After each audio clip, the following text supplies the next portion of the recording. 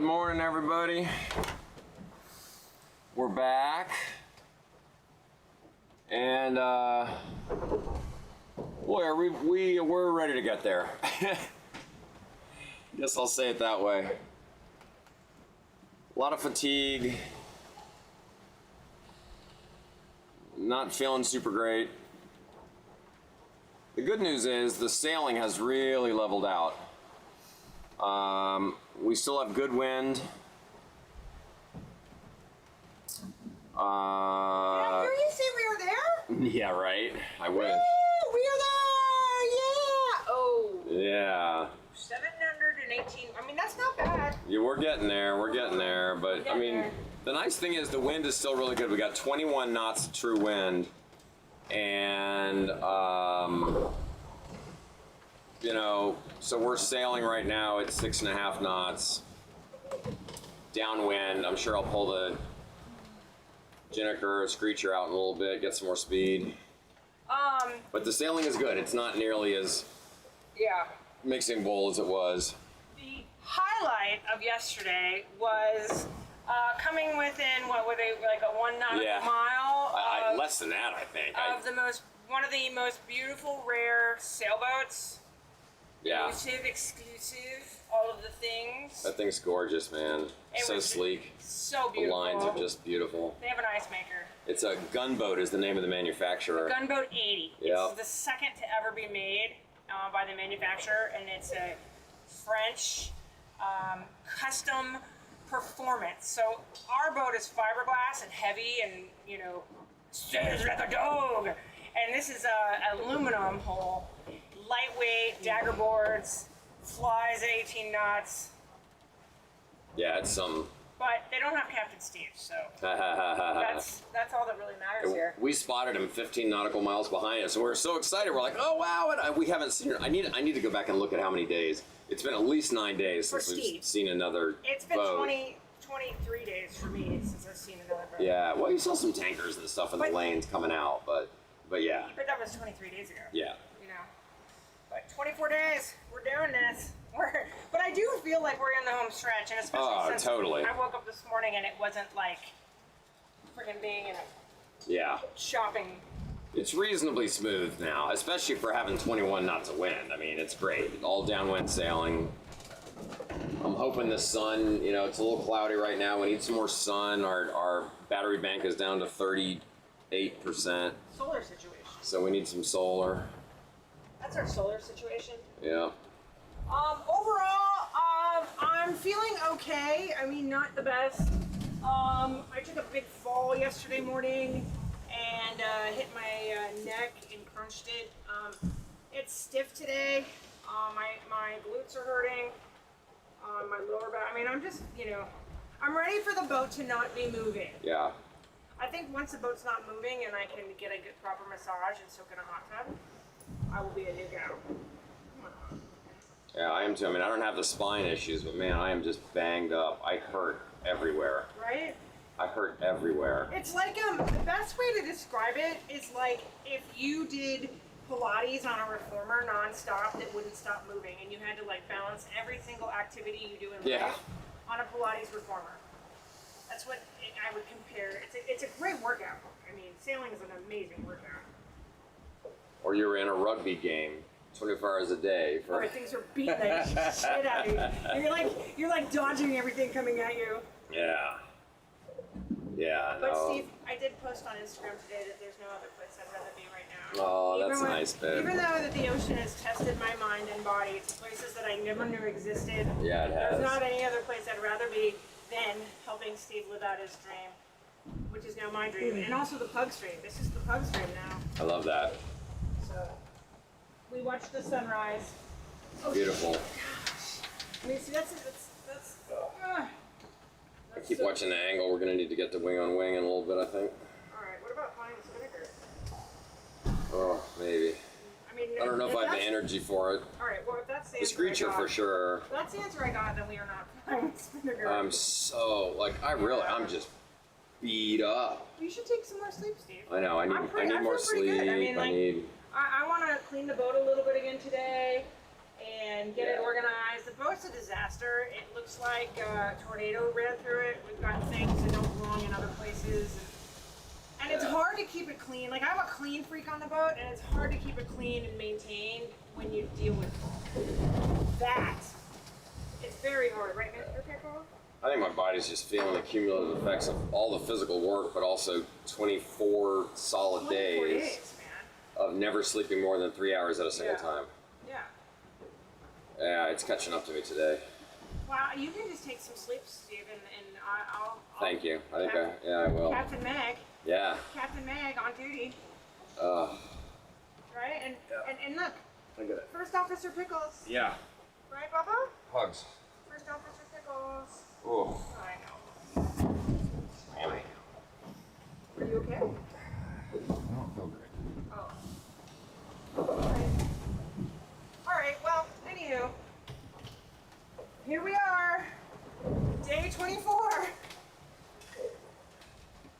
It's funny, because when we first did, how long is this going to take us? Predict Twin said we'd do this in 21 days. And I don't know how they came up with that calculation, because, there's no way.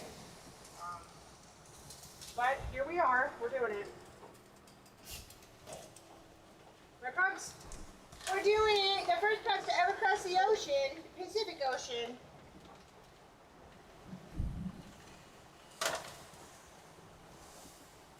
There we go. Good boys. Good boys. We're good boys, Mom. We're good boys.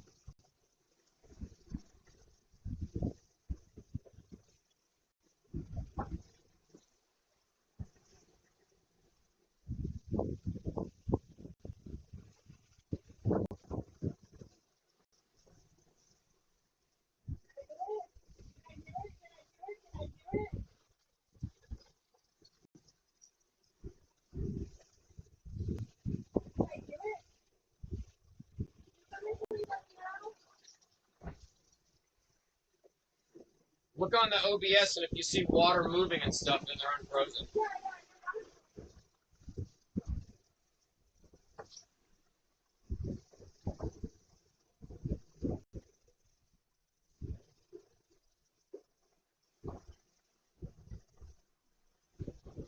The funny thing is, it's so much smoother than it has been. Back to us now, that seems nice.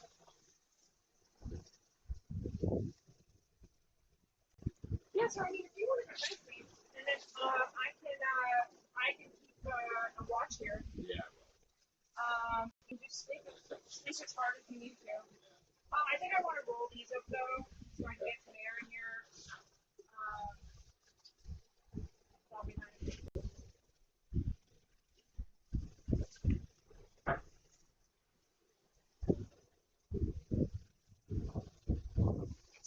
Ted watching. He's like, go get some sleep.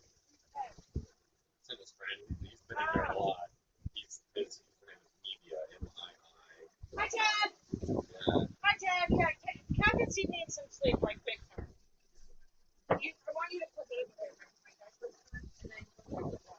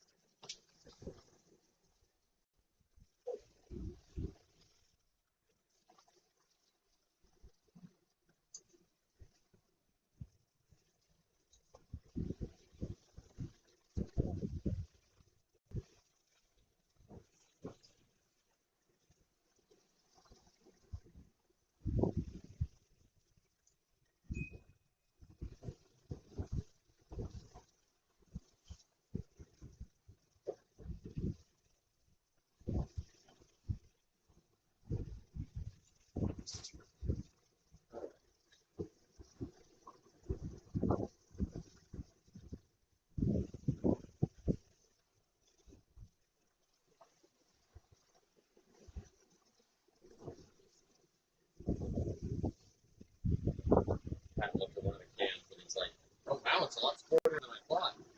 I was like, well, yeah. The funny thing is, like, we've been in so much shit. Like, comparatively, this is smooth and peaceful to us now. And this will probably still send a lot of people to the bucket. I know. I can't believe I was sick.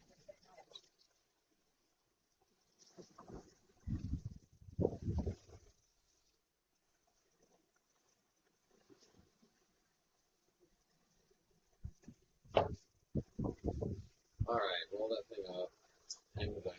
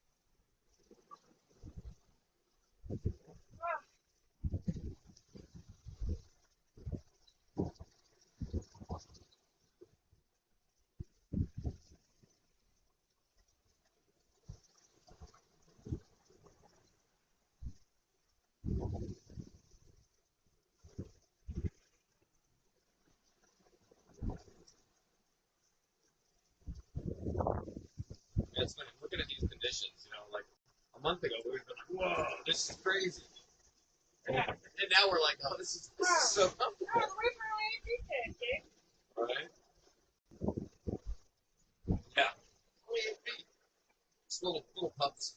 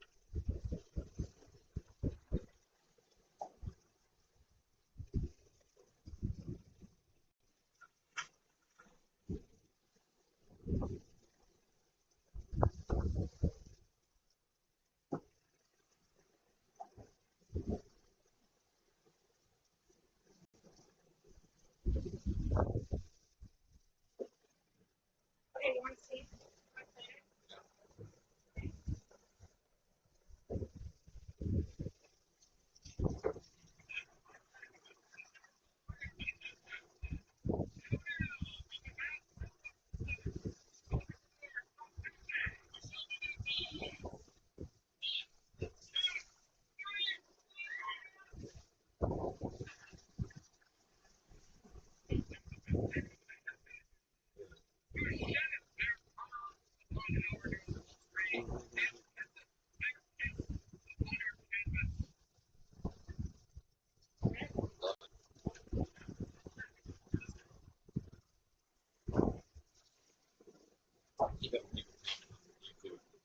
no way that the first boat's across. Like, dude, on a private sail.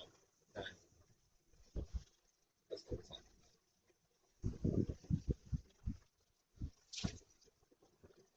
about. It's like, you know, they were Chinese, of course they come across the Pacific Ocean.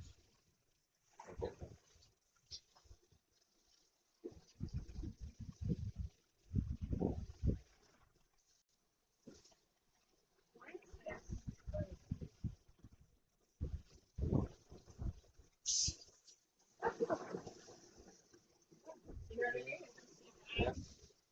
Yeah.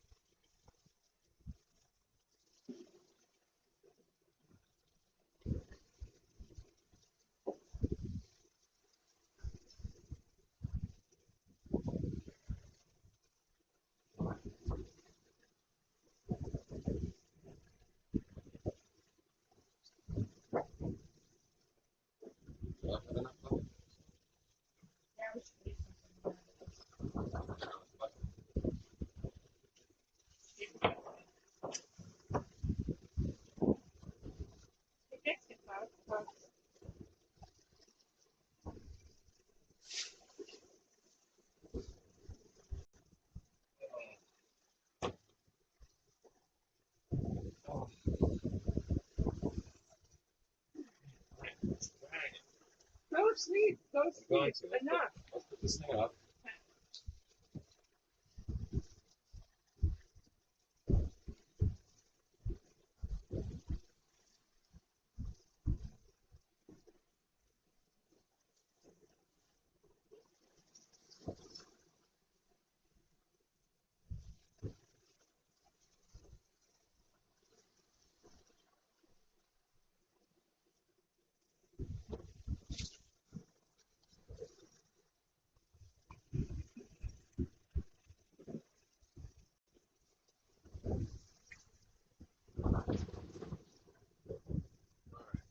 I'd love to get some more speed, but I think I'm just going to put that sail up. Yeah. There's no risk there. It really gets overpowered. Are you Or at least very little. Yep.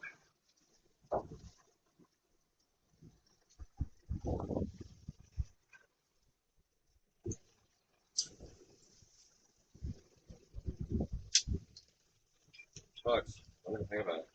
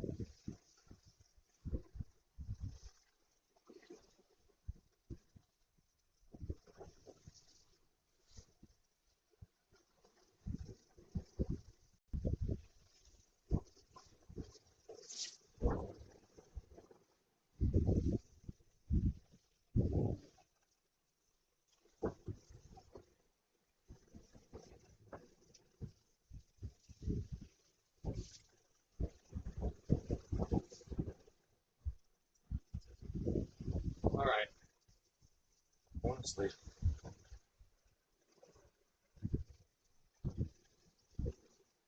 Okay. Love you. I won't wake you unless you Yeah, I mean, I'll see you like I whenever. do want to come down and use brush my teeth, maybe do like a ghetto shower. Yeah.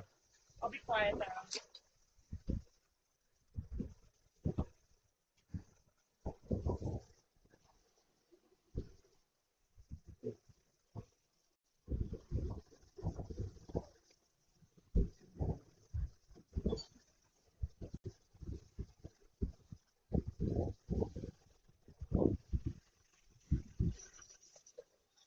All right.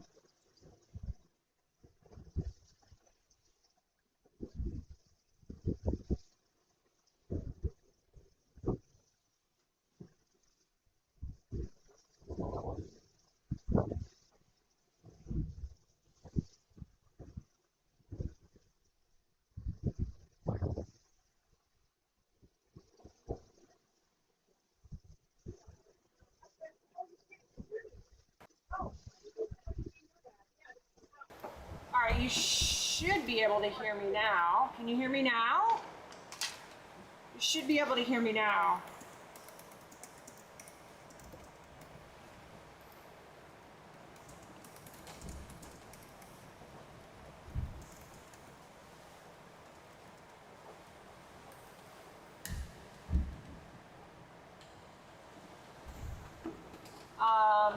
Sorry, I had the wrong microphone on.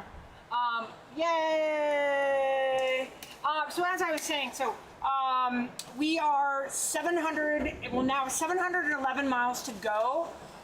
We, in the last couple days, picked up so much speed.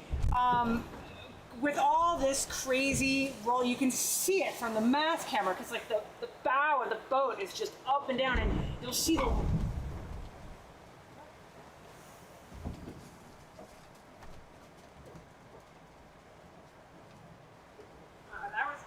that was a sound I didn't know. I didn't like that sound. Sounded like a pug was being smashed. Anyways, you'll see it on the mast camera. The white foam, that's the top of the wave, and when it comes all the way up to that white crossbar there in the front, that means that the wave is higher than the boat. So the conditions in the last 4 days have been insane. The waves are gigantic. But with that, like that one, you just saw that. But with these gigantic waves, they are following us. So we are averaging between, I mean, at the height, they were 15 feet high waves, but we are averaging around 8 to 10 feet waves that are following us, which are pushing us forward. And we have a very strong current going west. So even though the wind right now, the true wind speed, oh no, true wind speed's up. So we're averaging about 21 knots of wind. Apparent wind speed is about 17. So we're moving, we're doing good. Steve always tells me, Megan, if I'm sleeping and we are living at, no, wait. Oh, we're good, we're good. We took the screecher down, so we're good on the apparent wind. But like if we have the screecher up and I'm on watch, it's a big sail. I mean, it's not quite the spinnaker, but it's a big sail, and it's hard for one person to manage. So if we hit over 18 and sustain 18 knots of apparent wind, then that's the I wake up Captain Steve time. Or if we are moving along and First Mate Meg is on watch and we have a squall that looks, like it's gonna hit us and it's within 5 miles, that is I wake up Captain Steve time. So for the most part, I got it handled. If I have to adjust here and there, these seas and these conditions below the equator. Someone wants to come and say hi. The seas and the conditions where we are right now, we haven't had to adjust the sail. In days.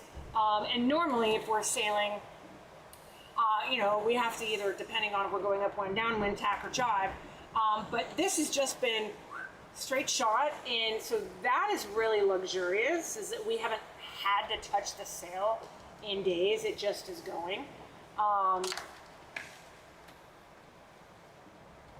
But overall, except for the crazy waves and the rollers, the only thing that's pushing us along and keeping us going faster than we would normally be in this kind of wind conditions is the current and the waves. They're just really big. Like that was a big one. You can see it. It's just the wildest thing. It's hard to, if I just take my phone back there and film it, it's hard to get an idea of how big these waves are. And the one thing that for me that I've had a hard time wrapping my head around during this crossing, it has been, something new happens. So, for example, these waves. So when I first saw them for the first day and a half, it was like I'd be sitting in the back and I'd watch them come, and I start to panic and I get anxiety, and then the adrenaline starts flowing. And it's just something that I had never experienced. And now I look at them and I'm like, okay, it's okay, the boat can handle it. Same thing with the boat noise. It's hard to explain what that is, and we've tried to record it, but it's just bam, bam, bam. When you're down below and you're trying to sleep, the waves are crashing into the hull. And it is disturbing. It's almost like if someone was like putting a wrecking ball into your house. It's very loud. And when I'm sailing in Southern California, I'm used to it because I know, but like here we're in the middle of the Pacific Ocean. If something happens, there's no one coming to get us. I worry because this model, the Lagoon, and a lot of other catamarans, inside the hulls have escape hatches and they're windows. And notorious. A lot of catamarans, not a lot, but the catamarans that have sunk, it's because the escape hatches have blown out, and the boat starts taking on water very quickly. So that is one thing that I always have had a fear of. My biggest fear, my number one fear when we're sailing, is that I go to sleep and I wake up and Captain Steve is not here. That is my biggest, greatest fear, and that's why I'm so adamant about we wear our life vests, we tether in, even if conditions are fine. It's my greatest fear, because if I wake up and Steve is not here, I don't know if he fell overboard 5 minutes ago, if he fell over 2 hours ago. Did I sleep through the alarm that went off? Because we have alarms inside of our vests that when they deploy, it sends up an emergency signal, and Coast Guard will hear it, the boat will hear it. I mean, there's like, did I sleep through it? So I'm constantly sleeping. Like when you sleep underway and you're doing a crossing or in your long passage, you never really get full sleep. You always are sleeping with one eye open, and I have had tremendous nightmares since we left El Salvador, and even when we were coming down the Pacific in Mexico. Tremendous nightmares of like, I wonder if Steve's still here. Like, did that banging just break the escape hatch? Just all these things that I wouldn't normally have a nightmare. I sleep pretty well. I'm actually I'm a champion sleeper. I really love my sleep. And your mind just is going at all times. And so, especially with all this, the fatigue that you feel from not getting enough sleep, your mind just starts playing games on you. And so that's why I told Steve, Steve, go get some sleep. I need him to be mentally in a good place. I need him to be the best captain that we can have, and then just to circle back, if Steve were to go overboard, I hate to say this, but the reality is the chance of his survival is like slim to none in these kind of conditions. If we were in, doing our usual to Catalina, Long Beach to Catalina passage, it's really high I'd be able to go back and retrieve him. But in these conditions, because the waves are so high and the current is so strong, coupled onto the fact that right now we have a bunch of lines in the water. We're running lines, like the water, because it's so warm here, there's all these like microbiomes, I think I'm saying it wrong, but like they create these, I call them penis attachments. They're like these long tubular, and they're not barnacles, but they just attach to the hull and they start growing and growing. And if you don't get on top of it right away, the next thing you know, you get where you're going and you just have all this growth on the bottom of your hull that's very hard to get off. You have to go in with a paint scraper, just scrape it. So it's not good for the fiberglass. It hurts performance of the boat and speed. And overall, it just, it's not good for the boat at all. So in order to combat that, we currently have lines that are draped in the water that are rubbing against the holes at the water line. And as the boat goes up and down, they're scraping these penis attachments off the holes. I mean, it doesn't get it 100%, but it does a pretty good job. Bless Steve's heart, but like 6 days ago, I was like, hey, we need to address the penis attachments, because when we jumped in the water for our shellback ceremony, as I was climbing up the swim step, you could just see it. And I took my hand and I was trying to scrape it off, and there's just no scraping it. Like once they have form, they're like lock hold on. So he went in, he jumped in, he had all his love for Dave, so cute. And not that I'm going to say that I knew it wasn't going to be effective, but like, you just can look at the water and know that you're bobbing around our boat and there's just not going to be. And on top of that, you have 45 feet. What is that? I don't know. I'm not going up there to see what the fuck that is, but something just blew in the deck. Anyways, you have 45 feet 4 ways, right? Down the sides of the holes, that's 2. And then the insides of the holes, that's 4. And that's, 45 times, almost, what's that, 180 feet. I can't do math. 190 feet? I don't know. anyways, of boat, plus underneath, so you're gonna need the scuba gear to get it in these rough currents. And I was just like, love you, Steve, but that was, A for effort, it just wasn't gonna happen. So we currently have lines. So anyways, circling back, if Steve falls overboard, you can't turn on the props when you have lines in the water.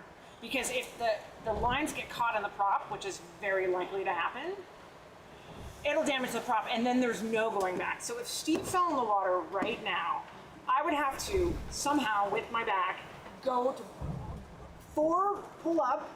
That would take me about 10 minutes just to pull those lines on the deck. Furl the sail, then turn the boat around and try to go back and find and retrieve Steve. So by that time, the water's warm here, but if you were in Southern California water and fell overboard, the chance of survival after 5 minutes in cold water is like slim to none. You would die of hypothermia. Thankfully, this water is very warm. It's like 80 something degrees, so your chance of survival is a lot higher and longer. But then you have these waves and the current that's just gonna pull you. So it's all bad. So kind of circling back, my long-winded comment about my biggest fear is Steve falling overboard.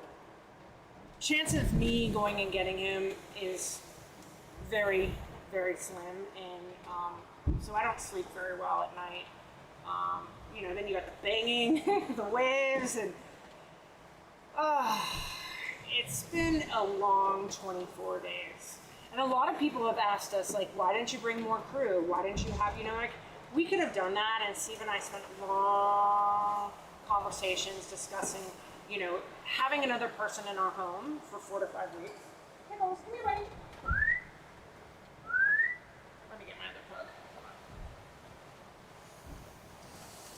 Come on, baby.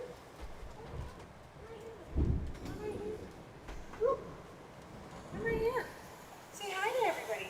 This is Mr. Pickles. He is 16 and a half. He is my senior. Hi, everybody. He's my baby. He's not been doing really well. He's on his last leg. He's 85% blind. He's totally deaf. And grumpy. He's a sweetheart, these guys. I really love them a lot. Having the dogs on board is an extreme challenge. Anyway, so back to having crew.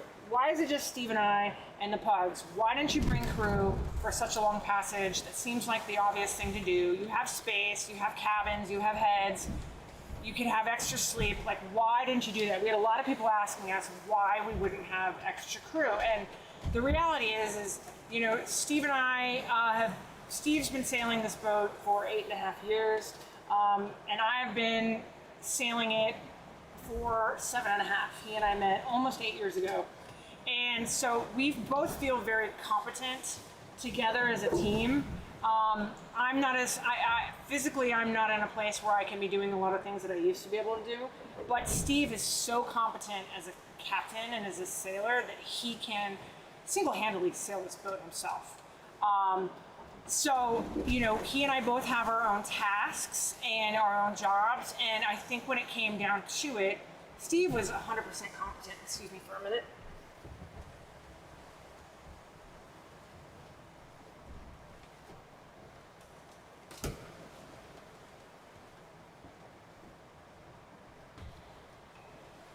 So Steve was 100% confident in his and my ability to do this together, double-handing the boat. The biggest concern was for me, like, can I do it?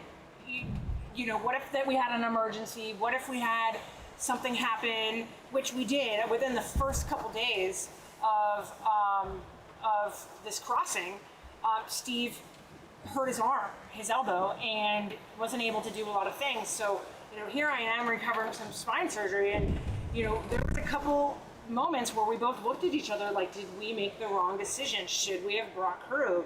And at the end of the day, we both have decided that it is better to have people that you love and are competent and you can get along with for 4 to 5 weeks in your home, in your tiny home, than to have people that you cannot stand after a week and drive you crazy, because then that really hurts the mental morale of the crew.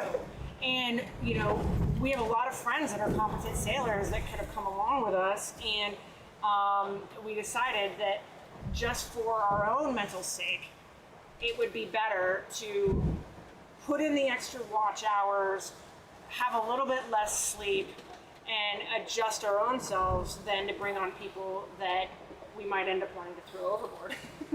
That's the reality. We're also part of this cruiser group. It's called the Ocean Posse. If you want to get into this lifestyle, I highly suggest that you join the Ocean Posse. It's affordable. I think it's like $300 something a year to be a member. And the wealth of information that you get from this group and just the camaraderie is so valuable. Like, we took these classes leading up to this crossing because right now is the weather window to cross the Pacific Ocean. This is the time. We're just over hurricane season in French Polynesia, and so if you want to cross the Pacific, March, April, May is the good time to do that. And so there's hundreds of boats right now. We haven't seen them. Well, we did see that one amazing catamaran yesterday, but this is the time. So we took a bunch of classes before we left, and it was just the most valuable information. And one of the days was, should you bring crew or not? And there was this whole checklist and ranking system based on, okay, is this crew member professional? So if you were to hire a professional crew, you know 100% of the time they will be easy to work with, you can get along with them, they won't be drama, they'll do their job, they know what they're doing, and that's because they are being paid to be there. Then they had next tier levels like, okay, I have friend and family with no sailing experiences. It was recommended 100% of the time by the Ocean Posse, if you have a friend and family member that just wants to tag along for the ocean crossing, that is a bad idea. Because not only are they useless to help around the boat, but they also don't have the mental capacity or the experience or the knowledge of not just sailing, but like what it really takes mentally to do this crossing. And you know, this is why Steve is sleeping right now, because it is so taxing on your mind. You know, all these waves, like just the mental ability it takes to do these kinds of crossings is crazy, you know. And you know, then thankfully I haven't been seasick this whole crossing. Steve's never been seasick in his life, but like, you have somebody aboard that gets seasick or gets sick, then not only are you down one crew member, but you have somebody taking care of them who might also be getting sick. So you don't want to bring liabilities on board. Then you have the next level down, that is you have a friend or family that has some sailing experience. Then if that's the case, then there was this whole 7-point checklist of like, okay, do you get along personality-wise? Do you get along politically? Do you get along socially? Do you have the same values? Do they have an alcohol problem? Are they physically fit? There's just all these checklists. Do they want to be an influencer? Are they obsessed with social media? Like all these things. If you have any one out of like 7 major points of all these things that it would be like, do not bring them along, that is a hard no. And so that's where we were at, was just, you know, and then there was like, you have somebody that you don't know who knows how to sail. So then you also have this unknown about like, is their personality. Like you might get along and what's going on a first date. You might like them in the very beginning. They're putting on their best foot forward because they want to do this. Can they financially do it? Like, you know, this isn't cheap to cross the Pacific Ocean. You have to pitch in with provisionings. You have to be able to afford arriving and the customs and duties. You have to also be able to pitch in on food. You have to be able to buy a plane ticket home. You know, all these things of like, there are just so many outstanding questions about bringing additional crew aboard. And I finally crossed over this place of like, my confidence level was 100% yes, Steve and I, we can do it, was when we were on a call with a handful of other people that are crossing the Pacific Ocean right now, and they were all couples. And we would go around the group and they would be like, oh yeah, I'm Jim and I'm Jane, and we are crossing the Pacific, just the two of us. And every single person except for one boat, 10 different people, boats crossing, they were all couples. And I looked at Steve and was like, wow, you know, I guess maybe I'm worried about nothing, or I'm making this worse on myself, and I am competent enough that if all these other boats are crossing the Pacific Ocean at the same time that we are, and it's just the couple, why am I worried? You know, I've been sailing on this boat for almost 8 years.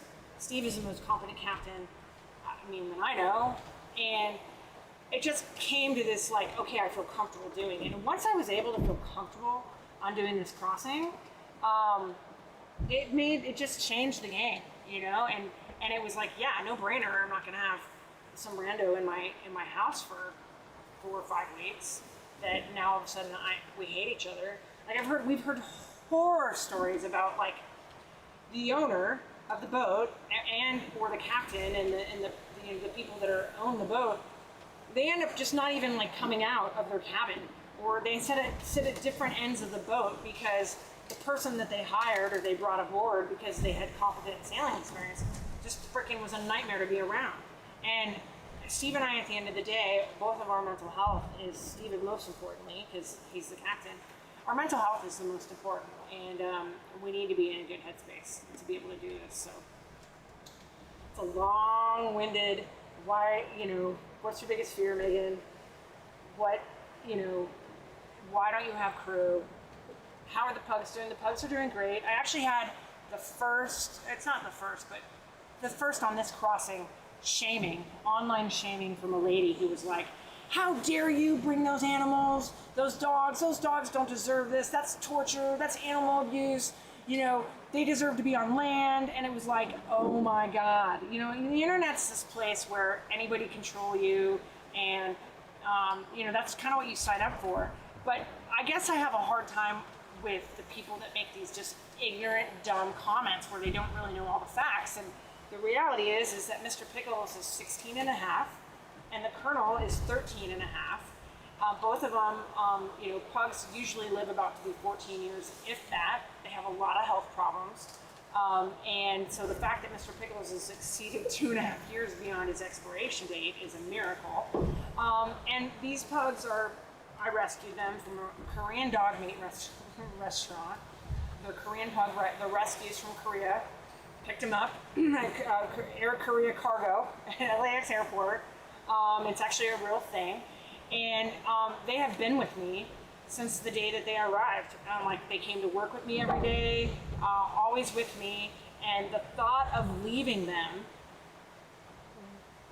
in a shelter or with someone that they didn't know, or, you know, worse, euthanizing them because of my own convenience, you know, is just wrong.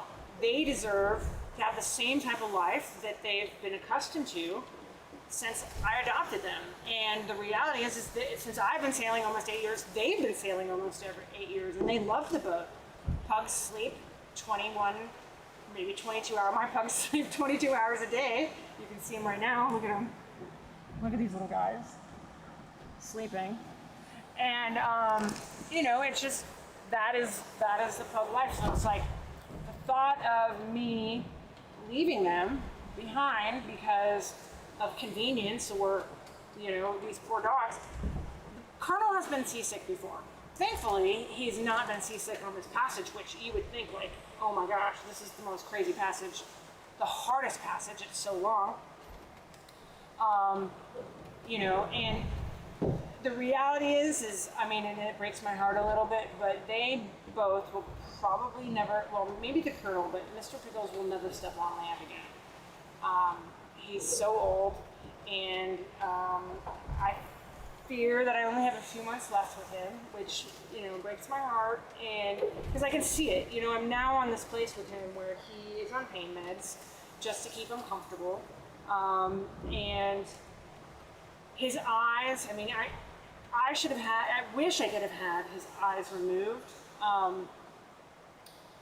but he's too old for surgery. So, like, when he hit 14, any surgery after 14 was it. And both of his eyes, he's blind in his left eye fully, and his right eye, he's 85% blind. He can see a little bit on this side, but you have to be standing in front of him, and he's totally deaf. And he's got cancer, and just arthritis. He's got major arthritis, and his paws, like, they're swollen. And so, the thought of leaving him, I mean, he's like also my best friend, Not only am I his best friend, and I'm his human, but he's my best friend, and I can't even imagine, like, when that day comes, and I have to say goodbye to him, like throwing him in the ocean after, it's just, anyways. Okay, I need a minute.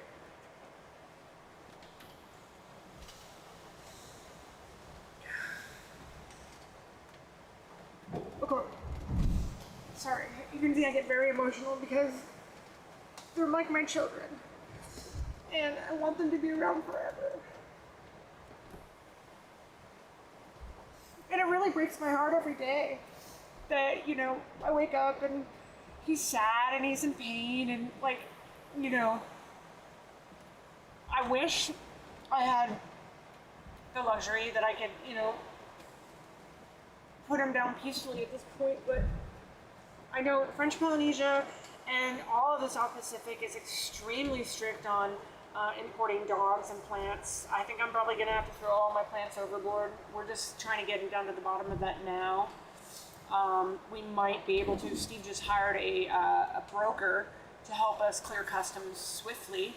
But, a lot of our stuff's going to have to go overboard, fruit. Well, we don't have any fruit left, but like all of our nuts, all of our honey, anything that's natural and like, it's going to have to go overboard. And with that said, the pugs, in order to get them to be able to come on land, I would have to fly in a vet from either New Zealand or Australia. So that's $1,200 for a flight. And then they would have to be certified by the French Polynesian government to be able to clear them. They've had all their vaccinations, they've had all of their everything, microchips, health certificate, I mean, you name it. We had no problem throughout Latin America, Mexico, El Salvador, but once we get to French Polynesia, it's a different story. We weren't even able to go to the Galapagos Islands because it was just so... Hey, thanks Ted, for the wonderful comment there.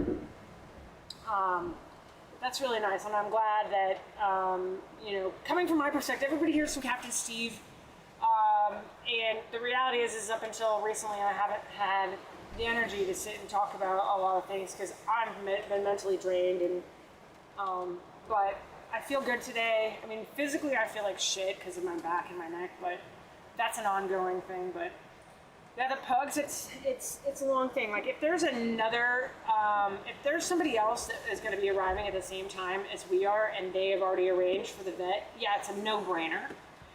It's a no-brainer to tag on with that vet and be able to get them cleared. But we're only going to be able to be in French Polynesia for 90 days. And we will be on land very little. We will be island hopping. So it's almost not even worth it to clear them in. The other thing too is Mr. Pickles, he doesn't walk much. So when we were in El Salvador, because he's got such bad arthritis in his body, when we were in El Salvador, I would take him off the boat every morning and we'd walk about 10 feet down the dock and he would sit down and then I'd carry him back to the boat. He's just in this place where, it's the end of his life and I'm just trying to make it as comfortable as possible for him so that he enjoys every last minute of it. And by the way, we have to cut your nails today, folks. I can't forget, I gotta remind myself.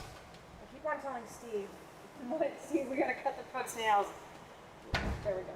Leave that out so I don't forget. Anyways, if anybody has any questions, I'm here. Trying to let Steve have as much sleep as possible, as be in a good mental place. Like I'm in a good mental place today. I just want Steve to be in that same place.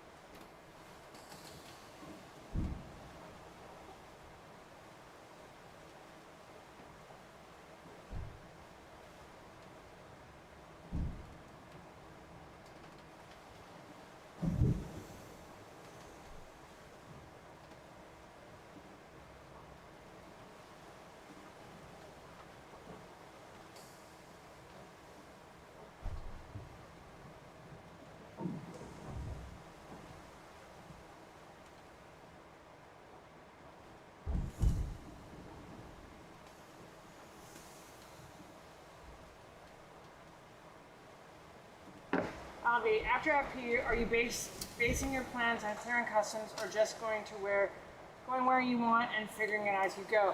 That's a really good question, Alan. We actually have a route planned. We cannot stay any longer than 90 days in French Polynesia. So the plan is to hit all the other islands in the South Pacific along the way. We will be going to America Samoa. We're excited about and we won't probably be there till August, September. We can actually get mail there. It's USPS, it's a US territory. So Pitcairn, the Cook Islands, Papua New Guinea, Samoa. I mean, I think just in French Polynesia, there's, I don't know, thousands of islands that we're going to plan on hitting. We're going to re-provision in Nuka Hiva. I don't know if we're going to Nuka, I'm saying it wrong. But the plan will be to just hit all these little tiny remote islands. And then we'll spend most of the time on the boat. And then once we leave there, the goal is to get so we have to be in Fiji by October. So October to April is when hurricane season is in the South Pacific. That's why right now this is the perfect time for this crossing. We just finished up hurricane season in French Polynesia, and this is the time to go. So you have the most amount of time to spend in the South Pacific. So we actually have a hurricane protected mooring ball in Fiji. We have it booked, and it's from October till April. So we can still buzz around Fiji and all the islands in Fiji from October to April. We just have to be able to be in a place where if a hurricane comes, we have 2 to 3 days to get back to our mooring ball, and it's hurricane protected. Whatever is in between French Polynesia and Fiji, we are going to plan to hit it between now and October.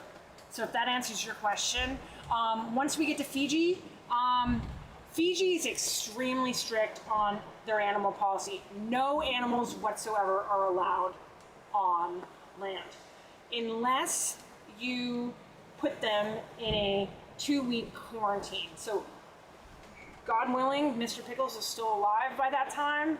I pray to God he is. The Colonel, we probably will consider, oh good, I'm glad I answered your question. The Colonel, because he's only 13 and a half and he still is walking, we ever want to fly home with him. That's the other thing is the pugs are the smushy faced dogs. That was a big roller. You can see it in the mass cam. Since the pugs are smushy faced dogs, they cannot go in as airline cargo. So if we wanted to fly back with our dog from Fiji, they have to go in as airline cargo.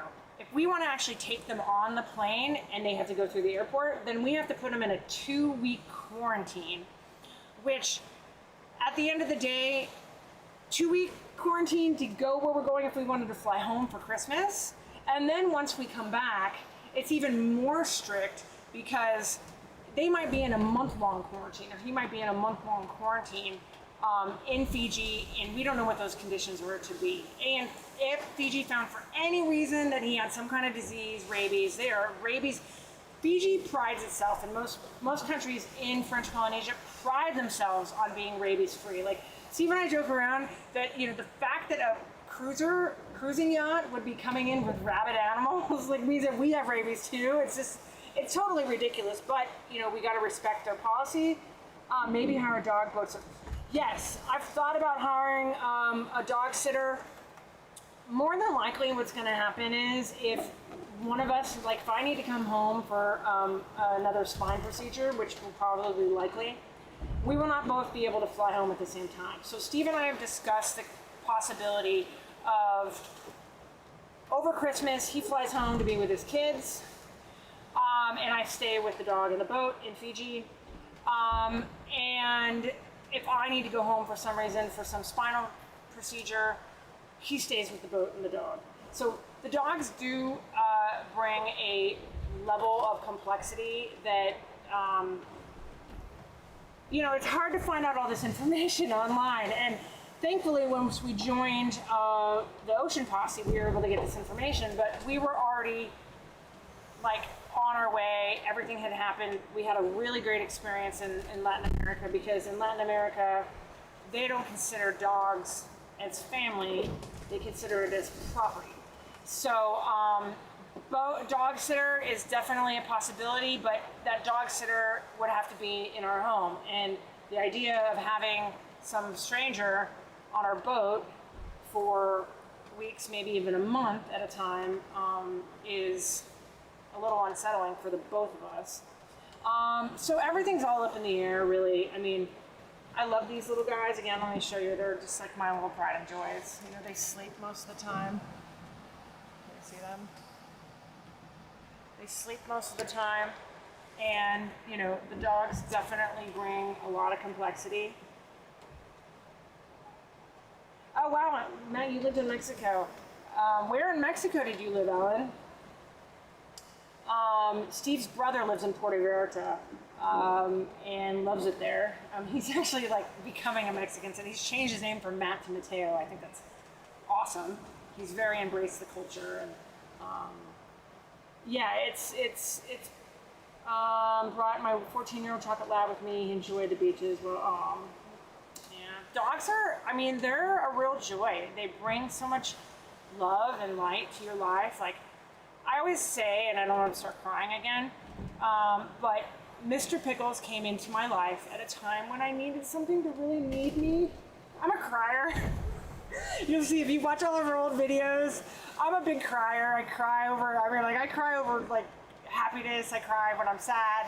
I cry a lot, and I was just in a place in my life at the time when I just got really screwed over by my former business partner, and all I knew in my life was my business, and I sacrificed ever getting married and having a family for my clothing business, and it just felt like, wow, I gave up. Oh, St. Car, okay. Oh, I know, it's, dogs are miracles, you know, like, I wish they could be in our lives for longer. But, you know, cherishing every last minute that I have with them. And I don't think I've been to San Carlos, but I've been to areas in Sonora. I was born and raised in Southern California, and my church group, we used to go to Mexico a couple times a year and rebuild churches and orphanages, and we spent a lot of time in Sonora. So I'm not sure if I've been to San Carlos. It's been a hot minute, and I have to look back. But yeah, dogs are amazing, and you know, they're like my family, my children. It's been, they've definitely been a joy, and I can't imagine life without them. And, you know, I try not to let, like, the online crazy people get to me that, like, oh, you know, you're horrible for having these dogs on board, but, like, they don't know any other life, you know? They know sitting at my feet at my desk at work in my clothing business. They know being with me all hours of the day, and so, you know, I didn't want to do that to them and separate ourselves from them. That's neat. It's a really small town, and only really started getting to. Oh, that's great. Yeah, it's been more than 15 years since I've been in high school. It's been 30 years since I've been in high school. But Mexico is an interesting place. You know, it's like, you have these really great new developing places, kind of cities, and then, you know, right next door it's, you know, still very third world. The one place that Steve and I absolutely loved was El Salvador. And I cannot say that 5 years ago that would have been the case, because, you know, love him or hate him, not getting political, but President Bukele has turned El Salvador around. It's like, you know, all the criminals are in jail. Like, I've talked to a lot of people who have lived there for a long time, and 6 years ago, you couldn't even walk down your own street without worrying about some kind of gang activity, or, you know, now people are out enjoying the beautiful city. It's clean. People are happy again. It's, yeah, I do. I really love, I love Mexican food. I do love the culture too. I think it's such a wonderful place, and you see a lot of Mexican culture in Southern California. It's like my high school that I went to. It was 55% Hispanic, primarily Mexican. So you know, I was immersed in transplant Mexican culture from a very young age, and love it very much. Love it very much. I love all the color and the embroidery, and as a fashion designer, that for me is just so inspiring to see, you know, just all this color and culture. Oh, you're in Arizona now. Yeah, Arizona, some parts of Texas. It's very influenced by Hispanic culture, and it's vibrant, and it feels good. It feels refreshing, you know. It's like I grew up in Southern California, surfer town, and then, you know, you have these wonderful little communities that pop up that, you know, you hear vibrant music, and, you know, like the family get-togethers, and it's just really, it's really inspiring for me. So I'm glad that it inspires you too, Alan. I think it's really great.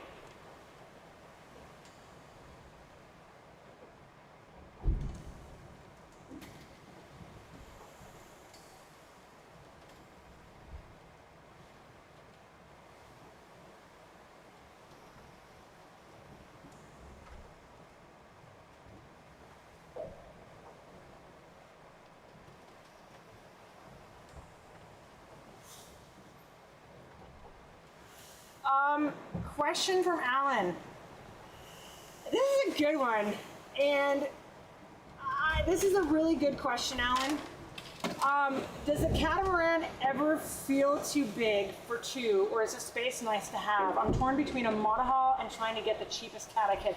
Okay, so I have to start off by saying I learned how to sail on a catamaran. I learned how to sail on this boat. And I can't imagine ever doing this crossing or living on a monohull. I'm a catamaran snob. I had a hard time condensing down my things. I love the open space.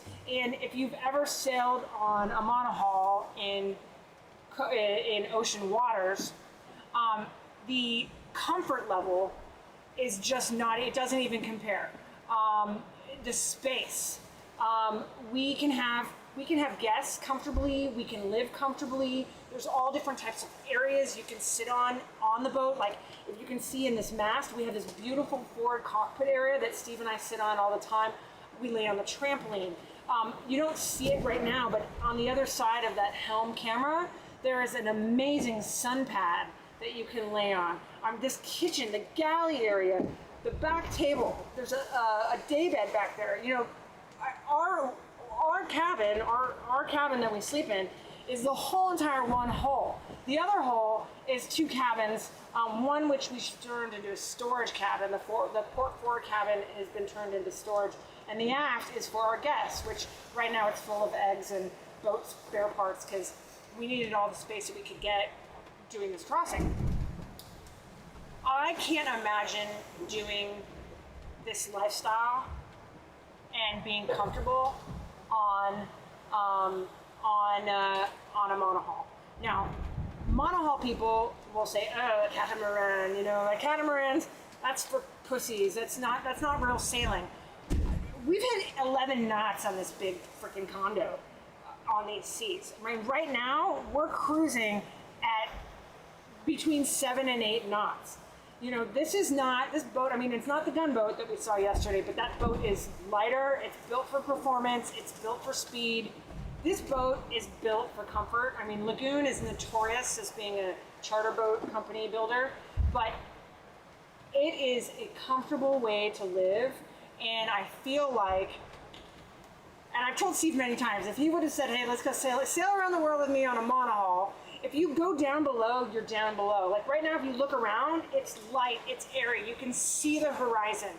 You can feel the air. You can breathe the sunshine. You know, you can breathe it. So I get it. Catamarans are double the price because it's double the holes, but that to me, that price is well worth the comfort level that you feel. Where, you know, if you're on a monohull and you go in, you know, to go to the helm, you are out in the elements. You're getting splashed. You're amongst the weather, unless you start going above 50 feet. If you go above 50 feet on a monohull, you can get very comfortable.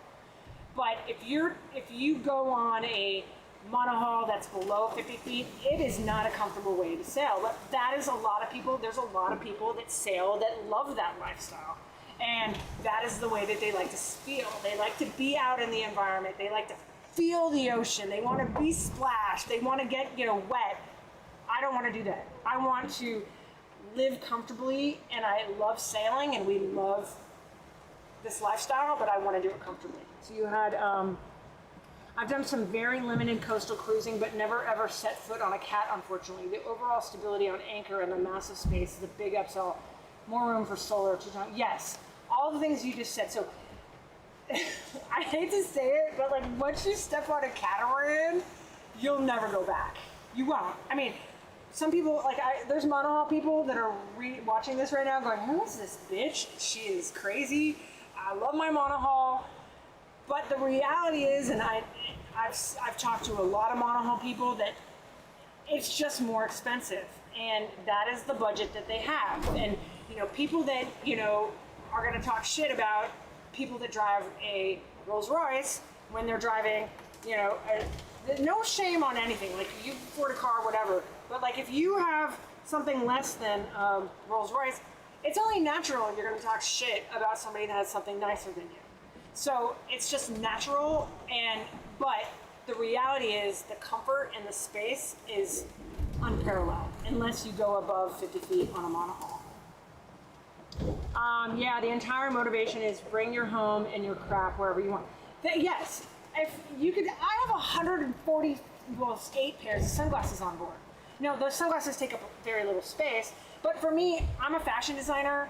I brought 200 pounds of fabric and trim because I'm going to be doing this for 5 more years, you know, maybe even forever. I don't know. And I want to be able to create. I want to be inspired. I'm an artist. So for me, that was kind of the thing I told Steve was like, hey, as long as I can bring my art and I can create art where I go, I will go anywhere with you. We will, you know, cross whatever ocean you want to. Now that I've done this Pacific, I don't know. The Indian Ocean, I heard, is like very uncomfortable and it's just shitty all the time. So I might be rethinking that. But the amount of space that you have on a catamaran is, and just the comfort level. Like if we were in these seas right now, we would be hating life on a monohull. We'd be heeled over. You can't cook. You know, your kitchen, your stovetop's on a gimbal, which I just have flat, you know, induction cooktop. It's luxurious. It's not, you know, I have an ice maker. All these things that make life, because living aboard a boat is not easy. It is not easy, and I'm saying that from somebody that has a very luxurious boat to live on. Even a luxurious boat, it's not easy. It's constantly moving. Like I keep on telling Steve, it's like if you were on a Pilates reformer machine 24 hours a day on high intensity, that is what it's like to be on a boat all the time. You never stop moving. So you have to be physically fit. You have to be, you have to know how to, you know, move on a boat. And a monohull, it's 10 times harder. So that's just my opinion. Oh, I didn't mean to shit talk Toyota. No, I'm not shit talking Toyota. My car is from the same. Listen, I'm not talking shit. Steve drives a Jeep, and I have a car that was an old car from the 60s. So there's no shit talking any car. I'm just saying, like, when I say that, it's financial levels. Like, you know, it's just natural for somebody that has less than another person to shit talk somebody that is, you know, it's just natural. So I didn't mean to shit talk Toyota. I'm sorry that came across that way. I was just trying to, you know, coming from a person that my car is 50 years old, like, I don't even have a radio in my car. And I drive an old car because they don't make cars like they used to. There's, God forbid I would ever drive an electric car, but they just don't make it like they used to. I can take it in for an oil change. It's still running 50 years later. You know, it's got 200,000 miles on it, and I don't need to worry about it ever, having problems with it, because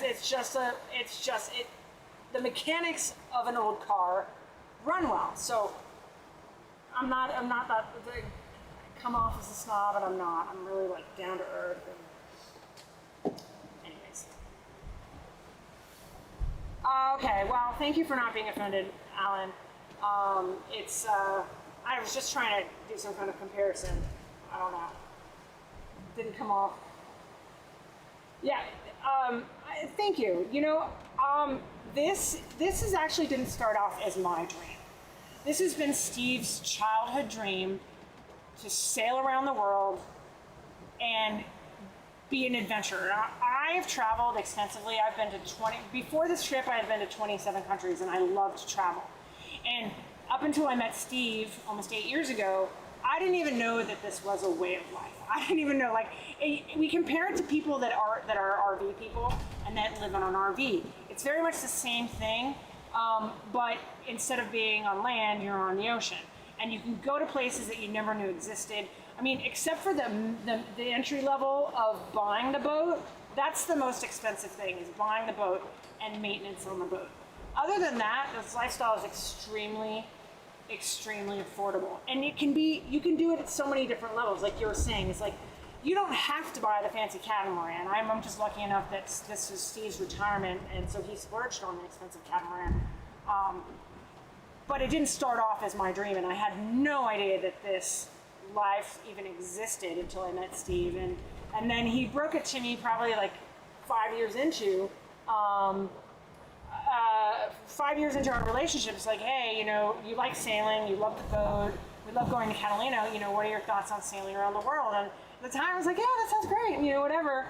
And I still had my business at the time. My life for the last 25 years has been boss bitch, run a business, make as much money as you can, sacrifice every night, every day, every holiday, work 7 days a week. And I had the opportunity. Steve's like, how are we're gonna run the business once we do this lifestyle? And there would have been no way. At first we thought we could run the business from Starlink, but the reality is it's 11 o'clock already, and it's like, where did the day go? So it's hard to run a business from a boat unless you're anchored somewhere and you're in one place for a longer period of time. A lot of people do it. They still run their business from Starlink. With the business, the type that I had, a manufacturing business, it would have been impossible. So I was fortunate enough with Steve to be able to retire. So he and I both retired in December, and I got rid of my business, sold off whatever I could, and here we are. And but the point being is, like, you can enter this lifestyle at all different types of price points. I mean, good example of that guy sailing with Phoenix. I mean, he did it for less than $20,000, and he's living his dream. It just depends on what price point you want to enter in, but you can enter in for very as little as $20,000, and once you get to these places, anchoring is free. Food is very inexpensive. It's the boat maintenance, the boat parts, and the boat's the most expensive thing. I probably afford the lifestyle and upkeep, but I mean, for most people, Alan, like $200,000 or more for a catamaran. I mean, and that for $200,000, you're getting an older catamaran. You don't know what the condition or how the owners took it. I guess what I would say to you, and this is not somebody who's in the market to buy a catamaran, but I've spent a lot of time around boats, and I've spent a lot of time around people that own boats. Before you buy the boat, whether it be a catamaran, monohull, whatever, figure out the owner and the people that owned the boat previously, and find out how well they took care of the boat. Was it in charter? So this boat, the way that Steve helped pay for this lifestyle was he chartered the boat, meaning that it was in Long Beach and it went through Marina Sailing, which is a charter company, and people that were qualified could bareboat charter this boat, and they would mostly take it to Catalina and back for the weekend. But you have other people, it's like having a house and Airbnb-ing it. If you buy a charter boat, more than likely the boat has been beat to shit. And you don't know what the people that were on it did to the boat. thankfully, Steve and I were able to keep a very tight watch on the boat. A lot of charter companies are based in the Caribbean or in the Mediterranean, where you're not going to be able to go and see your boat every day. Steve and I were just a 20-minute drive to the marina. If there's a problem, we could buzz down there. We were on the boat a lot when it wasn't chartered. Steve did all the maintenance. He never spared on maintenance. So it's very important, if you buy a boat, make sure you do all the research and the maintenance history on the person that owned the boat. Because if an owner had the boat and they didn't keep up with the maintenance, that might be a little bit of a savings for them at the time, but in the long term, you are going to have so many more problems that you never thought you'd have to deal with. And so thankfully, Steve has been an amazing owner on this boat and has kept up with the maintenance. The interior, I've done a really, really good job to make sure that we keep it spotless and clean, because when you're on the ocean, you get all these layers of elements on it. Not only are you cooking, you get layers of food in here, you get smells, you get, as I'm looking up there, I see something I gotta clean.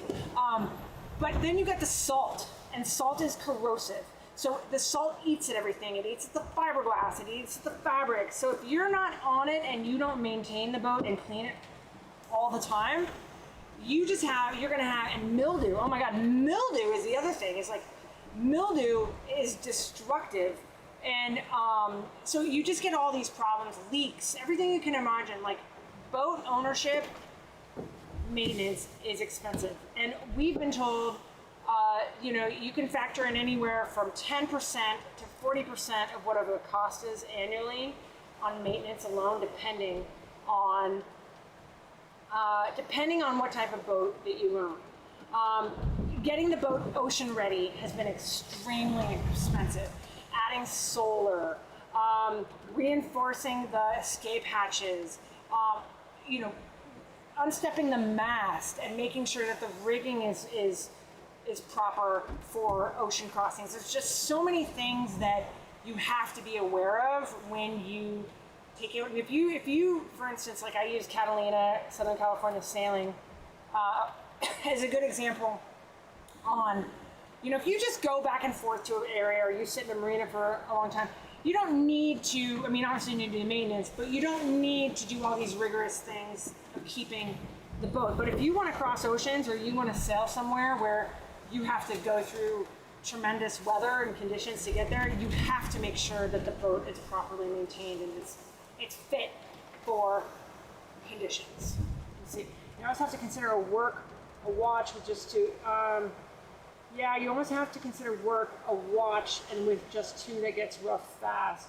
You want to see maintenance logs for the expense items, and yes, and also not just expense. So the one thing we've learned about the boating industry, people are on their own time. They say that we're going to have it fixed by Tuesday. They mean Tuesday, 3 Tuesdays from now. Like, no one can stand by their word, and you want to make sure that you use people that know what they're doing and have experience and come with good references. So especially as we've been sailing in all these different countries, we've had work done in Mexico, we've had work done in El Salvador, and you don't necessarily know what kind of work you're going to be getting. You just kind of go, Juan gave me a reference from the marina. You don't know if that reference is, it's Mariana. Yeah, you don't know if Juan's friend who works in the marina is getting a cut of whatever work he's doing. You don't know what type of quality. You don't know if that price is fair. So it's really important before you start getting work done on your boat to just double check references. And that's hard to do in this industry. It's really hard to do. And join these cruising groups like Ocean Posse. There's just so many different cruising groups that are affordable. I know that there's a guy on the internet who's a cruiser, and he's charging, we went to one of his seminars, he's charging $8,000 to give him knowledge. You can get this knowledge on the internet for free. Rock is free. And is just do a lot of research and looking into things before you actually pull the trigger. Once we get to French Polynesia and Tahiti, and we're gonna have to have more work done. So before we do that, we're gonna double check references. We're gonna ask all of our friends that have been there. We're gonna put it out. The other thing is, if you are looking to buy a boat, we've found that Facebook has a million different sailing groups that are specific to what you want to do. So this boat is a lagoon. There are multiple different lagoon forums where you can get knowledge on, where should I buy this part? There's multiple, and there's a lagoon forum that's just specific to this boat that we have received so much knowledge on. So you're looking to buy a Leopard catamaran, or you're looking to buy a Beneteau monohull. Go onto Facebook, find a group that is knowledgeable in that boat, and go and dig through it, and even proactively. That would be a good thing to do, is just proactively go and go like, hey, I don't know if I want a monohull or catamaran. There's different Facebook groups, they're free, that you can get information, what the pros and cons of either. So, it's just, there's so much knowledge out there on the internet that you don't have to go and pay, somebody to give you their knowledge. There's a lot of free information out there, and I suggest that you go and dig through this free information before you go and like, hey, I'm getting serious, I'm gonna go buy a boat, now I'm gonna go pay somebody to give me information. Hold that thought, I have to be right back.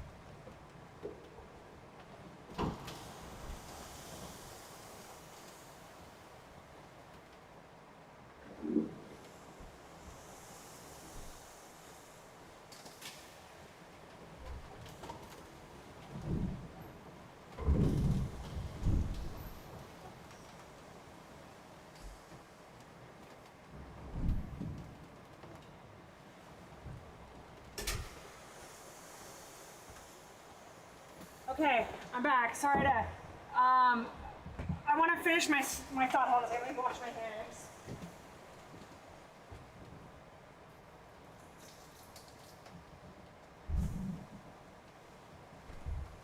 So, I was going to say that prior to meeting Steve, I had no idea about sailing. So, 7.5 years ago, my parents owned a small, tiny cow sailboat when I was a little kid, but got rid of it when I think it was a cow 20 because of safety. My mom made my dad get rid of it as safety, which, respectful. You don't want toddlers on a tiny little sailboat out in the Pacific Ocean. But other than that, I didn't have any sailing experience. I knew that I loved the ocean, but when I first met Steve and he's like, hey, you want to come and sail on the boat? I first stepped on this boat and I was like, oh my gosh, this is an amazing lifestyle. It's a wonderful way to travel and see parts of the world that you can't get to by airplane or by car. So everything that I've learned about sailing and being on a boat and how to, contain my helmet, how to act on a boat, has been over the last 7.5 years of just immersing myself. If you want to get more sailing experience, I suggest, and Steve does this all the time, is joining a sailing club. So like Marina Sailing is a good example. In Southern California, Marina Sailing is the charter company that Steve had his boat with. And you can actually learn how to sail, and you can charter these boats. Obviously, you start on a monohull, smaller monohull, and then you work your way up to a catamaran. But you get to test out all these boats before going and pulling a trigger. And I learned how to sail on a catamaran, and I thought to myself, about 4 years ago, I don't think I know how to sail. And my confidence level in myself was very low. So I actually signed up for a sailing school. It was an all-female sailing school and I went to this sailing school in Long Beach, and I dropped out after the first day because it was so ridiculous. Like, I figured out within 30 minutes, I knew what I was doing, I knew what all the parts were, and there was a couple times when the instructor, and on top of that, there were 3 captains on board for 10 students, which you had to address them all by captain. Captain Judy, Captain Peg, Captain whatever. And I was like, this is so ridiculous. And we never left the breakwater. I ever said to one of them at one time, like, and they didn't know my sailing experience, they just figured everybody was, you know, beginner level. And at one point I was like, are we gonna leave the breakwater? And they're like, oh, we could never leave the breakwater. I'm like, oh, okay. And then finally at the end of the sailing class, and one time, and one of the captains, so we have a sail bag that the mainsail drops into, but on the boat that we were on, you have to actually hand flake the sail. And so I was hand flaking the sail, which I had never done that before, and Captain Judy was scolding me, and she was yelling at me, and I was just, the whole thing was just a bad experience. And so I dropped out after the first day, and as we were headed back to the dock, we all went around and talked about our sailing experience, and I was like, hi, I'm Megan, you know, I co-own Lagoon 450S with my partner Steve, and I'm taking this class because I didn't think I knew how to sail. I've been sailing for 5 years, and we're going to be sailing around the world in 2025, 2026, and all of their jaws dropped, like, and they went from being like, you have no idea what you're doing and treating me like an idiot, to all of them were individually coming up to me secretly going like, hey, if you need any crew for the Pacific crossing, I would love to volunteer. And I'm thinking to myself, like, you already showed your 2 colors beforehand. Like, these are the people I was talking about that you don't want to have on your boat for Pacific crossings. The people that they think they know it all, that they're going to tell you that what you're doing is wrong or whatever. It was so discouraging and encouraging in a way where, like, I realized, okay, a monohull and a catamaran are pretty much the same thing as far as the way that it, you know, sailing is concerned. It's just rigged differently. The parts are considered, you know, called different names and whatnot. But I went and I took a sailing class, and I suggest if you really, really want to get into this lifestyle, to learn how to sail and learn how to sail on different types of boats before you do it, join a sailing club. Marina Sailing is a good one. Naus Yachts, which is based in Southern California, they are the yacht broker that Steve bought the Lagoon from, this boat, but they also have sailing classes that you can take. Go and take a couple sailing classes, go and do a weekend trip somewhere, charter a boat, and figure it out. Like, when Steve, I think like 9-10 years ago, when he was like, okay, I'm gonna buy a boat, he had moved to Southern California before I had met him, he was getting serious about buying a boat, and at first he was like, I'm gonna buy a monohull. And he was very set on buying a monohull, so he was chartering all these different monohulls. He took his whole entire family sailing to Cuba on a Genoa 50-something. It was a beautiful, beautiful boat. I mean, it's a gorgeous boat. But he took his whole entire family sailing, and that's what he thought it was, you know, he was going to do. It wasn't until he started taking trips with his couple friends, and they would charter catamarans, that he was like, wow, this is a really nice way to live. It's more comfortable, it's more stable. Guests that you have aboard aren't getting sick. You know, you're out up in the air, you're up in the ocean. You know, it's airy, it's breezy, it's lighter, it's not dark, you're not down below, you're not heeled over. So it wasn't until Steve started chartering a catamaran that he realized, like, maybe the catamaran is the way to go if I'm gonna live on a boat. So those are just the types of experiences where I suggest, if this is something that you really wanna do, go and charter somebody else's boat before you buy one, because once you buy that boat, you own it, and it's gonna be probably harder. Like, the older the boat gets, it's harder to get rid of and try to sell it, and the value depreciates very quickly. Thankfully, the Lagoon catamarans hold their value, so that's one positive. If you have that into the entry, you can afford it. Lagoon catamarans hold their value as long as they've not been chartered and they're not beat to shit. You know, you want to just check and make sure that whoever owned the boat prior to you did a good job maintaining the boat and didn't cut corners. We have a friend who owns a monohull, and God bless him, great guy. But we watch, and he just takes such shit care of his boat, you know. And it's like, you don't want to be the person, you know. It's like if you have a car and the person that owned it was in a bunch of accidents and didn't fix the boat or didn't fix the car properly. It's even worse on a boat because you get a leak, you're gonna sink. So it's just really important to do your homework. Don't be in a rush to do this. You know, make the right choices for yourself. Like I think that realistically, if something got out, I don't even think this, but like if I were to not know Steve or have Steve in my life, like I would continue on living on a boat and living this lifestyle. I'm thankful that I own a home. Steve and I actually own a home in Nevada, and I own a home in Southern California, and we did not sell those homes in order to live on the boat. So I have an out. If I ever, you know, get tired of it, I'm able to go home, and you know, and then our home in Nevada is used as an Airbnb and as a second residence. But thankfully, you know, if something happens and, you know, physically I'm not able to live this lifestyle anymore, I have a home to go home to. Alan, that's too bad. Only so long you can do that before you're underwater. Yeah, it's. Steve and I joke around. Boat stands for break out another 1,000. It's expensive. It's just maintaining, owning. I mean, the actual lifestyle is very inexpensive, but maintaining a boat properly, it's expensive, and boat parts. So one thing we had heard about, but we didn't really wrap our head around was once you go outside of the United States, because like, you know, you walk into a West Marine and everything is like quadruple the price. Everything's expensive. But once you go to another country, hold on a second.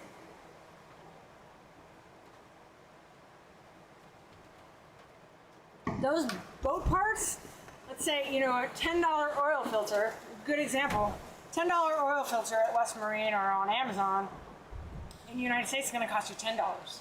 That $10 oil filter in Mexico is going to cost you $60. That $60 oil filter in El Salvador is going to cost you $70.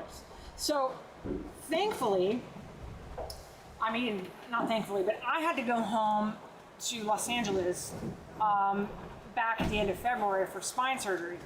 And when I went home, I took 2 gigantic luggages of crap that I brought on the boat that I was like, why did I need this? I don't need sweatpants. Take those back. I don't need warm sweaters. So I took 2 gigantic luggages back full of crap that I'm never going to use or wear here. And when I returned, I brought 6 gigantic luggages full of crap that we needed. Air filters, boat parts. I brought a prop in my luggage. Like just crazy, you know, and I actually got stuck in the customs office in El Salvador, and thankfully, El Salvador is very, very keen on having tourists visit their country. If I would have got stuck in customs in Mexico, you could believe that they would have taken apart all my luggages, and I would have had to pay a 20% tax on everything that I was bringing in the country. But in El Salvador, and we didn't work it this way, it just happened to be this way. Going back into El Salvador, they turned a blind eye to the propeller and the oil filters and all of the boat parts. I had, so 60 pounds times 6 is what? I can't do math. That's a lot of weight of just boat parts. And, you know, you can't buy those boat parts.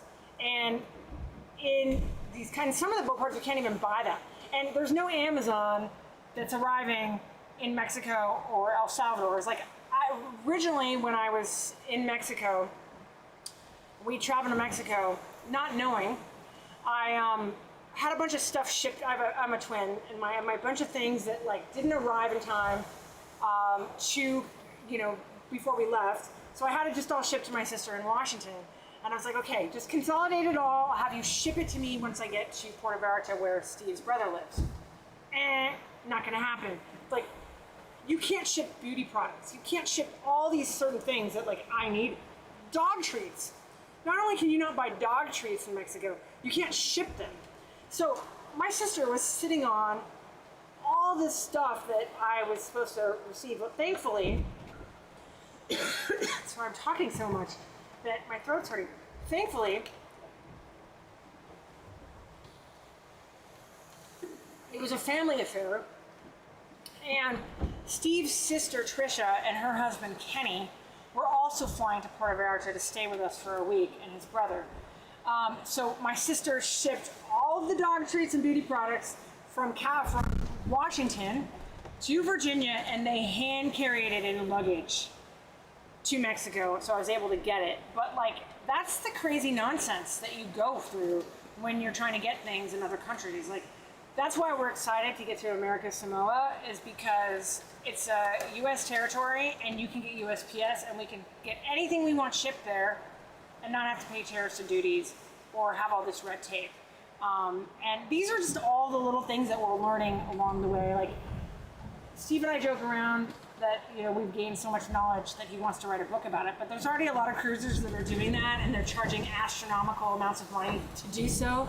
So that's why it's like, join the Ocean Posse, join a group that is knowledgeable, Facebook group, on all these things. I've made customs Gambit many a time, bringing TVs and expensive electronics.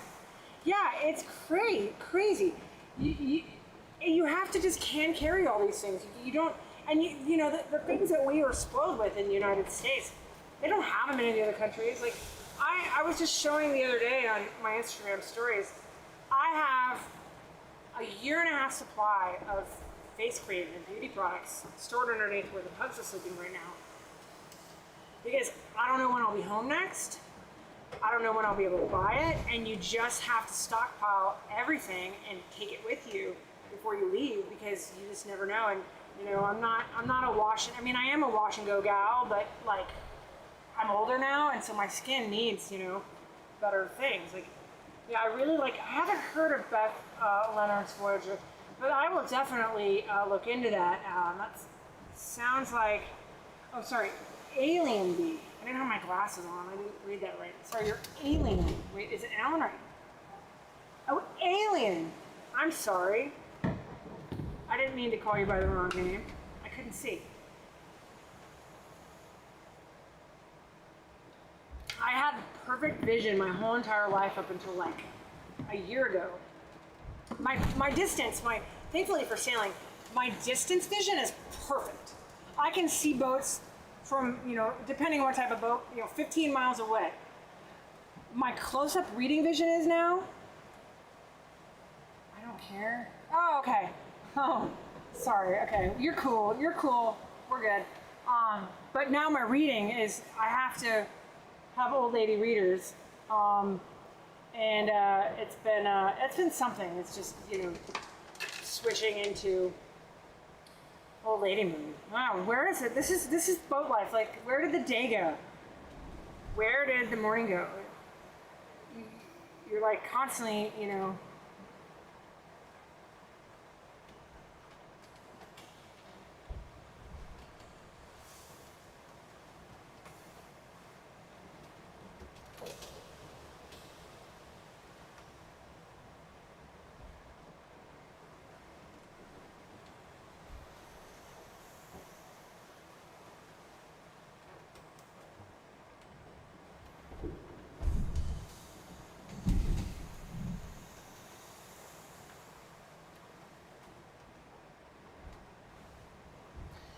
Yes, you have to take good care of your skin.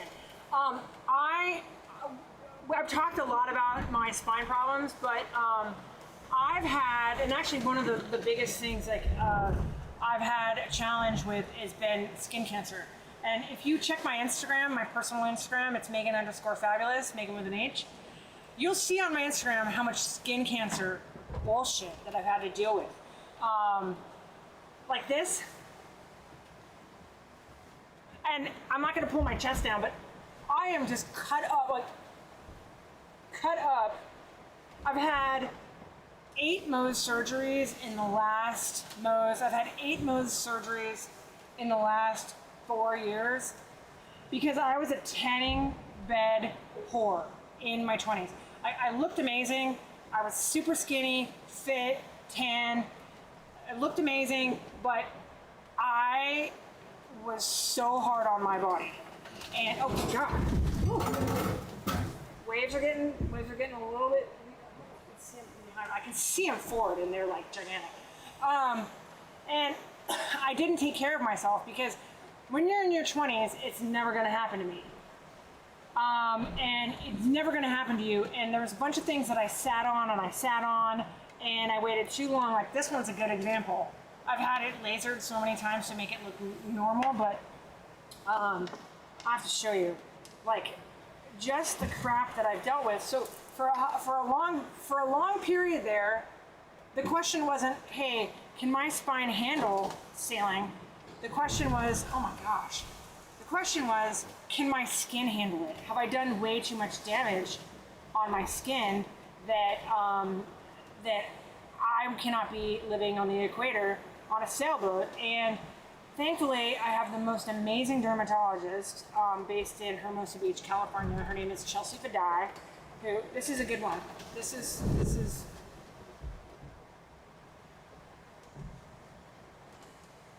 I don't know if you can see this, but this is right before we left. Look at this. Look at this. Look at that. That was a hole that was burned. I had a skin cancer, and the conversation with my that's just the beginning. That was the conversation that I had with my dermatologist. Is like, do you want to have another Mohs surgery, Megan, or we can use this cream and it'll burn a hole in your skin and it'll eat the cancer out. So I said, yeah, let's do that. Okay, here's a Mohs surgery, a live Mohs surgery that I had over the summer. And you can see my lips, same thing. I've had so much skin cancer in my lips.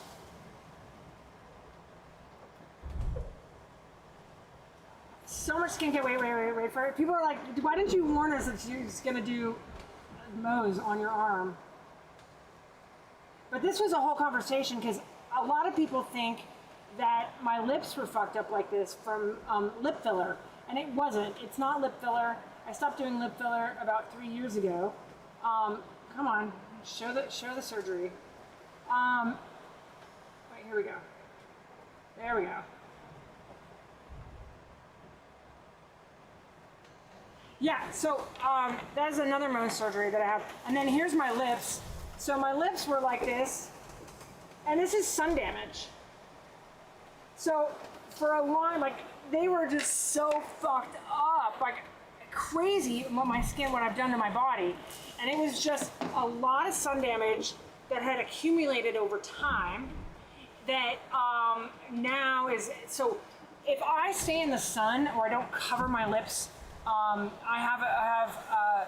say it wrong every time. People eat me up online on the internet for it. It's like cheilitis, I say it wrong. That if I'm in the sun too long, my lips get super swollen, and then they get these like burns along the edges, and it's very painful. It's very swollen. And then what happened was I was using a steroid cream for too long, and then it just got even worse. But I've had more lasers and more. Let me find some more skin problems and all these crazy things that I've had done to my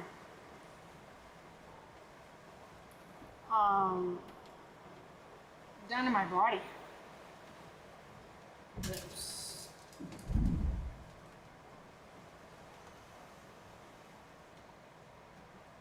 Oh yeah, here is.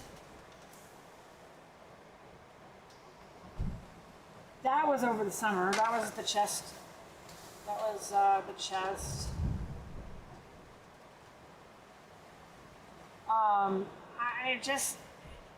I've been some really stupid, dumb shit to my body when I was in my 20s, and you pay for it. Like, you think like, oh, it'll never happen to me. It'll never happen to me.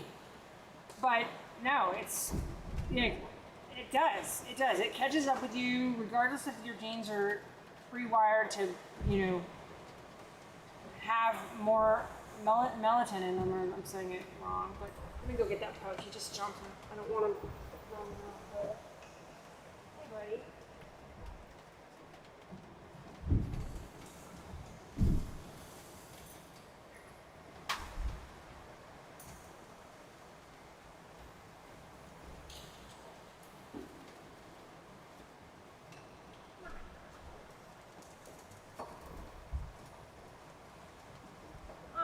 I don't want to have you tied here, but it's not, the conditions are really rough right now, Monkey. I don't want you falling overboard. Because I won't come and we won't be able to come and get you.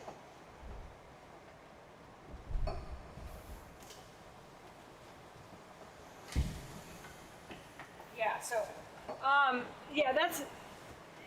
this crossing has definitely been harder, I think, on the dogs. As far as when we're at anchor and we're at a dock, they can roam through the boat freely, but it's just been nonstop. So I try to keep them as comfortable and great as possible. It's just been nuts. But yeah, so I thought my skin was going to be a problem, and using high quality skincare, I use this product, and it's not a sponsor, but I use this product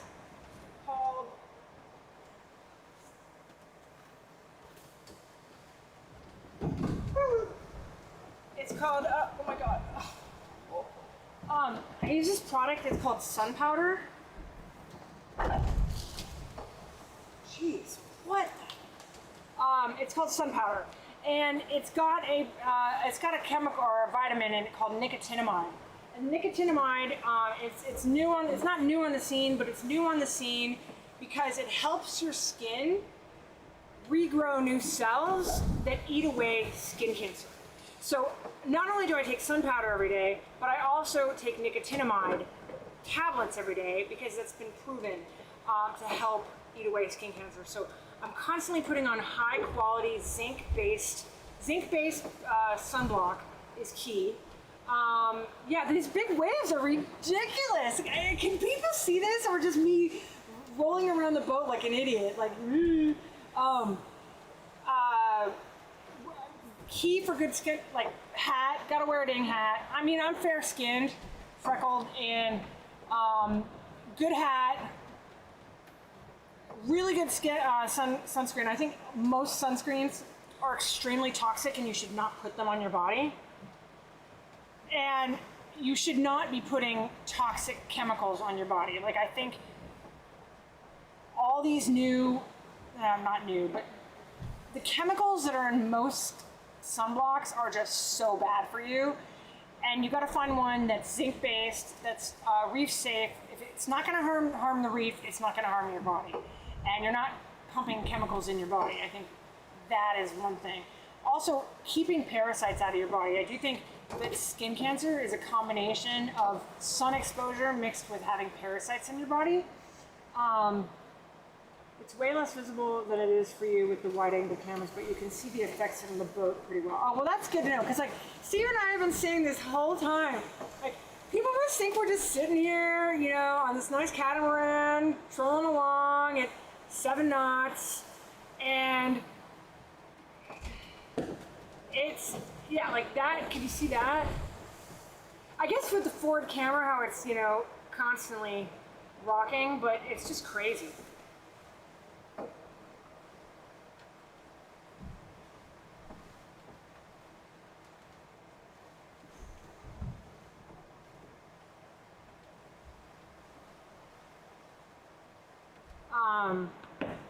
But yeah, it's, anyways, you gotta take good care of your skin, because your skin is the largest organ on your body, and if you don't take care of it, then you're gonna have problems.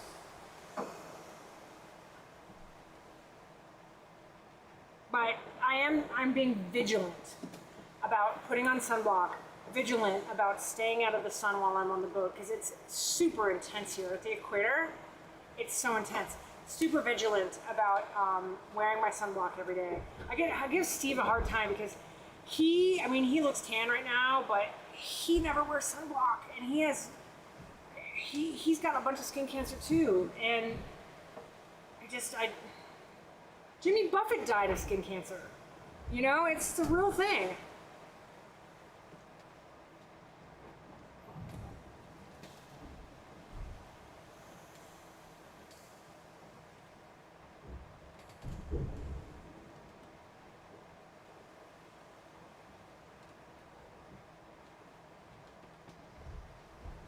But, you know, I have heard many different, and I actually would believe, because people like, you know, 100 years ago, skin cancer didn't exist.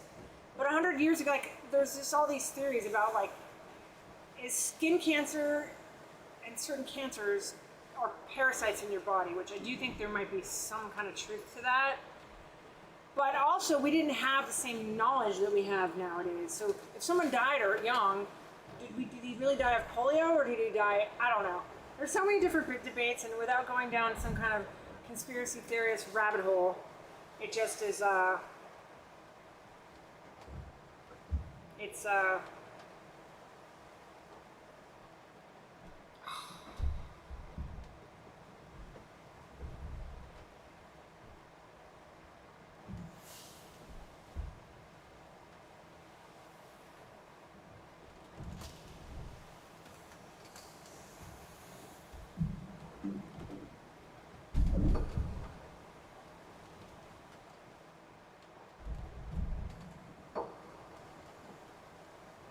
yeah. I mean, I don't trust the pharmaceutical industry whatsoever. You know, it's crazy how things are nowadays. It's like, you know, there's so many natural products that just cure and are not, you know, we don't need to take like all these different vaccines and pills and things. It's crazy, you know, because the pharmaceutical industry is making so much money off of selling these vaccines and you know, prescriptions and pills and things. Like, I do think there's so many things that are natural that are in the environment already that we don't need it. Like, I do think that sun overall, like in moderation, is very good for you. And I try to get it in moderate doses, but like over sun exposure, or the type of sun exposure that I was doing to my body, which was tanning beds, like unnatural light, heat waves, like frying, literally putting myself on a frying pan and cooking my body. I looked amazing. Like, I never looked better in my life at that time. I would wake up every morning, I'd go to the gym at 6:30, I'd be at the gym for 2 hours, I'd go to the tanning salon, and then I would exercise, then I would shower at the gym, I'd then go to the tanning salon on my way to work, and I wouldn't eat anything all day. Never looked better, but it is, you know, I beat the crap out of my body. I would agree. Salt water is one of the best medicines, and I've been reading so much about just like, you know, you ground, like in my front yard in my house in Southern California, I have all this gravel, and so it's like, you know, like what is that? It's, what do they call that? Where it's low maintenance. You know, I don't have grass, I have gravel. And Steve and I would go in our front yard every night and take our shoes off and sit on our Adirondack chairs and just put our feet in the gravel just to ground. And I'm now reading so many things about how salt water is the same thing.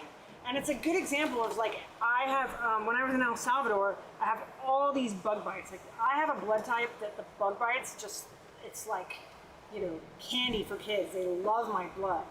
And so I'm covered in bug bites. Meanwhile, Steve has a single one. And in El Salvador. But the minute I went into the ocean and I swam in the ocean on a regular basis, the wounds are healing and they dry it out, and it's like nature's medicine. So I think, like, you know, we get back to nature and we embrace some of these natural remedies, we're going to be much better off, you know, health-wise. Like, I was one of those girls in the 90s that dieted on, like, you know, Snackwells and, you know, sugar-free Snackwells and those Olean potato chips, you know, because that's what they sold us as. You know, they sold us that it was the diet food, you know, or like fake butter, when this whole time butter has been, you know, fat's, you know, a little bit of fat in moderation is good for you.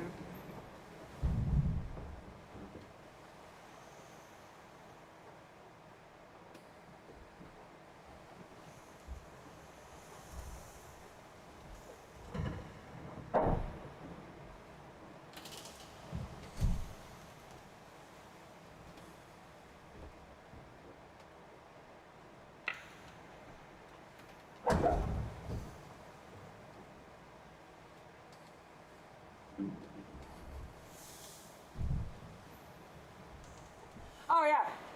It's crazy. Like, so I really haven't lost any weight since we started cruising. But Steve has substantially. Steve has lost, even when with a lot of alcohol consumption down in Mexico, my gut. Yes, this is what I was just about to say. Steve has lost a substantial amount of weight. You see him here, this is, I call this homeless Steve. This is near and dear to my heart. Look at it. This is my mouse pad from my desk in my office. It's sat on my, and we joke around because this was a time when during COVID that Steve was he had just gone through a divorce and he wanted to live out every crazy thing. So he didn't cut his hair for 17 months and he ate cheeseburgers and beer for every meal. And I embraced it. I was like, you know what, Steve, you gotta do this. You gotta do this. This is what Steve needs to do for himself. And embraced it, and not that I encouraged him, but like I didn't, beat him over the head. So Steve, since we've left California, has lost a substantial amount of weight. I, on the other hand, I think it's because of my hormones. Have not lost a lot of weight, but I definitely have felt myself a lot healthier. I feel healthier. When I'm on crossings, I don't drink any alcohol, not just for the health benefits of it, but like I need to be clear-minded. I need to be able to make good decisions. I need to be in a good headspace. Alcohol tends to make me depressed. He looks like he's about to, yes, a nature show, dude. That Steve is my Steve. But alcohol, tends to be so hard on your body, and the food that we have in America is just so overly, even if you don't think it's overly processed, if you eat out a lot, and Steve and I did, out of convenience, you're eating all these chemicals, and you're eating, hi buddy, you're eating all these chemicals, and everything's processed, and you don't know it, but you don't know it. Like, good example, we just bought 260 eggs when we were in El Salvador, and we found the same thing in Mexico. They don't refrigerate their eggs there. In the United States, you have to refrigerate your eggs because they put them in a chemical which takes an enzyme off the shell, which makes them have to be refrigerated. I don't know the whole story about it, but like all of even our natural eggs, even the not, pasteurized, farm raised, blah, blah, blah, blah, blah, blah, all that shit, it's all fake. The fact that you can buy eggs and just put them on the shelf. Oh wait, you don't have to, they're not washed. That's what it is. Thank you. It's just crazy, even when I've been buying poultry and meats and stuff, it tastes different because they're not injected with steroids and hormones and all these things that all the American food is injected with. It tastes fresher. So although I have not lost, I had chickens for a while. I found some really old eggs that were out in the main summer heat for months and ate them. Yeah, they taste perfectly fine. And, we have all these eggs that we can eat that are, perfectly fine as long as you rotate them so they don't go, they don't cook. I don't know how, I'm saying the wrong things, but they don't cook in the shell. You have to rotate them so that they stay fresh. But it's just wild, what is in the food in the United States. And we don't even know it. You think you're buying all this organic shit and you're paying extra.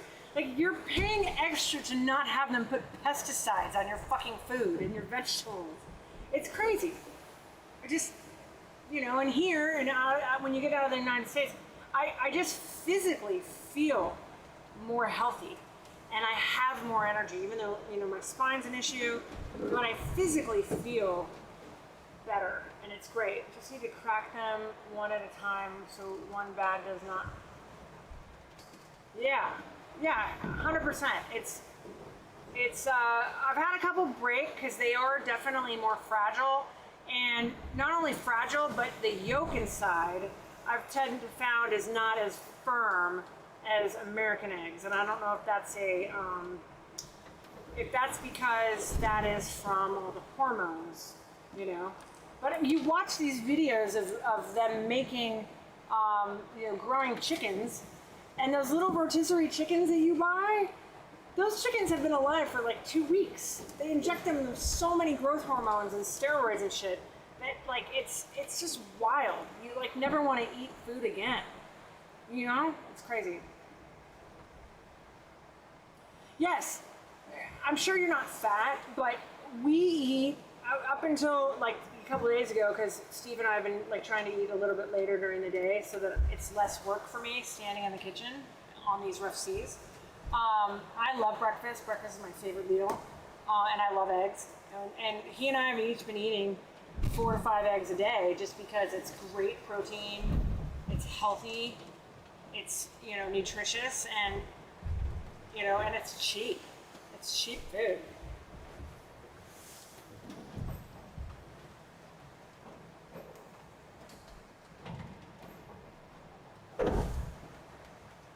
Hey, baby.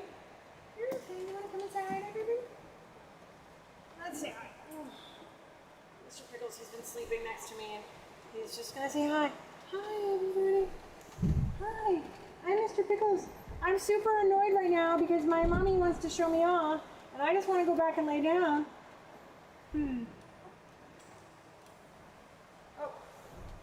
Did I just... Hey, type that. I didn't mean to type that.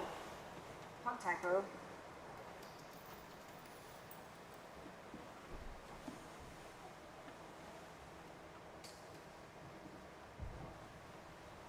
I'm really happy that Steve is getting good sleep down there. So it'll be, I think it'll be 3 hours now. Sit down, buddy. Sit down. There we are. There we are, mister. There we are. Steve needed his sleep. He's, yeah,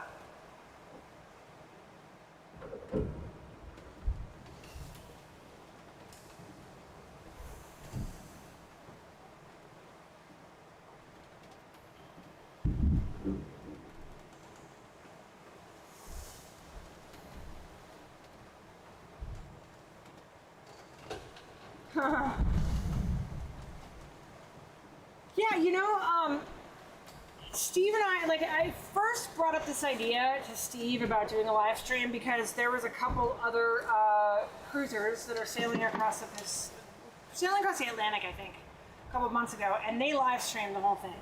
And Steve is all about, building the YouTube channel. He wants to document every minute of it. Me, on the other hand, could take it or leave it, just because I spent 25 years of my career creating things and then having to, song and dance, sell it on the internet, and I hated it. And so the thought of having to do that with my own life and my own personal life sounded like hell. But I was like, Steve, if you want to do this, if you want to, make a go at our, live stream, whatever, let's do it. I know that one way to increase followers, and because if you want to actually monetize a YouTube channel, you have to have a certain amount of watch hours. So in order to get those watch hours, live stream is a good way to hyper. What's the word I'm looking for? Like hyper growth. Get hyper growth on your watch hours, and not only hyper growth, but it was a good way for people to discover this one couple who live streamed their whole entire Atlantic passage. And so people learned about them, whereas if you're just a YouTube channel putting out YouTube content, sailing, and there's like 1 million sailing channels nowadays. So I thought this would be a really good idea to live stream our passage, because not only is this the hardest passage, it's the longest passage out of any ocean. Out of all the oceans, the Pacific crossing is the longest and the hardest. It's, but not a lot of people do it, and so I was like, let's just do that. The downfalls is it's extremely expensive to be running the Starlink. I think at the end of the day, Steve had said he did like the math, and by the time that we left El Salvador until the time we hit French Polynesia, it will probably cost us about $2,000 to live stream this whole entire thing.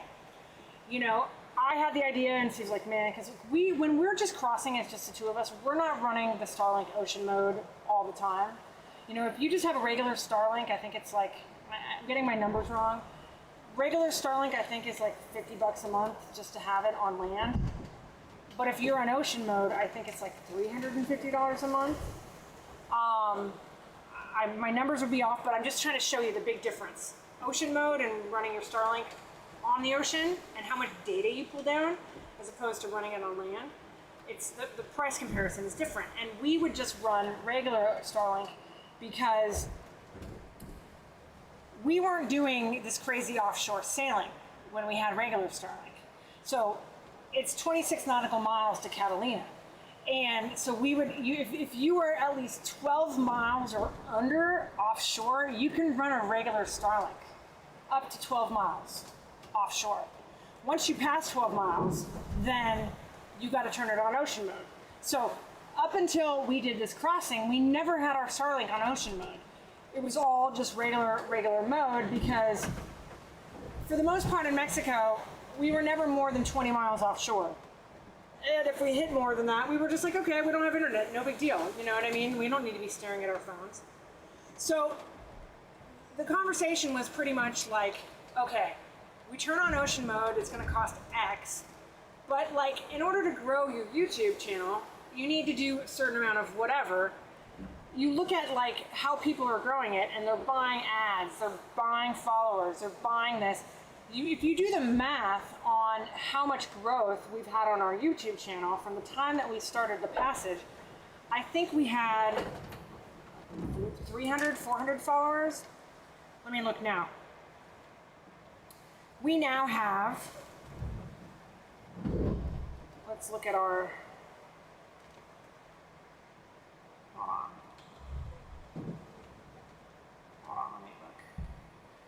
We now have on our YouTube channel in a very, very short 3 weeks, almost 13,500 followers. So if you do the math on that and you divide that, like, you know, what we're actually gaining in the goal of Steve's goal to really grow his documenting our sailing journey and growing the YouTube channel, the math made sense. The math mathed. You know what I mean? Steve's a numbers guy, and that's how I pretty much told him. I was like, listen, if you really want to grow this YouTube, and I'm just being, Steve and I are the most transparent, honest people. We're not smoke and mirrors, you know, we are who we are, and just telling you kind of the thought process behind running the boat, running the Starlink on ocean mode is because if you really want to grow it, you want to monetize it, you need to do certain things. Yeah, thank you. We are hopefully getting organic followers because the more people that follow us, I mean, they are organic followers. These are all organic followers. Yes, we don't have fake accounts. It is all organic, but on YouTube, in order for them to promote your channel to new people, you have to hit certain milestones. And in order to do that, we're not gonna get there by just posting shorts and posting, you know, content every day. You're gonna get there by doing something that's different, like live streaming. And Steve then took my idea about live streaming and went to the next level. It was like, okay, what if we had multiple camera angles? So that was all Steve, and he made it work. And he made it like, you know, he made this all happen. We happen to have security cameras on board because, right, I saw a random YouTube video from this channel as sailing is heavy on my... Oh, yeah, see, that's the thing is like, I think a lot of people come and they'll watch it, but they'll see that we're not engaging with the channel. And where it's actually been growing and we've engaged is because we're sitting here engaging. And the reality is like Steve does it more than I do, but I've not had the mental energy to sit here and you know, I just haven't been mentally there. And probably I should have been a little bit more transparent about that and said like, hey, you guys, I mean, we're running it, but you know, we're not really sitting here, you know. We do every day at 6, we do communicate, and we have like a little, you know, happy hour with anyone that's on. But I think to your point, I'm just gonna call you Alan, because I've been calling you Alan. I feel weird calling you Alien. I don't know. I hope we're okay. We're in a place I can call you that. Anyways, to your point, is people come and they see all these cameras and they don't really see a human, or they see humans sleeping. They don't really know, or there's no person behind it. So I can see where people come, they watch for a few minutes and then leave. Whereas if we, okay, thank you. What is your name, if you don't mind me asking? I'm Megan, by the way. And there's Colonel Mustard and Mr. Pickles and Captain Steve. I mean, if you don't want to tell me, that's fine. We can just call you Alan. Anyways, I think we do need to engage more with the people that come on and say hi and wave and whatnot. I think it's important.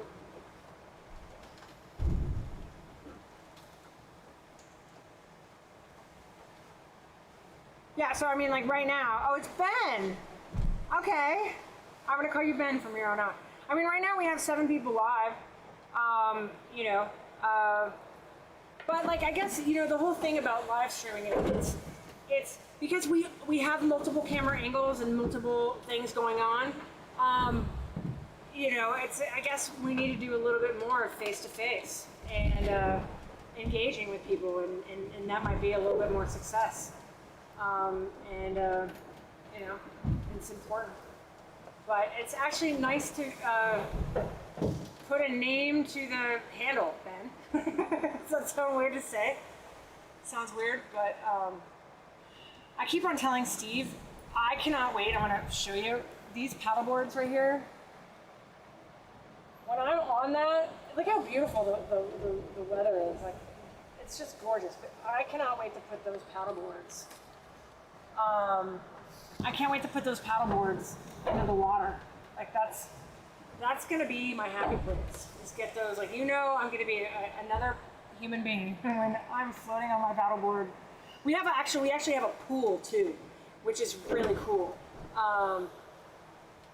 Nice to meet you. Appreciate the chat. And of course, anything and also, Ben, if you have any other questions, I mean, Steve and I, we're not, we're very transparent. We're very honest people.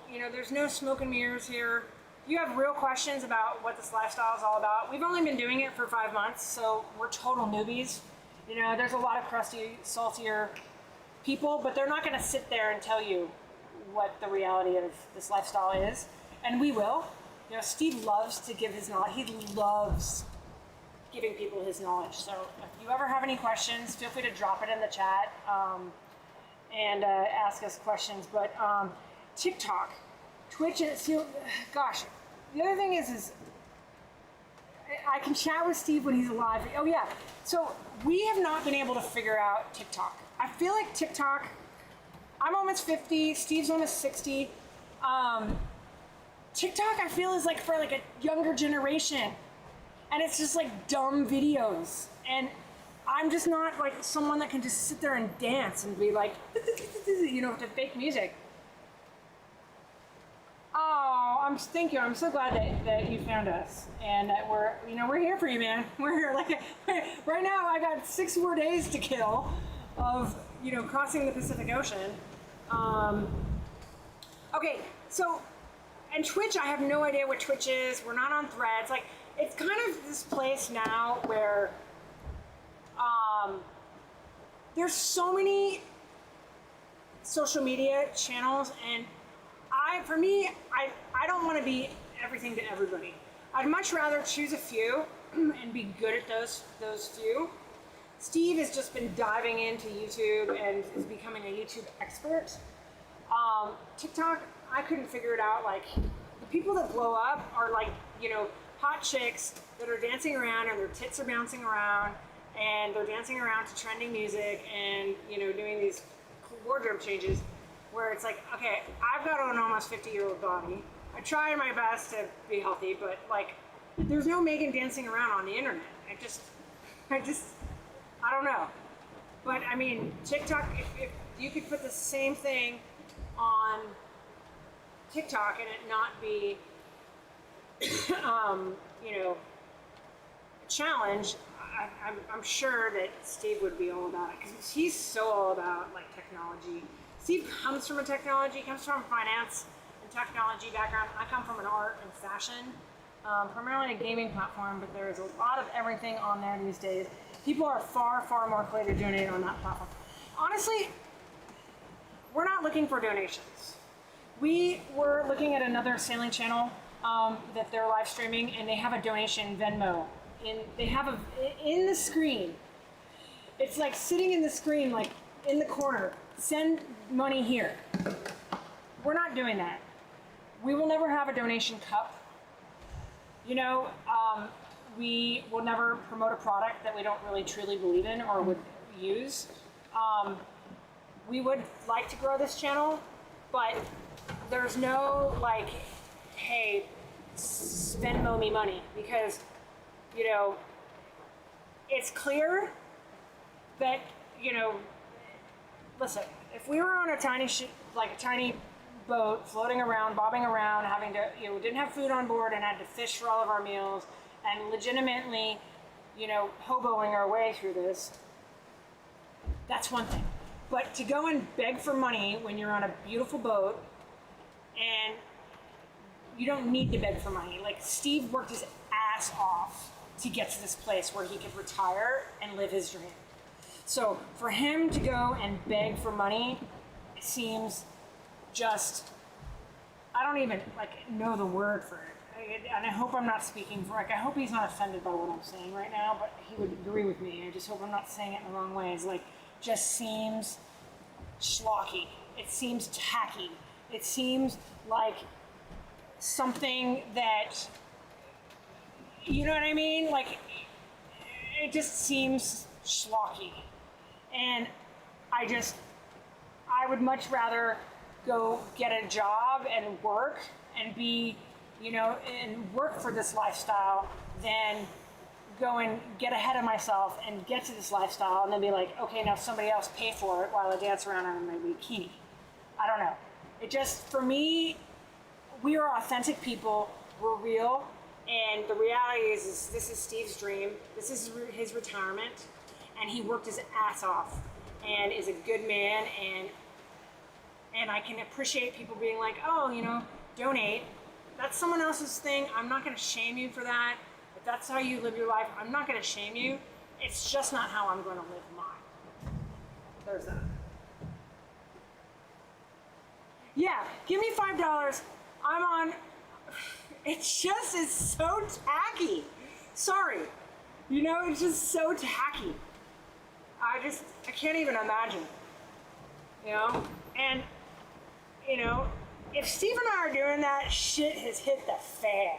If Steve and I are begging people for money, we shouldn't be even out here. Let's just put it that way. It's just, yeah. Anyways.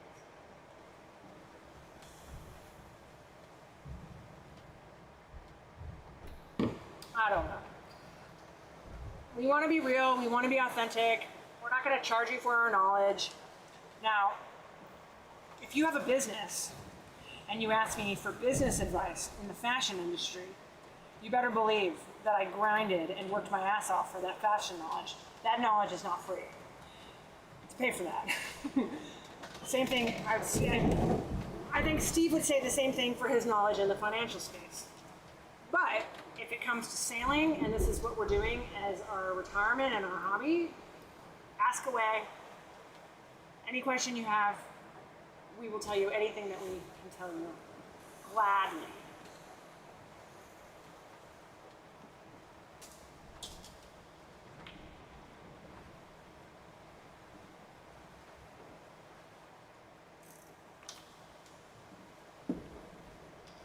It's funny because a couple days ago, Steve's bank called him, and you know, you never know who's watching you.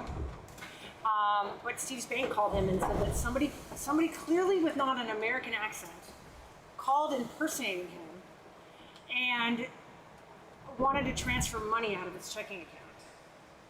And apparently, this person had found Steve through this YouTube channel.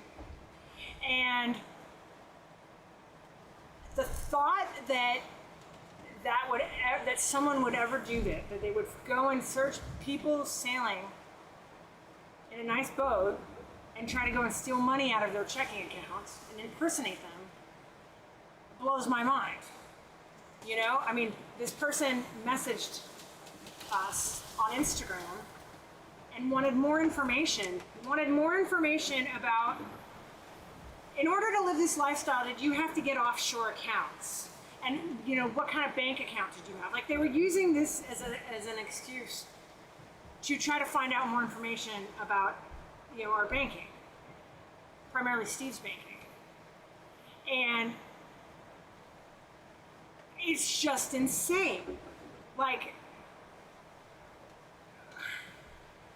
there is a special place at Davy Jones' locker for human beings like that, you know? I mean, the fact that Steve and I would have to, honestly, we're not gonna, you know, say who we're banking with or whatever, but like, the fact that you'd have to, hold on a second, I have a needy pug. Censor yourself so much in what you're gonna say, because people are trying to get information about you and about, you know, your finances.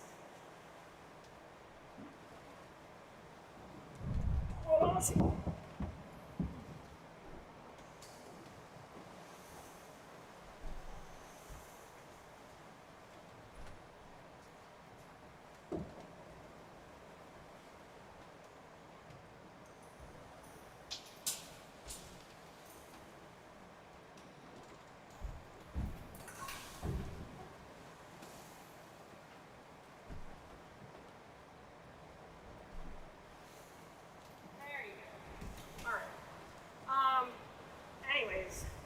It's just really shitty.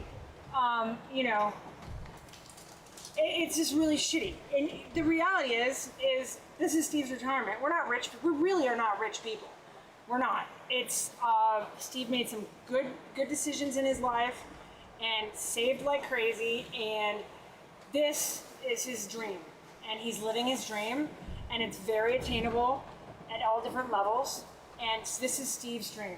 And, you know, we're not rich people. And, you know, it's just insane that someone would use this, it blew my mind. Because he's like, Megan, have you had any weird calls at your bank? Or like, has your bank tried to contact you? I'm like, first off, I've got no fucking money. I'm broke as shit. So it was like, whatever. But we do feel blessed. We feel very lucky. But you don't have to be rich to live this lifestyle, you know? And we just, Steve worked his ass off, and, you know, here we are. But crazy. It's nuts. Nuts, nuts, nuts. Look at the wind, see where we're at. Every time I look at the map on Predict Wind, so we have a live map with Steve's captain's log, and I look at it and I'm like, I cannot believe how far we've come.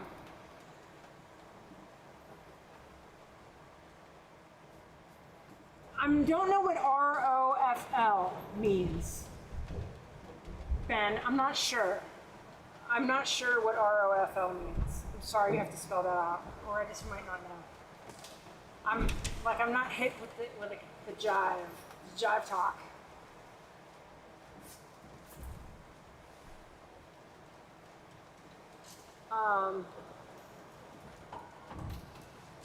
But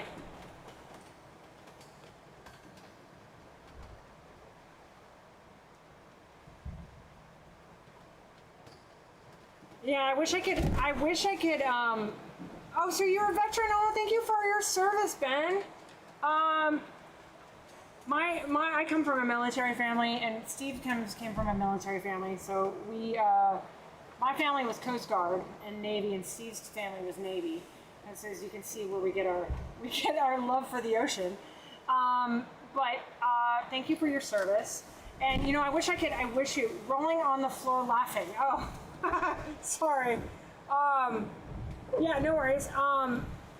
You know, I'm sure you can make do and live this lifestyle with every price point. Like I was saying, that one guy, Phoenix, sailed from Oregon to Hawaii with his cat did it with $10,000 or like $20,000. You can make it work at any point. You know what I mean? You want to buy a house, you somehow make it work. You might not buy a house in the city that you want or the state you want, but you'll figure out a way to make it work. And you know, it's just I don't know where to expand on that, but like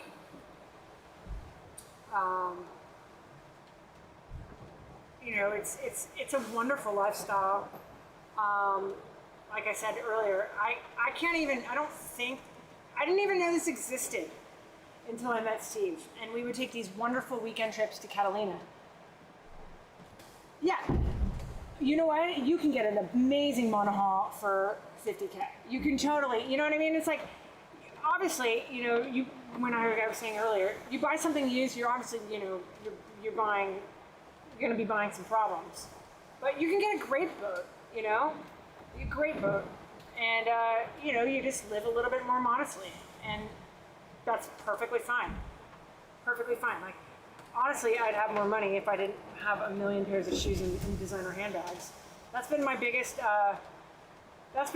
downfall is like, okay, I live in flip-flops on the boat, so I got rid of a lot of my shoes that, like, I spent so much money in my 20s on shoes that I wore one time and I'm gonna really embarrass myself, that were like $700 a pair, and you wear them one time and now I have back problems that you never wear again, and they have no resale value. The handbags, the designer handbags is my downfall. But if I was more intelligent with my money, I would be a lot better off right now. But I wasn't. I was, dumb and young, and you always think that, oh yeah, don't worry, I'll make more. And sometimes, especially in the industry that I came from, is like, you hit it hot, that is it. That is the time. It's very hard when you are selling a Cadillac and you go down to a Hyundai. When you get down to a Hyundai, you can't go back up to the Cadillac. Like, there's no taking a Hyundai and making it a Cadillac. You can easily take a Cadillac and make it into a Hyundai. But, Steve always says to me, he's like, for him,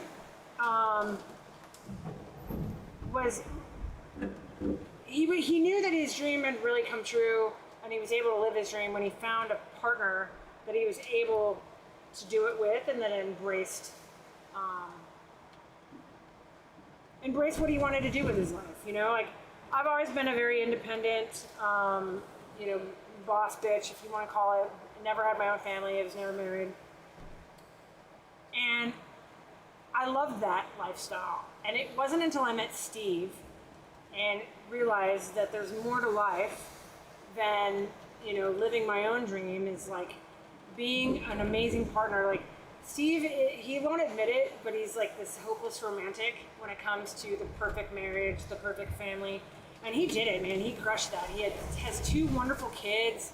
He provided for his family like every girl would ever have dreamed about. Unfortunately, the quality of women that he picked was not, and I won't go any further than that. Like, I don't want to go down a bad hole there. I don't want to talk shit about anybody. But I don't think he ever had the type of support from a woman where they were like, yes, let's do you, Steve. It was always about like, what can you give me, right? Like, what can I get out of this? Not as like, we're a team, right? I think if you're in a really good team, teamwork makes the dream work. You can get what you want out of a team by giving. And I don't think Steve was able to really live that. And that, honestly, before Steve, I wasn't ever able to give that to anybody else. And I feel like, Steve's my person, and I think that is something, Ben, that, if you can find a partner who embraces your dreams and can only make your dream better, it's gonna make it so much more awesome, And I know that's a lot, like trying to find that needle. Steve was my needle in a haystack. Like, my family and my grandparents prayed for him in their life. And I was also that type of person that didn't want to just settle.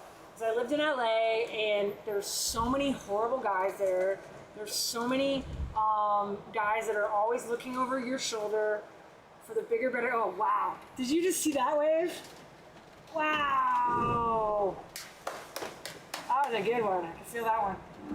You know, in LA, where I lived for a lot of my life, everybody is looking for the bigger, better deal. You know, you're in a town full of actors and models and movie producers and people that are very successful, and it's very easy to just socially meet these people at the supermarket or go on a date. You know, how many celebrities I hooked up with, or gosh, that's not bad.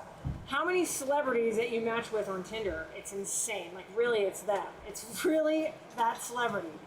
And so they're very accessible, and you meet them at parties, and, you know, especially in my 20s, it was easy to, you know, be in that world. And so you're constantly looking for the bigger, better deal, and I just didn't want to settle. And it wasn't until I met Steve that I was like, there's a reason why I waited so long for this, you know, and was single. I was single for 16 years before I met Steve. And it was hard, you know? You're always asking yourself, like, why me? What's wrong with me? You know, and my grandma would always say to me, Megan, you're just too picky. You need to not be picky. If you had a man in your life, if you had a man in your life, like, all these problems would be so much more simple. You wouldn't have to deal with that if you had a man in your life. Like, I don't know. Is she right? Yes. But at that time in my life, if I would have met Steve earlier in our life, I would not have clicked. You know, I met him at the right time, the right place. He was in the right place, and, you know, it fit. It really fit. And you know, I love that. I had no problem walking away from that. Was it freaking? Look at that. That is not the water line. That is a wave. Now that's a wave. Let me in comparison. Okay. You can't see it, but they're just gigantic. A couple days ago, when we first started having these waves, I almost crapped my pants every time I saw one coming. Now it's just like, oh my gosh, like, look at that wave. It's like another day at the office. I don't know. The idea of ever giving up my dream prior to meeting Steve was like a non-negotiable, and it was so easy for me because he is such a special man, and he is such a good guy, and I love everything about him, and the partnership and the support emotionally, and, you know, I mean, he's like your typical guy who's not, you know, lovey-dovey or whatever, but he's just such a good human being. I feel very lucky every day. Oh, I'm glad you can see it, because it's just like, yeah, you can, sometimes you see the water line, and then you can see the skyline, and then you can see, it's just wild. It's just wild.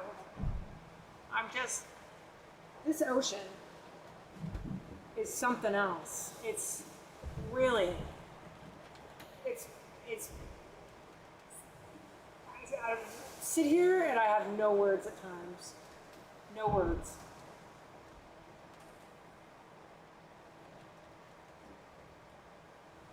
But we also, holy balls to the wall, we also just got under 700 miles. Look at this. Oh, now we're upside down. Shit. Oh, wait, what the heck? It's not going to happen. It's not happening. I'm sorry. We now are at 697 miles to go. Fuck yes, let's go. See, that's the other thing, is what's given me a little bit of a pep in my step, where I can sit here and engage, is because when we were, I don't know, for the first 2.5 weeks, I mean, it's like 4,000 miles. Then you're at like, okay, now I'm at 3,925 miles, and we were going so slow.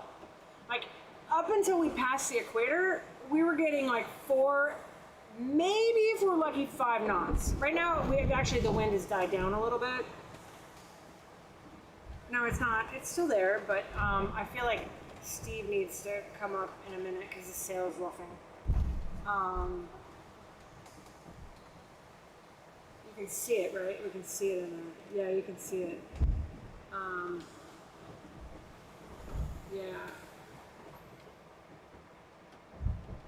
But the wind is shifting a little bit. I'm gonna go up to the helm. I'll go and I'll put the helm on.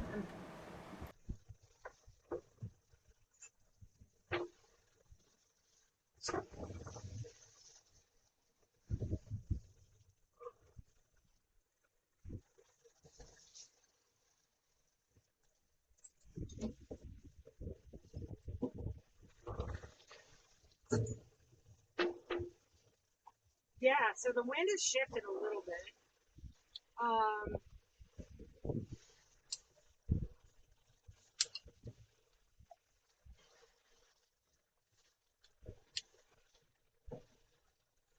We've lost a lot of speed.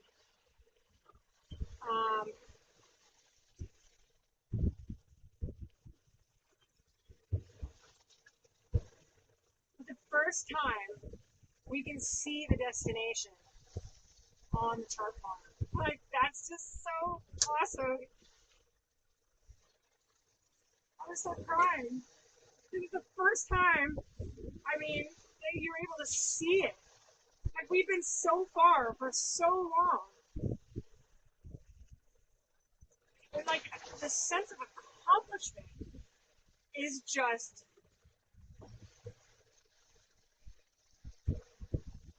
it's just mind blowing. Like, I've done a lot of big stuff in my life, but I think this will probably, once we get there, this will probably be mentally and physically the hardest thing I've ever done.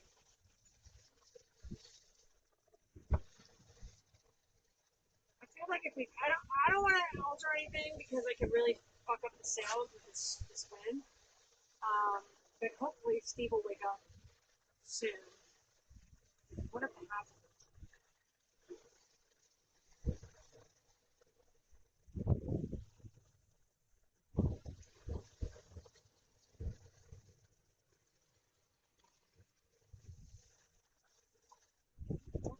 No, he's fast asleep. Oh, where are you going, buddy? No, no, no, no, no, no, no, no, no. Where are you going? Where are you going?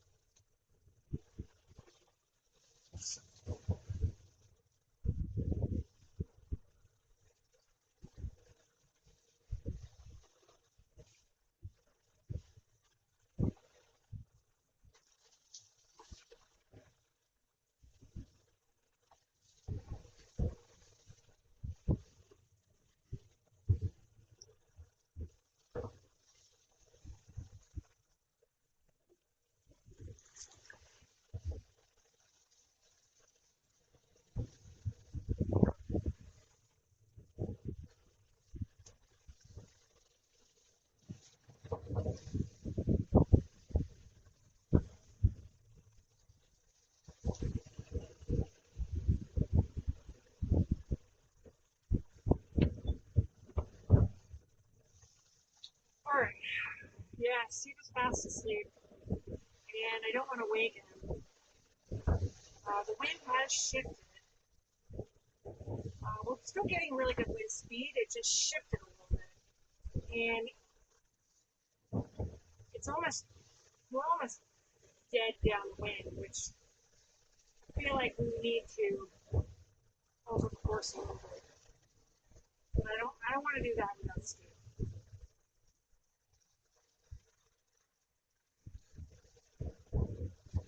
So we'll just wait it out. We'll just wait it out. Steve leaves his glasses everywhere, so I spent a lot of my time going around the boat collecting his glasses.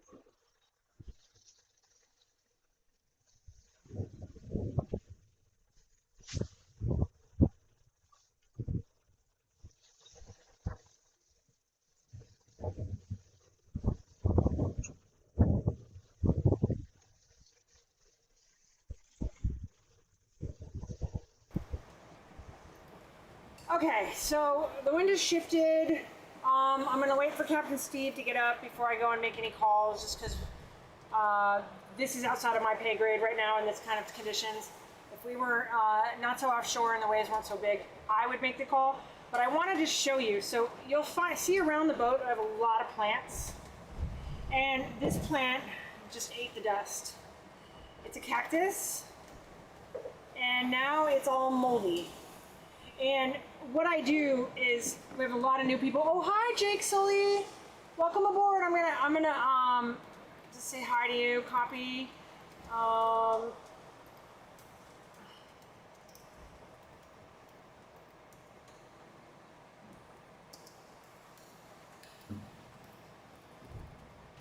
Okay, so you'll see these black boxes around the boat. And these are actually boxes that I bought at IKEA for to store the plants. Because my one thing was like we are. I really want the boat, and that's one thing about having a catamaran. I know, rest in peace. So the good thing about having a catamaran is there's space to have plants.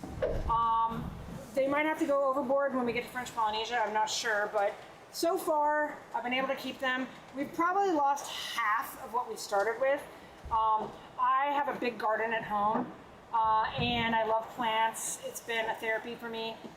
So I was like, Steve, I really want to be able to bring plants and try to keep them alive, which has been really hard to do at sea because you got this ocean air, and you got to feed them fresh water, and we do have a water maker.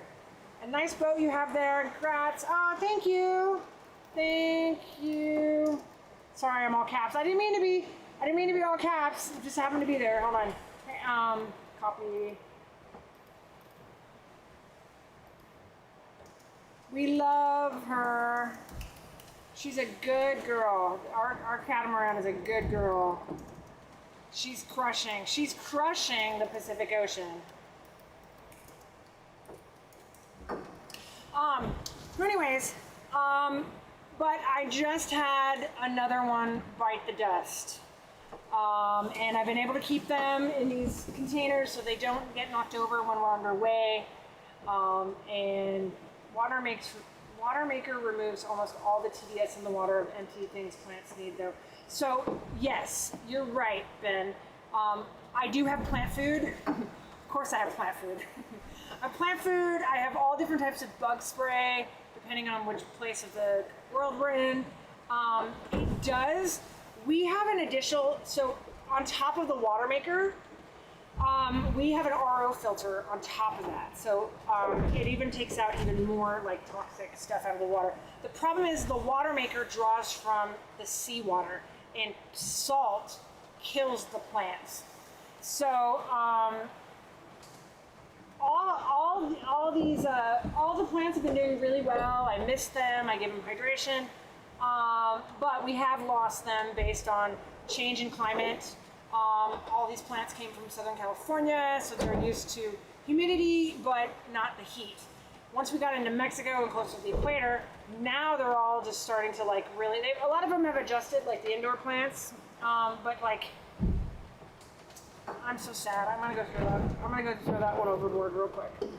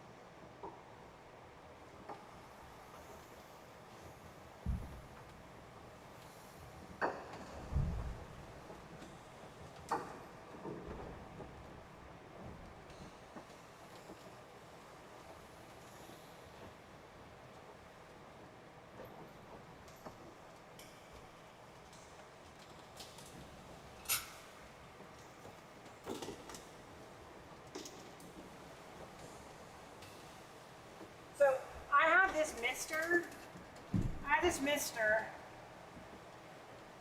Oh yeah, what word should we say for the little guy? God, thank you for this wonderful plant that has given me happiness and love and joy over the last, I don't know, I've had it for a year and a half, and now it's 5 months of words on Tuesday. Time has come to say goodbye to the pink cactus, and it has a new life now in Davy Jones' locker. May it live at the bottom of the sea and flourish forever. Amen. Is that good? Yeah. It was a good cat. It did good. I mean, when we were in Bar de Navidad in Mexico, I was about halfway down through Mexico. I accidentally left the plant out on the Ford up in the front there for a few too many days, and it got bleached. Like, it used to be a beautiful red bulb, and it got bleached by the sun. And so I knew the time was coming. It wasn't doing so well. Then once we got to Acapulco, I changed all of the soil just to be a little bit more friendly to the climate, and it was doing good. I think just being in that black box with no sun for so many days, weeks, and being wet was the demise. You know what, Ben, I'm gonna challenge you on that comment. I don't think anything is gonna eat it. I think that it is going to get down to the bottom of the ocean, and it's going to rest there forever. The reason I have to say I think this to be the case is because Steve and I have now been in the middle of the ocean. Been in the middle of the ocean now and have not caught a single fish. We've had lines out for days on end, and the only fish that are flying on our boat are tiny little flying fish that the birds catch. I haven't seen a bird for days. I think we're so now offshore. I think that the critters that are now where we are, it's not your typical offshore critter. You know, like if you go 20 miles offshore, you're gonna get sharks, whales, dolphins, all these things. We haven't seen a dolphin in weeks. Normally when you see dolphins, that means there's other marine life. Now, I could be totally wrong and have no idea what I'm talking about. This is all just me speculating based on, wow. Okay, Captain Steve, are we getting up now? So, the cactus that can't handle sun. So, Jake, to answer your question, that cactus was born and raised in Southern California. In Southern California, where the hottest of the hot all the time is maybe 90 degrees. And it's not sunny all the time. And it lived on the beach. So this cactus was living at the beach. What the fuck was that? Living at the beach and had humidity, and it barely had water. And then I moved it onto the boat where now it's all humidity all the time and it's salt air. So therefore it was already not thriving. And then once we got closer to the equator, you have salty humidity and direct sunlight. And all this combination of atmospheric and climate change, I think killed the plant. Combined with these black boxes that I have, so they fold up. I got them at IKEA for $3.99. I put them away, so when we're at anchor, or we're at a dock, or we're on a mooring, the boat's nicely decorated, and I have all my plants displayed everywhere, and they're thriving. When we are underway or doing crossing and passage, the boats live in these fabric boxes, and so some of them get good sunlight, and the shorter ones now don't have any light. And because of the conditions and the waves are so high and it's so rolly, they'll go days on end without having sunlight or, the conditions that help it thrive. So if this is a long-winded answer to why did the cactus, it went from all these different climate changes over the last couple months, and I think it got shocked And over the last couple of weeks, I watered it heavily, and then it didn't sit in the sunlight. It's been in a box, and that's why I think it died. That's a long-winded answer for you, but I'm doing my best. Oh yeah, the Monstera, I have a bunch of these. You can see in the aft cockpit back there, there's a whole bunch of them. I mean, the things that are really thriving, let me show you.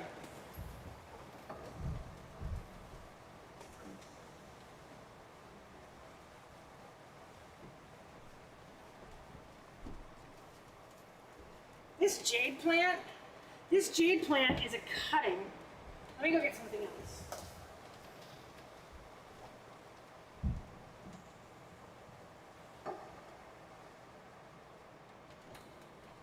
Here's another plant that's killing it, right? And it's a mixture of succulents and cactus and things like that.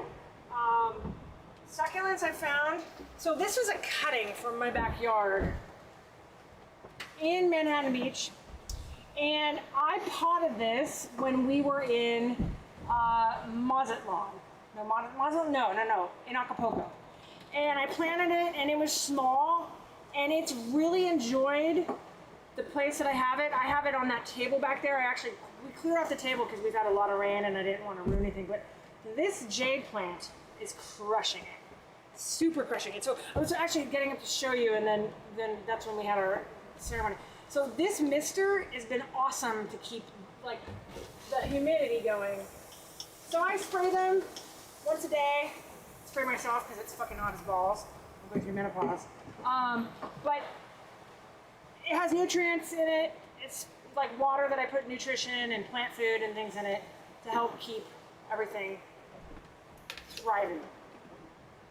Including, hopefully, it's working on my skin too. Excuse me for a moment while I step away. I drink a lot of water on the ocean, and so I have to pee a lot. TMI.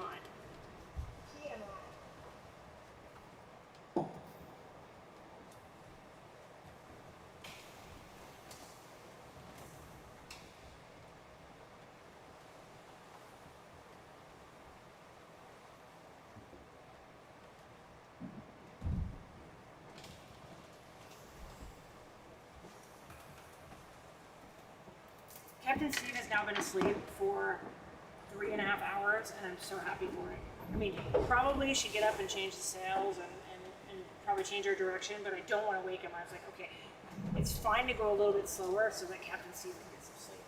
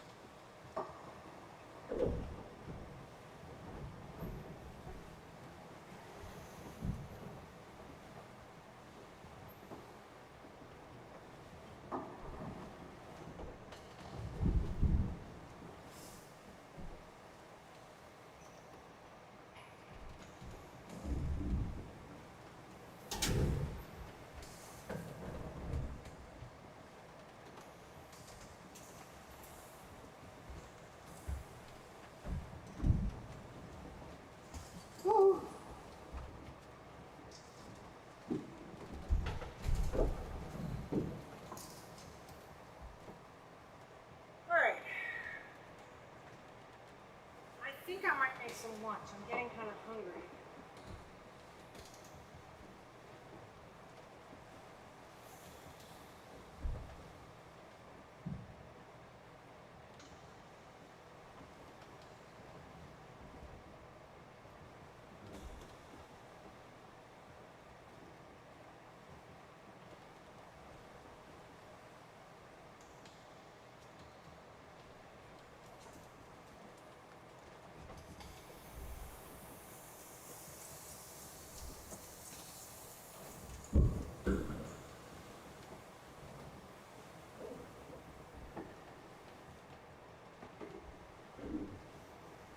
before I make lunch. So this cactus is killing it. This cactus came from my backyard in Southern California. It's off of a cutting from one of my gigantic cactus in my front yard, in my backyard. So I took a cutting, and this one's actually thriving because I have had it in the sunshine, and it's been getting proper light. So this one has not been in the box for a while, and it is happy, happy, happy.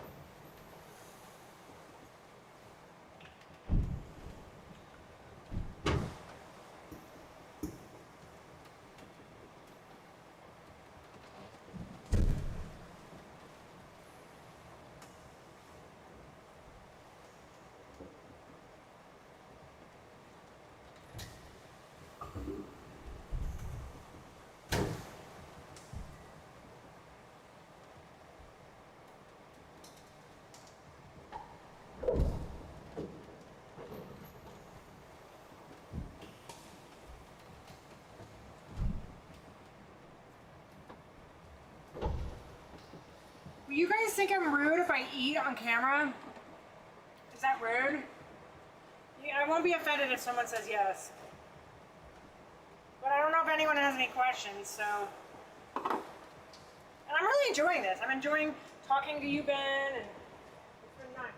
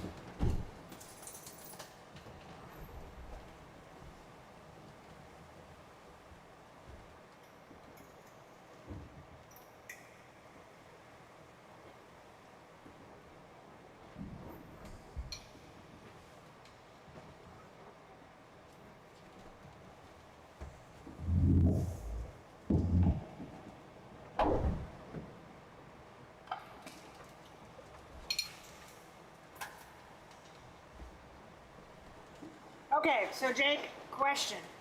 In the info box, it says 20 to 30 days of expected passage time.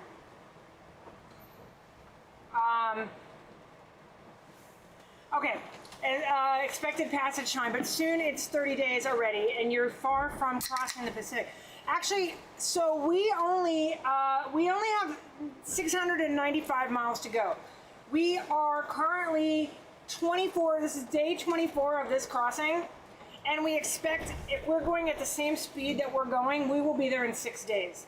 So we will have made this crossing, if it all goes, if, you know, God willing, that we don't have a problem.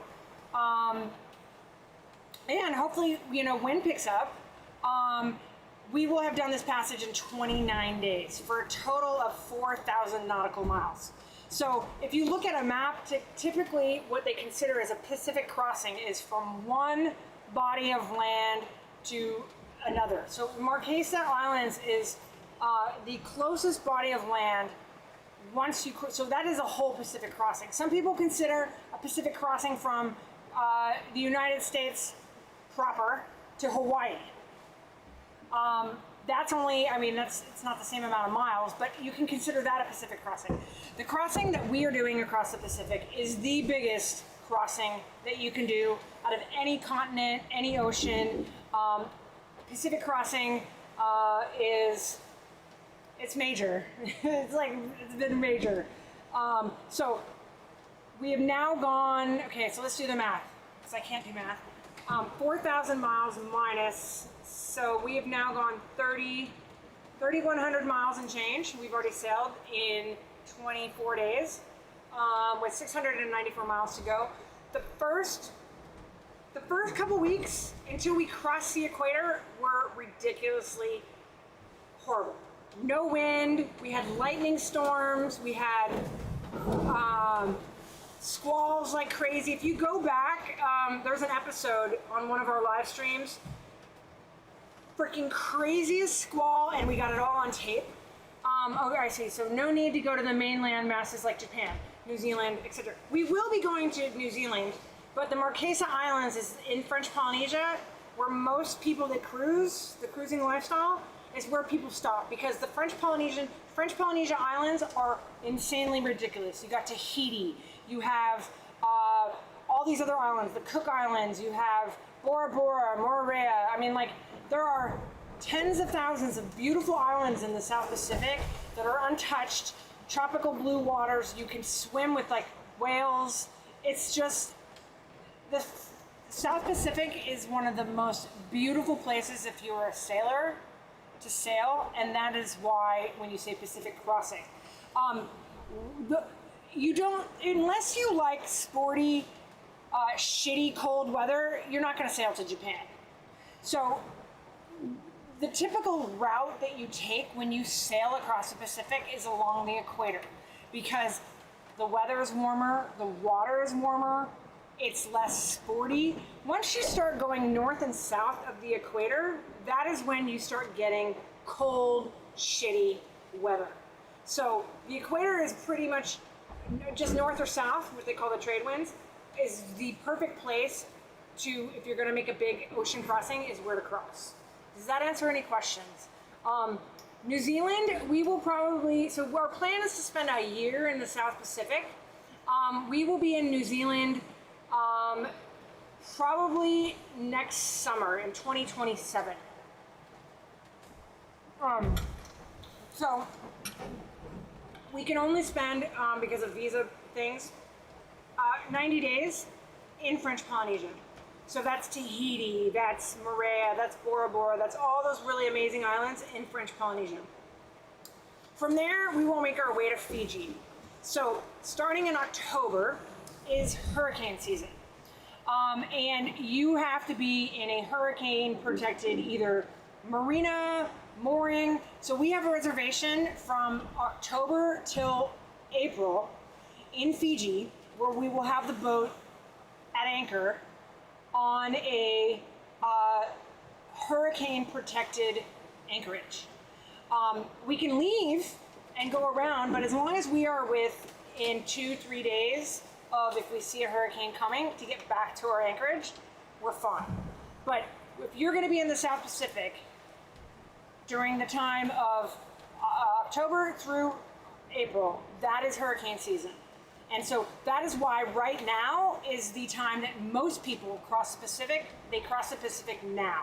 You have the best winds, hurricane season's over, you're going to spend the most amount of time in the South Pacific. You could go later, you could go in June or July, but you're not going to have, the winds are not as high, so it'll take you a lot longer. We saw our first boat on this passage yesterday in 23 days, at least mine. Steve saw a Dole tanker ship, a Dole freighter ship about 2 weeks ago. But that was my first boat that I had seen with human beings on it in 23 days. This is a gunboat. It is it's a $9.5 million performance catamaran. There's only 2 of them in the world, so it was like seeing the white whale. We were joking around about it.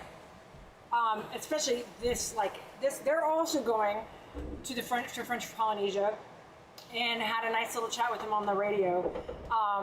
But that boat, so our average speed in the last 24 hours has been about 6.5 knots. That boat averages 15.5 knots. So it goes twice as fast as we do, because it's lighter, it's got dagger boards, it's built for performance, and this catamaran is fiberglass, it's heavier, it's bulkier, it's built more for comfort, but I would take a gunboat any day because it is the most beautiful boat. Like, if you want to buy the Ferrari or Lamborghini or the Maybach of the catamaran world, you need to get yourself a custom gunboat. Like, every time I see them, I'm like, Steve, my panties are getting in a wad. So, they are beautiful. And I'm sorry if someone's offended by me eating, please let me know, and I will turn the camera off. But, Jake, does that answer your question on why we are headed to French Polynesia and why that's considered a Pacific crossing? I mean, 4,000 miles crossing the Pacific is no joke. Oh, good. I'm glad that answered your question. Trust me, if you would have met me 8 years ago, I would have had none of this knowledge. I would have known nothing about sailing. I didn't even know this lifestyle existed. It wasn't until I met Steve, the love of my life. He's currently sleeping. He's the captain of the boat, and taught me how to sail. I learned on this catamaran. Most people don't learn. They don't start on a 45-foot catamaran. They start on, a Cal 20. And I learned how to sail on a catamaran. So I feel very blessed and lucky. And I feel very blessed and lucky to be here right now. This passage has been not easy. And I say that as someone who's on a very comfy way to cross the Pacific. I can't even imagine making this 4,000 mile crossing on a monohull. I can't even imagine it. It would be very hard. Especially since the waves here, I've never seen just normal following seas as high as they are here in the Pacific. It's like every time the first couple of days, I would get anxiety and then my adrenaline would start really pumping and it would make me very nervous. Just like a lot of the things that we're overcoming as we try new experiences, we're in new waters. The first couple days, you're just like, oh my God, am I gonna die? and then you start easing in. And so now that I'm seeing these gigantic, like right now, you can't, it's hard to see on the camera, but these gigantic waves and rollers, they literally just roll right underneath the boat. It's just, they're not crashing. I've seen only one or two that I've seen with my eyes crash on the back of the boat, and that's just because they were timed off, but I see why people say that like sailing across the Pacific this is not the starter ocean that you go with. Okay, maybe across the Atlantic, that's an ocean like it's shorter, it's half the time, it's not as crazy. This Pacific Ocean crossing is, sometimes I don't even have words for it.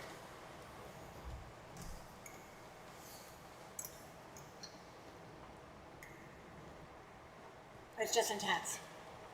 And I think the scariest part was about a week and a half ago, right before we crossed the equator. And the weather there's these systems that build, and there's like the high pressure, and that's what creates the lightning storms. So for 3 days straight, we had lightning storms at night. And how many times have you been at a pool and a storm will come and they like clear the pool, get out, there might be lightning, you want to get electrocuted? The thought kept on running through my mind of like, I'm flopping around right now in the middle of the Pacific Ocean at the equator with a big lightning rod on the top of my head right now. The mast is just one big lightning rod. So, you know, there's nothing that you can do other than just try to avoid it. You see them coming. But these lightning storms were coming out of nowhere. And unfortunately, we're not live streaming we're not live streaming at night because it's so dark, there's nothing really to see. But I kind of wish we would have got the lightning storms on the live stream because they were just so intense. I actually at one point said to Steve, should I get the life raft ready? Because it felt, we had lightning striking, and I actually have a picture of it on my phone. Lightning strike with less than a mile to the boat. So let me show you, pull it up.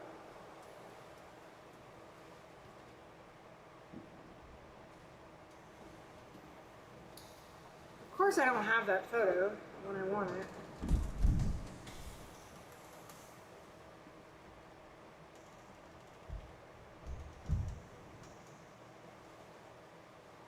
But if you're interested in seeing the squall that we endured was on April 11th. So if you look back at our live stream on April 11th. Oh yeah, here we go. So let me show you. This was what we were dealing with. So the white dot right there is us. The blue dot represents the path that we call it an aim point. The blue dot represents the aim point that we just came from.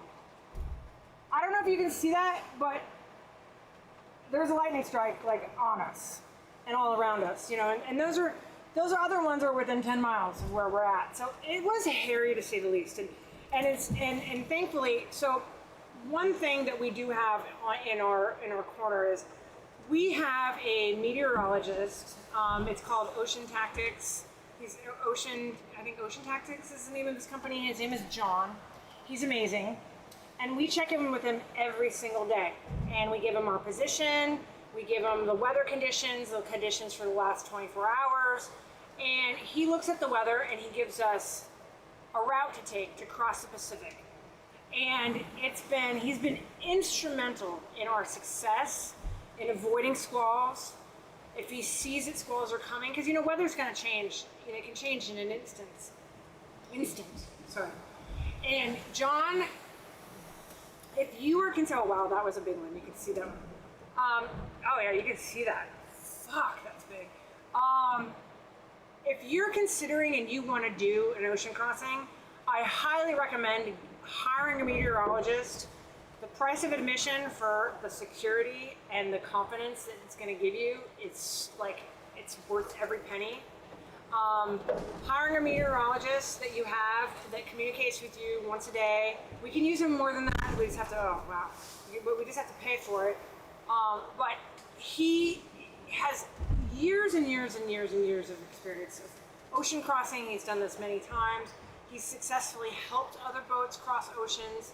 And so he is an amazing resource that everyone asks, like, so how do you know how to chart weather? And like, what are you doing for that? I mean, Steve also has a lot of knowledge, Captain Steve. He's got a fuck ton of knowledge about crossing, about weather planning, but it's just this added layer of knowledge that Steve doesn't know. He's never done this before. He's never crossed a major ocean that, like John has. So we have him on tap and we can talk to him once a day.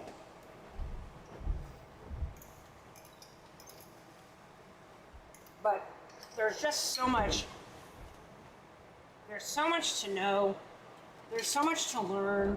You know, it's like a whole different language of sets of skills that you have to learn when you're doing this.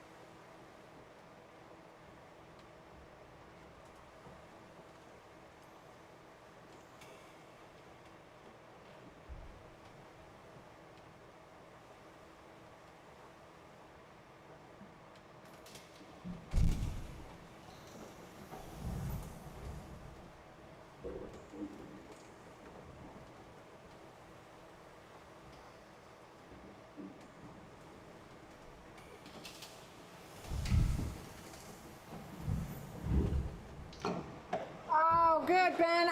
We're eating lunch together. Yes, Steve is still crashed out. He's now on hour 4. He's now on. I'm gonna just type it real quick, just in case. A lot of people like to go back and see what we talked about. It's still crashed out at hour 4. Yay! Oh, people still like to go back and read. Yes, he's still crashed out. Probably should be doing something or changing the wind direction, changing the angle of the boat. I don't want to do that without him. I could do it if I felt more comfortable because I am in a familiar place. I would do it, but or if Steve gave me specific instructions beforehand, I would do it. But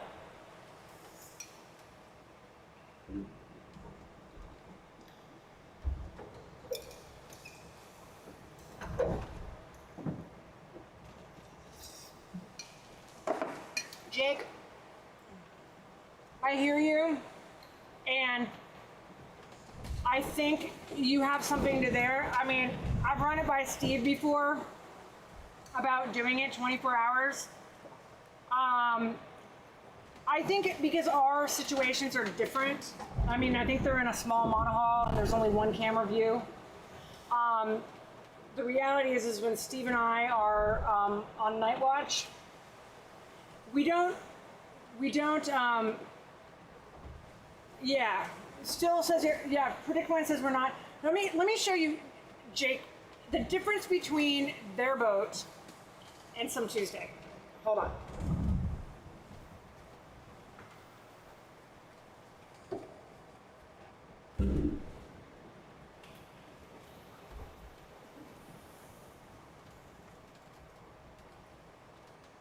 And I don't want to be a flex right now, but I'm going to say, I think the big difference of why they have so much more engagement is because they have one camera angle, and I'm assuming I haven't seen it. It's at the helm, and it's sitting at the wheel, and they are constantly having to sit at the wheel. I don't know. So you can see we actually have 5 camera angles simultaneously. We have another one.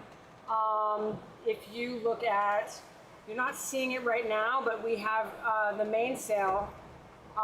The mainsail camera up, and I don't know how to get to it, but let's see. Can you see it? No, I don't know. I don't know what I'm doing. That's not my pay grade. It's can't see. Okay. So the difference, Jake, is because at night we steer a boat from an iPad. This is the big difference between sailing on a monohull that you have to sit at the helm all the time. You can see our helm right now is empty. So we have 4 or 5 different stations. So we have the nav table, which I'm sitting at right now. We have the helm, which you see in that box right there. So I'm trying to put that box, right? That box. God, I can't do it. You see, there's no one there. This is our 3rd station, which we control the boat from an iPad. And then we also have the boat on control on our phones. And if we're not sitting at either, we can change the direction of the sail with this remote control. So to go back to your question, Ben, why is a catamaran better than a monohull? Is because I can sit and lay down and steer my boat and see within 300 miles if there's a boat in my way, what's on the radar, is there a squall coming? We have state-of-the-art underwater sensors that can track if there's anything, if we're gonna hit a tanker, like the amount of, they check things like once an hour. So, all right, well, so what are they doing that people are watching them?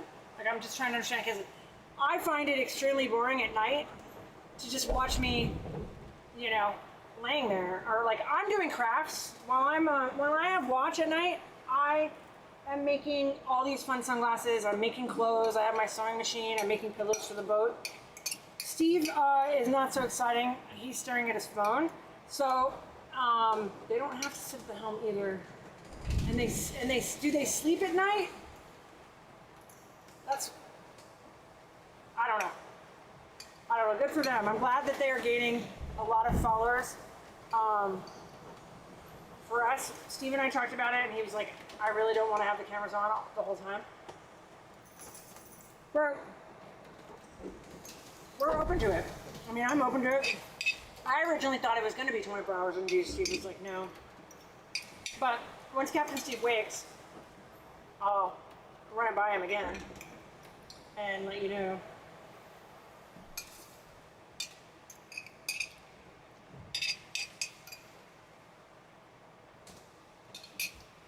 Excuse me for a minute.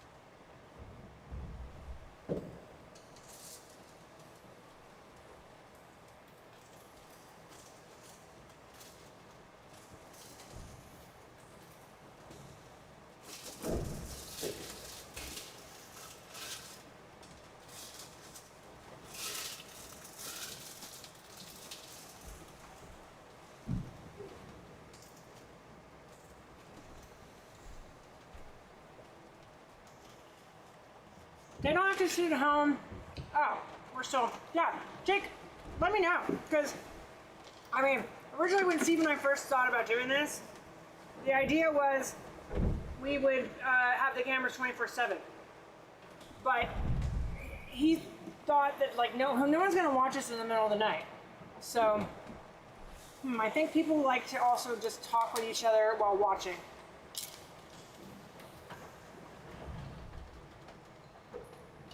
Okay. I love all this information, Jake and Ben.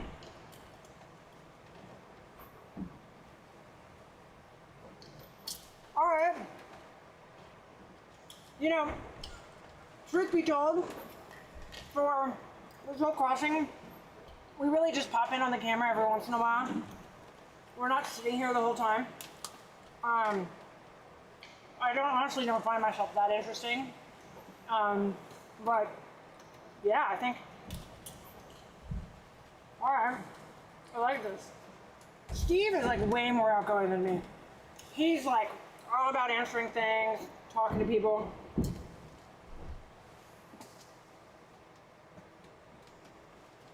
But I love this information, Jake.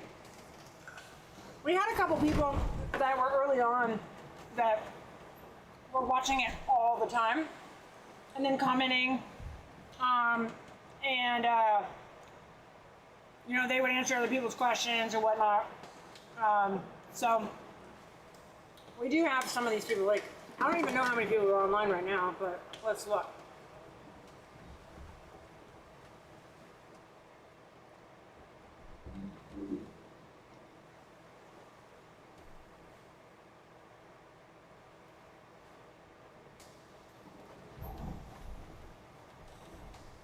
So we have 3 people, not a lot, but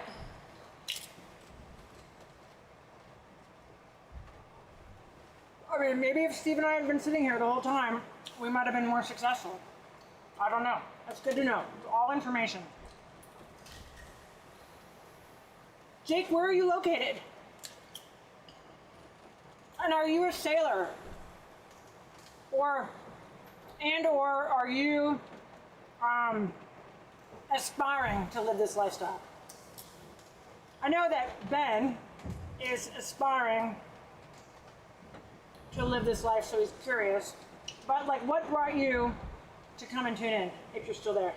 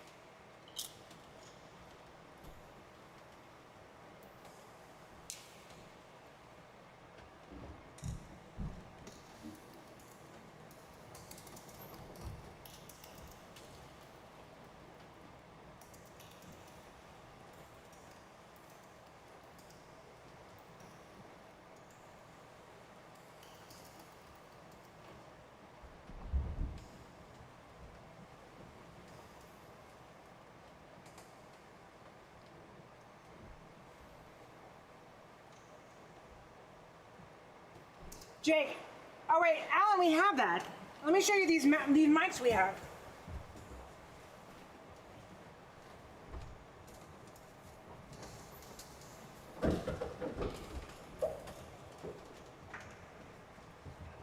Is this the mic that you're talking about? Are these the mics? Are these the ones? Because we have them. I don't know how to use them. It's all Captain Steve. Linda!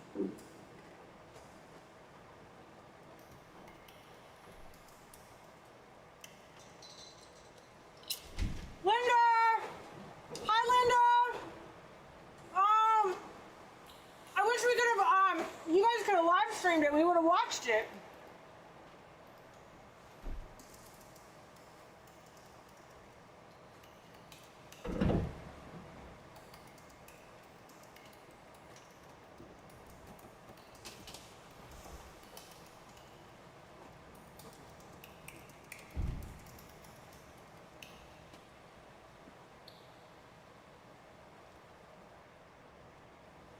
Yeah, so Ben, we have these special mics.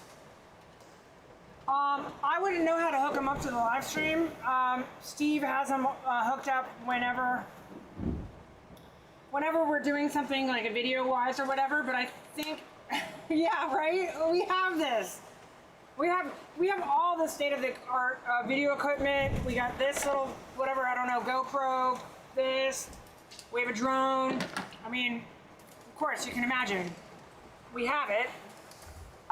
It's just, I don't know how to use it as a Captain Steve thing.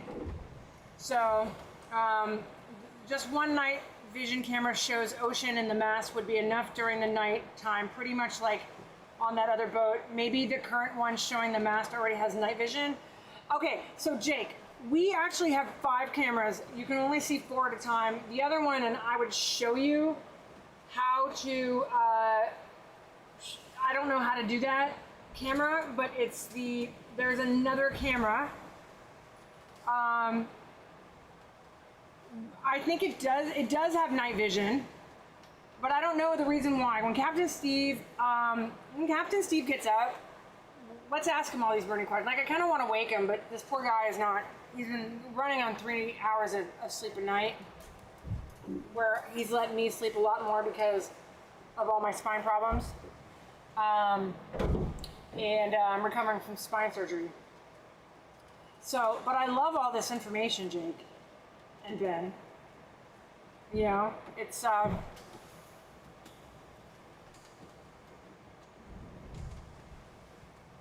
It's,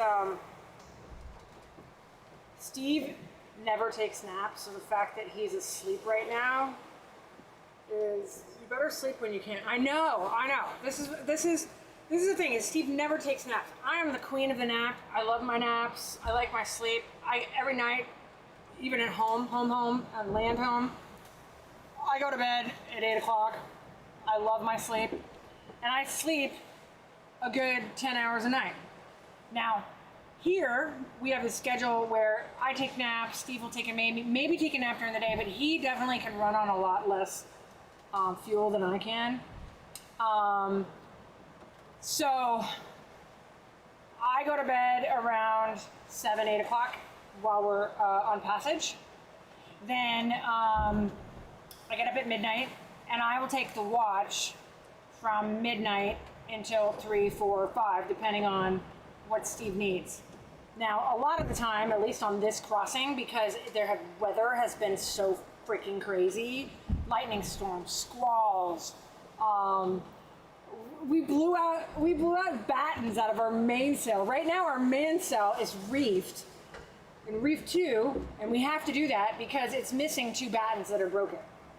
So between that and just, problems with the rigging, we've had some problems with the rigging. The rigging was just fixed in October. We had a boat re-rigged before to do the ocean crossings.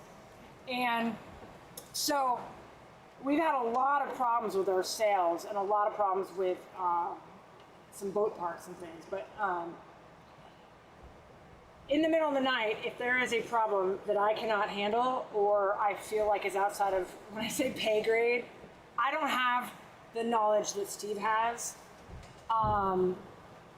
And so I find myself, I'll have to wake him or whatever. Like Steve has said to me, Megan, there's certain times depending on what sail we have, and because I have a very rare spine condition, and I can't pull in the screecher myself. So if we get over 18 knots of apparent wind with a certain sail up, wake me, because you can't physically handle this yourself.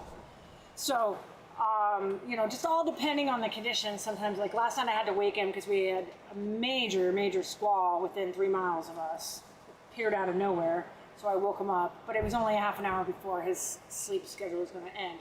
So then I'll go back to sleep until, let's say I go from like 4 to 6 or 7, and then Steve will get a little bit of sleep. So that's how we've been doing it, and we also base it based on, what we're feeling. It's all based on feel. So this morning when I woke up and I was like, I feel great mentally, Steve, go to bed. He was like, man, I'm just hurting, which he never says that. He's always like ready to go. What's the next? And he was just really hurting, so I was like, dude, go to bed. I won't wake you. So Ben's, I got very used to 6 hours, less than 6 hours of sleep a night from the military, and find it hard to stay asleep for any longer than that, but I can easily take right? Like you can get this power, you can get it back. Like a little cat naps really can help you to get back centered. Jake, thank you for those nice words. So I have a very rare spine condition called degenerative disc disease, which I was diagnosed with in 2019, in December of 2019. And what that means is all of the discs in my spine are disintegrating. I've already had 6 levels replaced in my spine. I'm thankful that I can walk and I'm not in a wheelchair. I'm trying to find the picture of my spine right now. I'm very thankful that I'm not in a wheelchair right now. I should be in a wheelchair. I went to numerous doctors who could not diagnose me properly and just kept on giving me steroid injections in my spine. Couldn't figure out what was wrong with me. It turns out all of mine, sorry, I don't mean to be not paying attention, but I'm finding the photo of my spine. All of the discs in my spine have disintegrated. I had a 3-level, let me pull it up, 3-level disc replacement in my lumbar in April of 2020. I then had, this is my latest one. It's actually on my, that's the incision on my lower back from my current, the surgery I just had 5 weeks ago. Let me get it. Okay. Okay, I broke it down by, okay, and there's a glare. So this is my spine, and as you can see, I have major scoliosis all the way down. So this is the first replacement that I had, artificial discs. So they are titanium plates that were put in to my spine in 2020. And I was in excruciating pain. In the green area, as you can see, so the green area is scoliosis. That was never ever treated when I was a child. And then this is my cervical.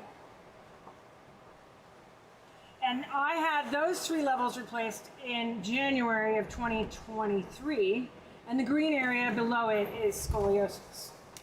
So the disc that I had fixed 5 weeks ago is that circled area. It's my S1. And it was bulging out and causing me an extreme pain down my right leg. So I went home to LA and I had it shaved down. Meanwhile, I now have, so what happens when you have this disease, your discs start disintegrating in places with the most pressure. So generally, most people don't have discs replaced in their thoracic because your rib cages are there and add just stability, right? So most people that have disc replacement, I was one of the first people in history ever, at the time that I had my lumbar done, to have 3 levels replaced. It was common for 1 level, kind of common for 2 levels, not as common, but for 3 levels, I was one of the first people to ever have it, and at the time, it was considered experimental. And insurance didn't pay for it, and it was insane. So underneath, so I now have this level that's circled in blue that I just have shaved down. Eventually, as the pain comes back, I will have to have it replaced. I will also have to have the ones that are above those 3 replaced as well. Same situation in my cervical spine. So you can see the scar here. I had those 3 replaced, and now the 2 below that are totally compromised, and I'm in excruciating pain. I deal with it with physical therapy. I try not to. I don't like to take drugs unless it gets insane. Well, when we first left in December on this circumnavigation from Los Angeles, we were about 2 weeks out from 2 weeks away from where we departed, and the conditions sailing down to Mexico were just like bam, bam, just constant, and it was like it was not stopping. And I had felt the pain in my lower back before we left come on and off, but if I would rest for a day or 2, it would go away. The pain came and never left. So between the time that we landed in Puerto Vallarta, I went and had an MRI in Puerto Vallarta. I FedExed it to my spine surgeon. I also have had 2 knee surgeries in the last 2 years. I need 2 full-blown knee replacements, but I'm too young for them. You need to at least be 55. So I had a torn meniscus, I had torn ACL in my right knee, and I had a torn meniscus in my left knee, and I had both of those cleaned up. And I'm getting these injections that is actually like a gel that helps regrow tissue in your knees. And it's helping. It's not like the sure bullet thing where, a knee replacement will actually fix the problem. So this is an ongoing problem. I actually fell the other night getting out of bed. We hit a bad roller wave, and I fell out of bed and I landed on my neck, and so I've been icing it. But it's gonna come to the time, and I'm thinking that's why I might have to go home for over Christmas, just based on the time that I first start feeling pain till it actually is like debilitating and that you can't get out of bed pain. you know, it's usually like 7 to 8 months. So that's probably going to be around Christmas time that I go home and have something done to my neck. But it's crazy. I mean, people ask me all the time, it's like, you know, you're not physically in a place to be sailing. And I was like, yes, I'm not physically in a place to be sailing. I shouldn't be sailing right now across an ocean. I should not be in these types of conditions. But I also don't want to look back on my life someday, because I know in 10 years from now I'll probably be in a wheelchair and go, wow, I could have done this and I didn't do it, and I could have lived out a really amazing opportunity and dream, and I didn't do it because I was afraid of, you know, fear of pain, when it's inevitable. You know what I mean? Like this pain, I have this disease, the pain's inevitable. What's the trajectory of where I will be in my life is inevitable. It's just a matter of how long it takes me to get there. So that's what's going on with me. Is anybody out there also suffer from degenerative disc disease? Does anyone else live with chronic pain? And, you know, that's the one thing I never thought I'd come out of my mouth. Like, I live with chronic pain. Like, that is, it's insane. So I had met people along my life where they would be like, I live with chronic pain, and like part of me, you know, ignorantly would say, oh, you know, it's all in your head, or like, what's your pain tolerance? But until you actually live with chronic pain at levels like 9, 10, can't get out of bed, you don't really realize what other people are going through. So I'm very sympathetic to other people that that are going through what I go through, and, you know, live with it. It's hard. So.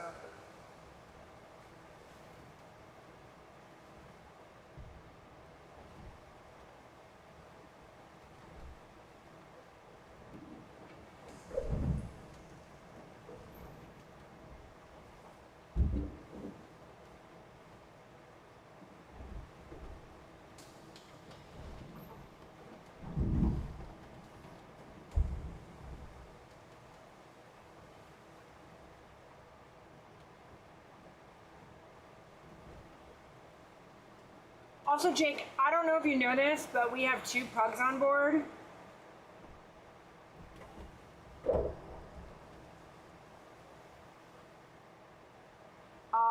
They will be officially the first pugs to cross the Pacific Ocean on a private sailing vessel.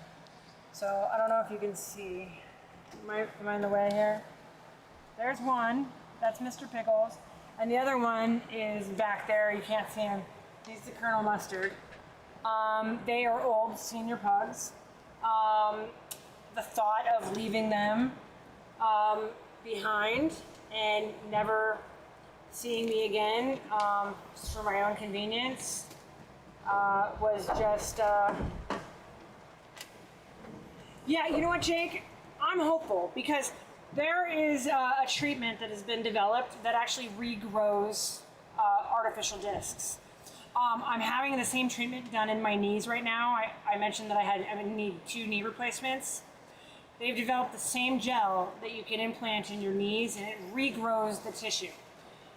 I'm hoping. They just started doing it in the spine. Again, it's totally experimental, like when I first had my artificial disc replacements. And because it's not covered by insurance, it's stupid expensive. Like, stupid expensive. You know, like one injection's like $50,000. I mean, I know my boat looks super fancy. I'm broke as shit. Like, I've spent so much money on medical. Like, I would say 70% of all of my income goes to pay medical bills. I have so many medical bills. It's stupid expensive, and totally out of touch of what I can even afford right now. And it's not where it's at right now in the advancement. It's not guaranteed to work, you know? So I do think 5 years from now, we'll be in a different place. Hopefully by, you'll see me. That's the other thing is, like, you know, you'll see me a lot of the time on the camera laying down. And that's not because I'm lazy, not because I'm tired as fuck, because a lot of the time, these ocean conditions with what I'm dealing with my back, it's so aggressive. And like I always tell people, being on a sailboat, living on a sailboat, doing a crossing is like being on a Pilates reformer 24 hours a day. You're constantly moving, moving muscles in your body that you don't normally use. It's a great workout if you're fit.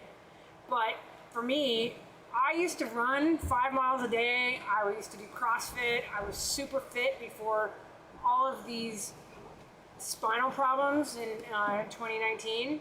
Worked out hardcore every day. I used to do an exercise called HIIT, high intensity interval training.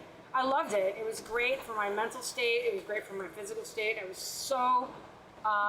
so in shape until I developed, all this chronic pain, and it's debilitating. Am I saying the right word, debilitating? It's been debilitating. So, for me, with my spine, I'll never be able to go on a roller coaster. I'll never be able to ski. I'll never be able to go on anything that's jerky. The fact that I actually had to kind of downplay to my surgeon what sailing is really like, just so that he would clear me to come back. Because, I didn't anticipate the waves in the Pacific Ocean to be this big. And if I would have known that they would have been this big, I would not have come back on the boat as early as I did. So I moved back onto the boat 2.5 weeks after my last spinal surgery at the end of February. My spine surgery, my last one, was February 26th, and Steve is already in El Salvador by that time. I flew back to the boat on March 15th. So thinking like it's not going to be rough, everyone's like, oh, when you get to the equator, it's like smooth sailing, everything's so calm, which has not been our experience. And I guess, that's the ocean for you. You can't guarantee what it is. So I try as much as I can to lay down. I might look like I'm a lazy ass.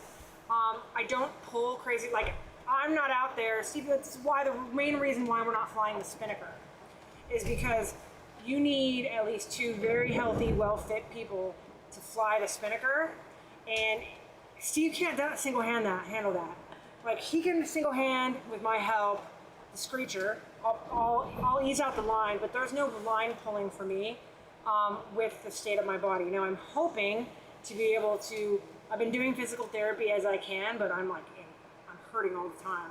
So I'm hoping that as time goes and I heal better, I can do more physical therapy. I try my best with the yoga mat back there, and stretching and foam roller, and all the things. But it's not easy.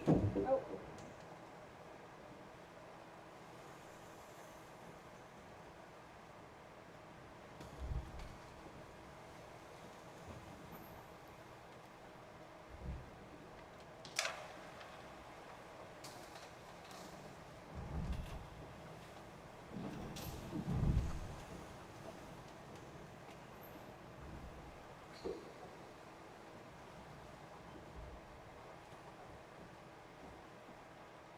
I love when we get trolls.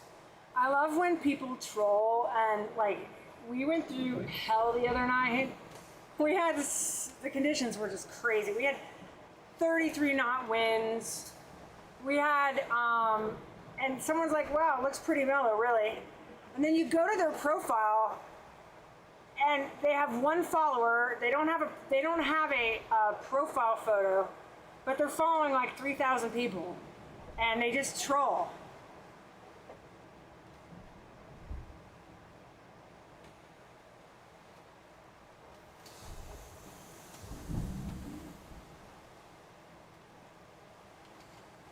I don't even know what should I say to him.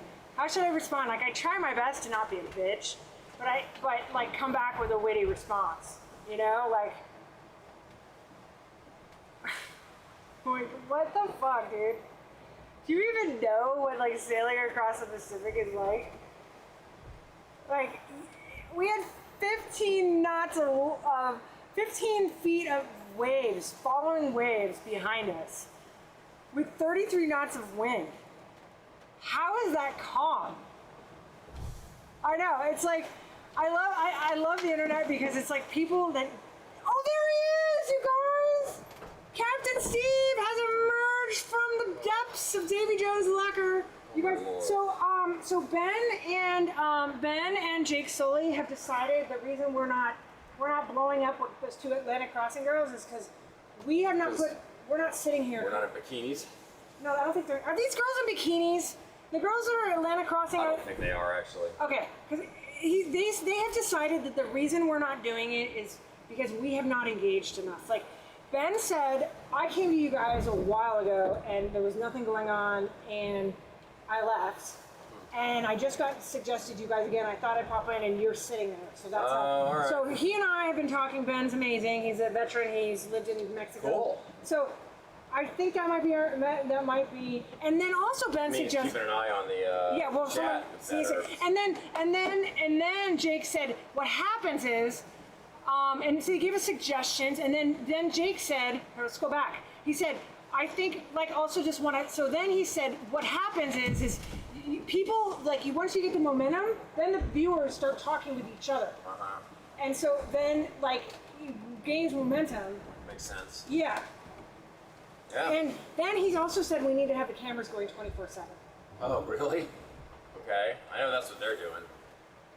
And he said actually, so I'm going to speak for you, Jake, because I'm just, but you can chime in because they had some really good suggestions for you. Ben said, because he's like, oh, you should get this DJI camera thing and our little like microphones. I'm like, I think that's, and I was like, these? He's like, yes. They're cheap. Okay, wait. So then he said, oh yeah, you need, if you guys wanted to have better audio while intentionally interacting with your audience, a set of wireless mics from DJI or something that are only like $200. And then Jake said that instead of one night vision camera, so just have one night vision camera showing ocean and the mast would be enough during the nighttime. And then, then maybe current one showing the mast, or I don't know. So, oh yeah, so hello Steve, so everyone's saying hi. Hi. So, So you guys check in at night? You just go in and look and see what's going on there?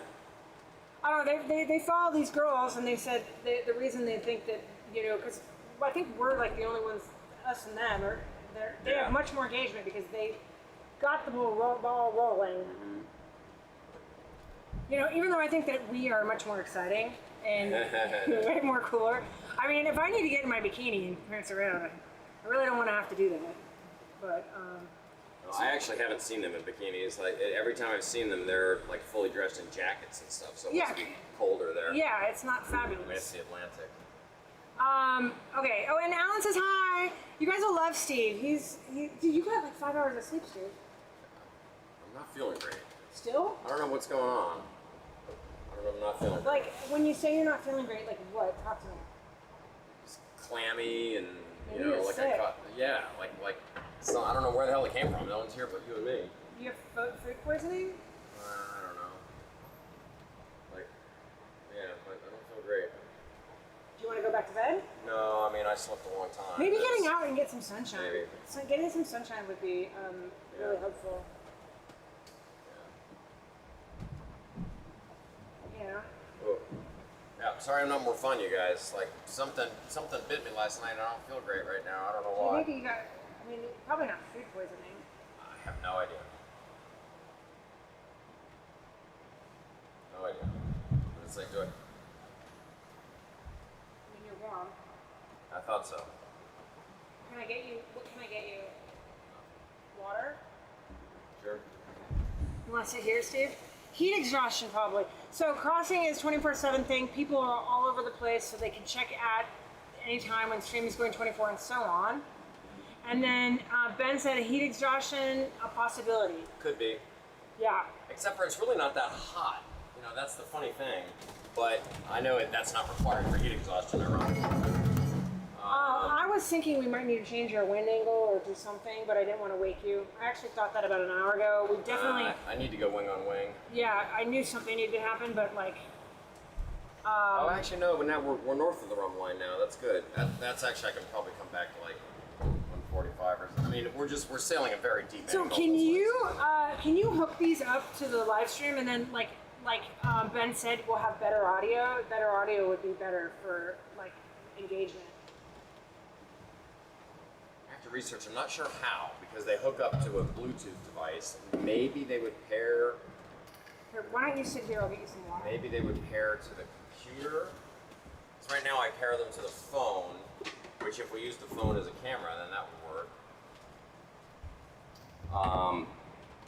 But when we actually engage, the audio on the cameras seems pretty good. I'm open to feedback if you guys think it's not.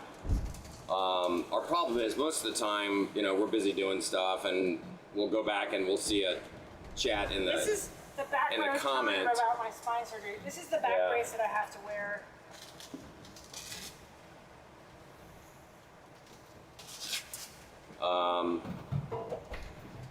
Anyway, I totally agree. I mean, we're not as engaged as we could be because we're always doing something. And sometimes by the time we finally look at there's something in the chat, that person's gone. I mean, you got to be on it all the time, which we probably ought to be doing. But man, that's hard. They said that these girls, like, I thought because they're on like a little monohull that they're sitting at the net, like they were sitting at the helm the whole time, and they said no, they check in like once an hour Oh, okay. at the helm, and they're sleeping. Not a complaint. Just oh yeah, no. I clearly didn't take it as a complaint. In case that, I just feel lousy. So if I can't, I didn't take it as a complaint at all. Matter of fact, quite the opposite is you guys are trying to give us good suggestions about what will drive more engagement. So I'm super grateful for that.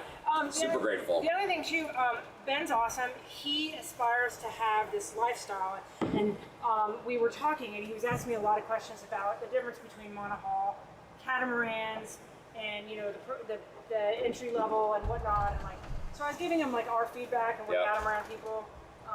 But like any other knowledge, Ben, this is your dude. If you have any questions about anything, Steve is your guy to, you know, he knows everything about Yeah, I'm just kind of that anal retentive type. And it like, before I bought a boat, I sailed every boat you could imagine by chartering them.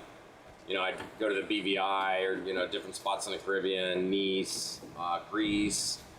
And then I was a member of a charter club in Southern California.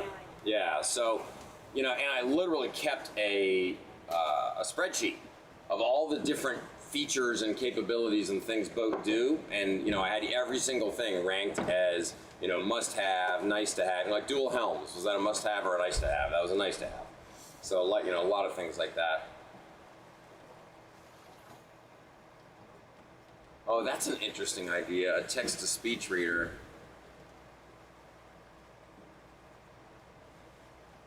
I think probably the best bet is we just need to keep our phone in our pocket and be checking on it on a regular basis, you know, because it's like I can keep the stream going on my phone, look at it, and then when someone engages, then we can sit down in front of any of the cameras, this one or any of the other ones, and talk. And I don't know, have you guys been? Have you been here when we were ever sitting, other than right now, when we were sitting and talking onto the cameras? No, Ben said he came one time. I don't know. I don't want to speak for you, Ben. Yeah. But yeah. I mean, we did it one time sitting up front at the mast, and I was worried the audio wouldn't be good because of the wind, and it actually was okay because we're sailing downwind, so the wind is behind us and blocked by the boat. But yeah, I couldn't agree more. Like, we just need to engage more.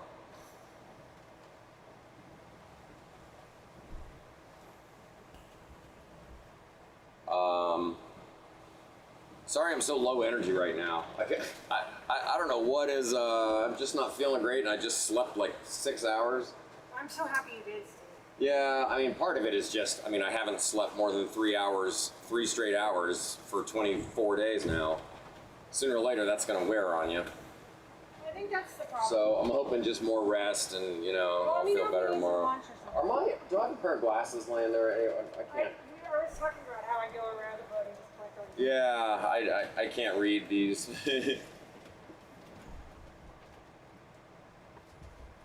Do you mind if I go and take a shower? Of course not. All right. Thank you, baby. Hey guys, I'm gonna go buzz down and take a shower real quick. I smell like a barn animal. I hopped in when you were chatting on the radio. Yeah, I think the key is, I'm trying to think, was it when I was calling? I haven't used the radio much. It was when we called the boat yesterday, that gunboat that came by us like we were backing up. And then the Dole Pineapple. So the key is that we have to be aware, like, if I'm going to be at the helm, I have to turn off the other microphones so that you don't get echo, because the aft cockpit microphone is 6 feet away from the helm one, and if they're both on, you get echo. So, yeah. And by the way, and Alan, like I said, His name is Ben. Oh, sorry. Alan Alan is Ben? Okay. I know, I called him Alan, and then it says Alien. Oh, it's Alien. And I was like, just so I know your real name. Yeah. It's Ben. Okay, cool. He's a military Ben. Yeah. Oh, thank you for your service. My dad was career Navy. I never served. It was actually one of the regrets of my life. Anyway, yeah, to be clear, like, I'm not taking... Oh, the gunboat. Okay, that makes sense. Yeah. And so I think I just need to be more aware. Like, if I had run down and turned off the other microphone when we were talking to that guy, it would have sounded okay. It's just you got to manage it and have only one going. I did manage to have the aft cockpit and this microphone going at the same time just by dialing the levels, and that seems to be working, so... Yeah. Oh, well, thank you, Ben, but we're, we love suggestions and any ideas. And if you guys are going to take the time to say, hey, this would be great, we want to hear that. There was one woman that said, I'd really like to be able to see the mainsail. And so I had one more security camera, and that's the irony is I bought these as security cameras and I was able to repurpose them. But I added, if you look at this, hang on, I need to adjust that camera. But we put this view in so that, here we go. There we go. Right, so now you get a view of the cabin top and the mainsail. And there's a 20-second delay between the time I do something and when it comes through, but that mainsail camera is going to adjust in a minute. But I've never put more than 4 cameras up at one time because it just gets too cluttered, I think. So about 5 more seconds and that new camera is going to adjust. Yeah, I have been amazed that they're that stable as well, honestly. It took a lot of tweaking on my part, and the fix, I don't know if you've ever used OBS, but the fix that really seemed to work was when I changed them from a main stream to a substream, and then they're streaming at a lower quality, but not one single person has noticed a lower quality. What they have noticed is more consistent. The cameras, you may have seen, they were graying out for a while. And, why did that... Oh, I see what happened. Hang on. It's definitely finicky. I get these little things where the cameras freeze up, and we have a lot of friends that'll come in here and say, hey, your camera's frozen. Okay, there's the mainsail.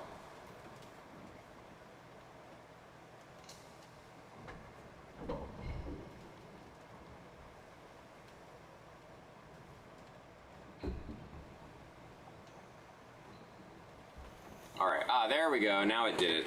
Yeah.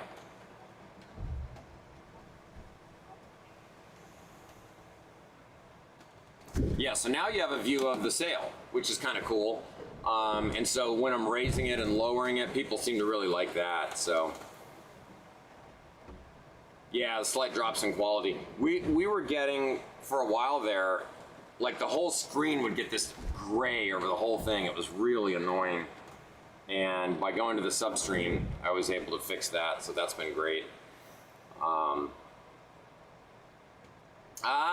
You're seeing 2 reefs. Dude, if you actually know what a reef is, you are, you're ahead of the game for, a lot of people that are here don't really have sailing knowledge, they're just intrigued. So you are seeing 2 reefs. And the reality is there's 2 reasons for that. I don't really need 2 reefs right now. But 2 things. One, my reef 1 line chafed through and snapped about a week ago. So that was fun.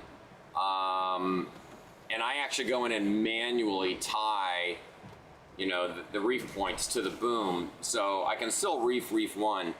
But what's been happening to us lately is in the middle of the night, you know, like 3 or 4 in the morning, the wind will come up and get really, really high and sustain for a while. So, you know, every night for the last several nights, it's been, you know, north of 30 knots true. And so the Reef 2 setup, it doesn't cost me very much speed, but it also means I'm ready for up to 33 knots of apparent wind. And then I don't have to scramble around in the middle of the night trying to put a reef in. So I put that Reef 2 in probably a week ago, and I've just left it. And it's just convenient. The other issue is I broke a batten. We at one point had a 30-knot wind sneak up on us out of nowhere, and it snapped a couple of the battens, you know, like a twig. And so Reef 2 puts that batten below. Yeah, the stream is rewindable. I think that it's not. This is how I think it works, and anyone that knows for sure can confirm. But when you're watching it, when we're live, if you've fallen behind, you can stay behind. But as soon as you click live and go up to live, you can't scroll back. I think that's the way it works. I've played with it some. But after we end the stream and YouTube processes it and puts it up the next day, then you can scroll to anywhere you want within the stream. So I think that's the way it works. So if I'm wrong, someone please tell me. But I think that's it. All this stuff is figuring it out as we go along, man. But yeah, the reef is key. You know, it just makes life easier. I don't have to scramble around trying to put in a reef or shake one out at night. I just put in Reef 2 and leave it there. And everyone disagrees on this, but like if I were to get to the point where we needed a Reef 3, I would just drop the main. Matter of fact, to deal with that Reef 1 line that snapped, which I was really mad about, my rigger, because that's $200 worth of line, and it was brand new in November, and it snapped based on chafing. But anyway, what was I saying? Oh, I am planning to take the Reef 3 line and repurpose it for Reef 1. Then I'll have a working Reef 1 and Reef 2, and then I'm going to add another line as a downhaul. So that'll attach to the head batten car all the way at the top, and that line will go up to the top with it, and then that'll run through the turning block at the bottom of the mast that used to be used for Reef 3. So what that'll give me is Reef 1 and Reef 2 working well, and Reef 3 I never plan to use. If I get in a weather situation where I need Reef 3, I'll just drop the sail. And the problem is when you drop the main now, it usually doesn't come all the way down. So I end up having to go up on the cabin top and climb the mast, which is not fun in 15-foot seas. You know, I mean, I only have to go up about 8 feet, but still, like, if you got thrown off that mast, you know, you might never walk again. So the downhaul will avoid me having to go up there and manually pull down the sail, because it'll be a line run all the way back to the cockpit, and then I can just pull on that sucker and pull the bag right, you know, pull the whole sail right down into the bag, and that'll be much more secure and safer. So I don't know that I'm going to try to re-rig that now while I'm out here at sea. It's really, I actually did some work on the boom the other day, replaced some hardware, and I mean, man, you're up there the whole time, like rocking around. It's not easy.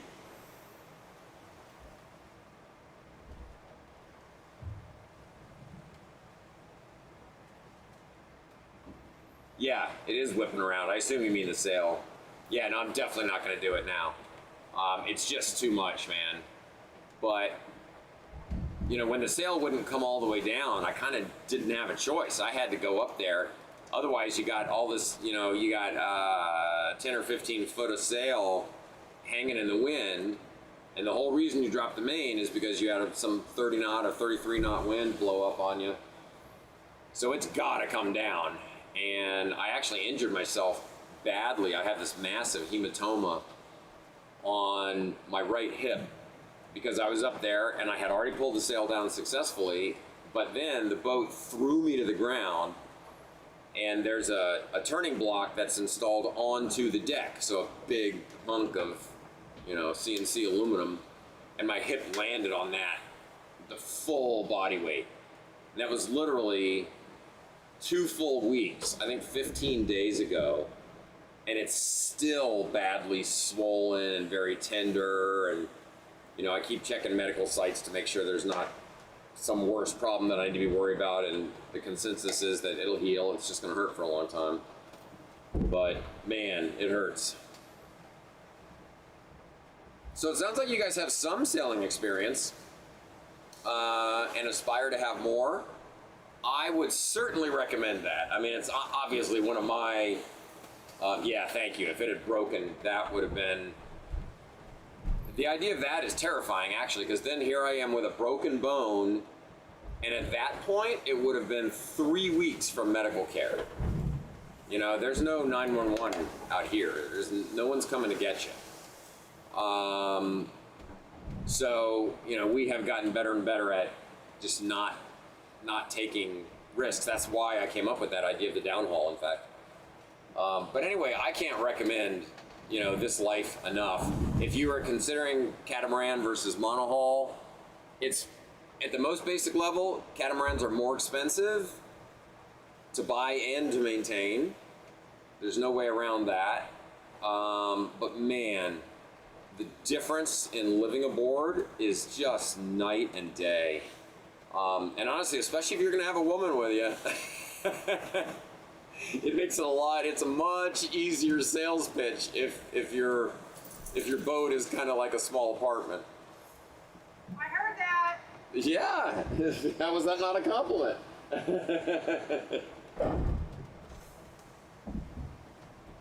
Yeah, a lot of videos, books. That's funny. That's exactly how I got started. I couldn't tell you the author's name, but somewhere along the line, I don't know, 20 years ago, I bought this book, Learn to Sail. And it was pretty thin. I mean, thin. Like, it was really, and it covered the basics of points of sail and docking and things like that. But it explained it well in a way that made sense to me. And then I just, you know, my recommendation for you guys is go sail a lot of boats. You know, find a charter club, take vacations where you're chartering boats, because you learn, all the learning comes from, not all, but so much of the learning comes from experience. Yeah, and it just, you know, just one little example, I was sailing a small monohull 20 years ago probably, and I jibed at one point, and the mainsail tore right in half, right along the seams, tore the entire width of the mainsail. And I was like, oh, and I wasn't friends with him, but I knew the guy who owned the boat, you know, who was the owner who had it in the charter program. And so I called him personally. I'm like, Peter, I don't know what to tell you. I'm so sorry. Like, I promise you I was being responsible. I didn't do anything stupid. You know, I had the sail sheeted all the way in on the jibe. The wind was not extreme. I don't know what to tell you, but I mean, I'm willing to help pay for it. And he said, you know what, Steve? He's like, that's just how it works. Like, sooner or later, the sail is going to wear out and tear, and somebody's going to be aboard when it does. You just got lucky. And I thought that was the coolest attitude. But the bottom line is, what I'm getting at here is that things will go wrong. You will make mistakes. You will wrap a prop. You will have an accidental jibe. You will have, you know, it's just the way it goes.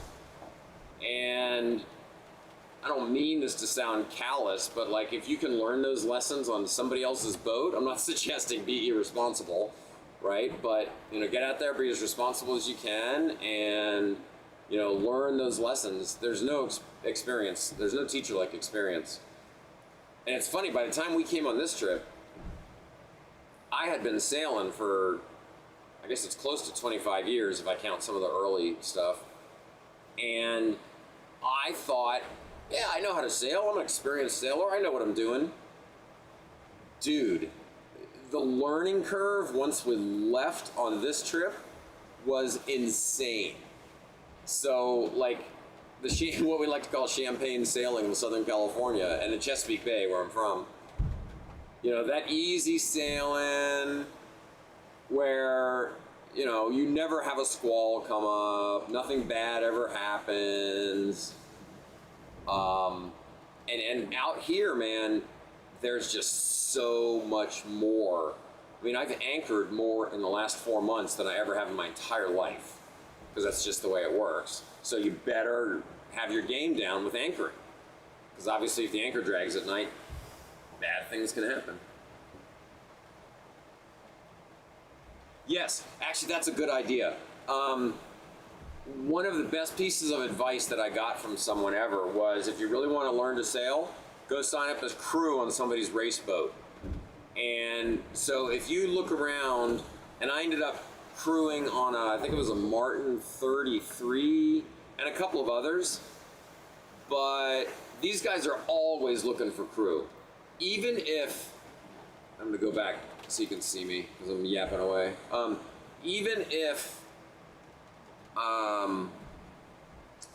you have close to no experience, which was me at the time, you know, they're looking for rail meat, or they're looking for people to do the basic jobs. And if you get onto somebody's crew and you have the right level of humility with them, is to say, look, I'm not very experienced, but I will listen and I will take your commands, and I'm just going to do what you say, you'll find that you end up sailing with these people that are just so salty that have been out there sailing since they were 4 years old.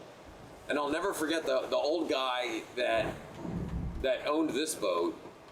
At one point, the outhaul on the mainsail snapped, right? So now the entire mainsail is flapping in the wind, and it's a small boat, so it's not all that scary. Like, if the mainsail on this boat, it's terrifying. But he kind of went, and went down below, came back up with a Ziploc bag full of all this random used bits of hardware, dug through the bag, found something, rigged it up, pulled it taut. He's like, all right, get the spinnaker out.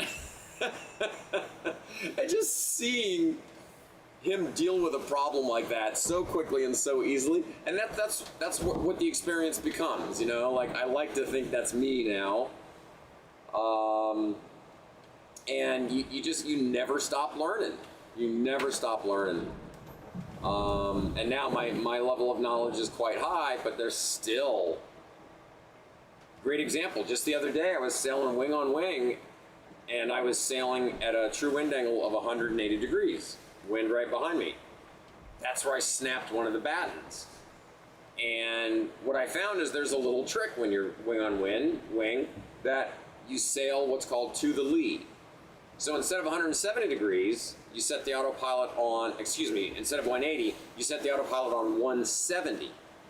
So then that gets the mainsail off the wind enough so it stays full and doesn't flog and doesn't break battens, and it's still enough that the Genoa is going to fill and stay full as you sail. And it's way safer. And here I am, I've been sailing 25 years and I'd never heard of that. And I caused damage to my boat because I didn't know. So like I say, you never stop learning. Yeah, that's what we're talking about. Yeah, classes are good, you know, I mean, because usually when you're signing up for classes like that, it's going to be someone who, this is their hobby, they've been doing it for years, they're trying to make a little bit of money at it. Obviously some are better than others. I had a couple instructors that were total knuckleheads, and I had some really good ones. But obviously part of it is the knowledge itself, and part of it is just getting on the water. This kind of goes back to the race crew thing, getting on the water with someone who knows what they're doing. Right, so now I'm on the other side of that. I've got a bunch of friends that have come out sailing with me a number of times. They were on my race crew, you know, and they're all, I'm not trying to puff myself up, but you know, they're like, oh, I've learned so much from you. And honestly, it's really gratifying. If you love sailing and you're, you know, paying that forward and sharing it with someone else and helping someone else enjoy the sport, that's pretty satisfying. So yeah, I would definitely recommend finding a way. Get out on the water with experienced people. The only thing you got to watch out for is, for some reason in this space, it's kind of common for people to think that it's, the way to operate is to be this, you know, salty sea dog yelling at your crew. I mean, I had this skipper one time who was a friend of mine and is no longer, and he would just yell at you, and in ways that were actually insulting. Like he'd be yelling, and he'd be like, "Ah, come on, you moron! Get that spinnaker down!" And it's Hey, like, Steve. that's not cool. Sorry to interrupt. See, this is a big pick-me-up, right, Steve? Yeah, no, I feel better. Okay, speaking of problems, the pump in the shower's not working. Oh no. Oh my god. Great. Yeah.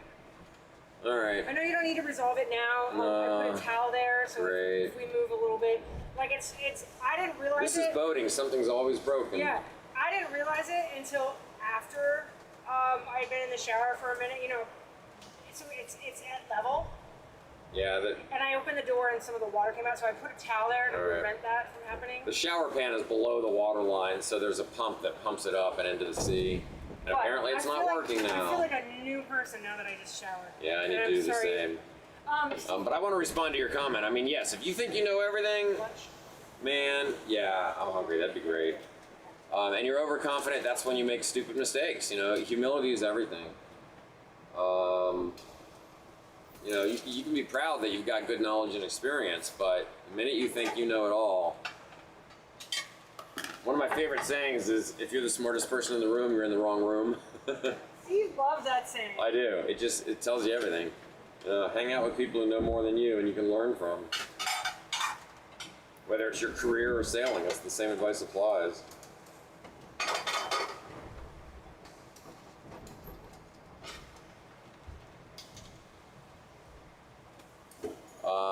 So do we want to try? But yeah, and you guys have us, you know, we're on Instagram and things that, you know, any questions you have, I'm always happy to help. I love to, you know, share my knowledge there. Except his bank account information.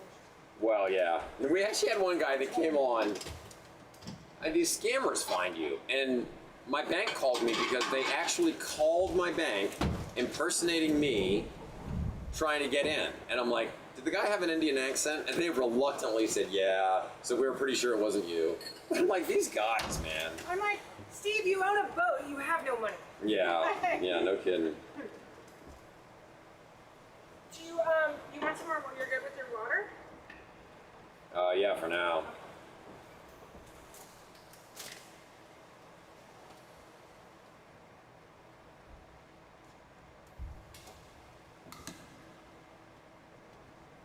Yeah, but sailing is amazing, you know, and it's, the thing that I love about it is, well, like for example, Megan just came up here and said the shower pump's not working.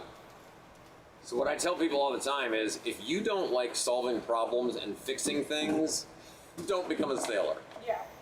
Because things break all the time on a boat.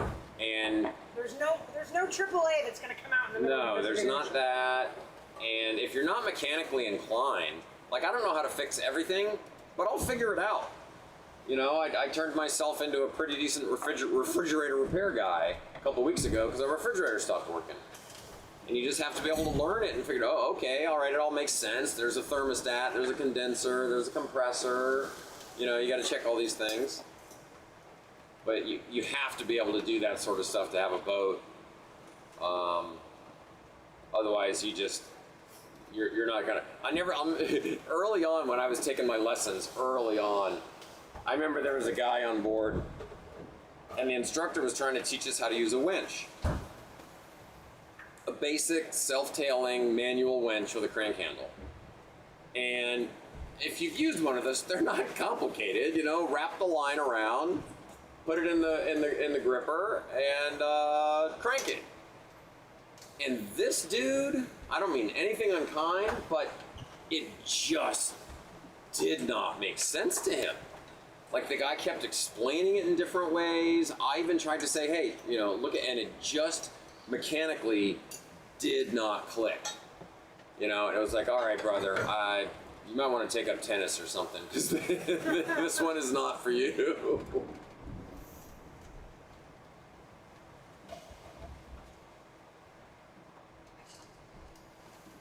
He was a nice guy. It was on.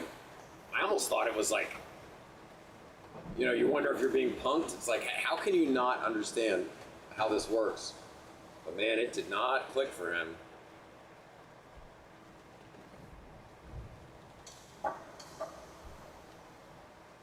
Oh, I missed this one. Someone said the small but great boat Mara has costs of 50 to 100K. Maybe that would be in the budget range. I don't know that boat. Is that a manufacturer? I mean, I don't know them all.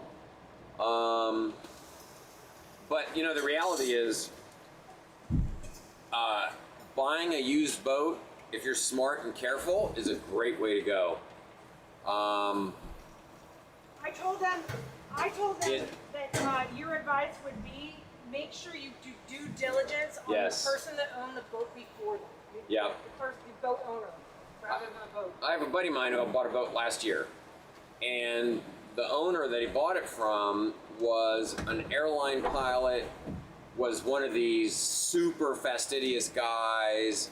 You know, it was just, if that boat needed something, he did it. The checkbook was open, and he had spreadsheets and maintenance logs, you know, more disciplined than I am. And like every little detail, and he had installed, you know, solar charging systems, and you know, that's the kind of owner that you want to buy from. And so you have to try to figure that out, because there's also a lot of people that go buy a boat because they think it's a great idea, and we've all heard that saying about, you know, the 2 best days in a boat owner's life. You know, and if you're that guy, that just means you're not into boating enough. That, you know, I mean, I can't imagine selling this boat, but if you find someone that really maintained it well, and that was like a part of their personal values was taking good care of their boat, that's amazing, because there's lots of boats out there that people buy that don't get a lot of use, but they maintain well. If you can find that, that's more important than the manufacturer itself, I think, even. I was telling them, like, it kind of is like buying a used car. You know? Yep. People don't disclose all that information. It's been in an accident. You don't really know. And I think, you know, having records and, you know, doing a lot of it, you know, what type of personality was the owner? Yep. Yeah, it's so important, because you get these people that bought it, they thought it was a good idea, and it sat in a slip and rotted. Yeah. And I mean, if boats aren't maintained properly, they rot, literally. Yeah, because the elements is not the same thing as being out like on land. You got salt, you got critters in the water. There's so many of these things that.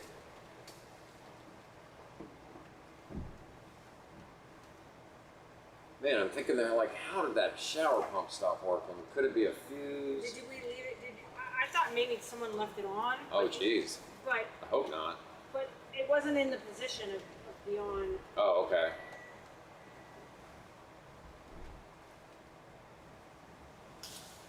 I hate stuff like that.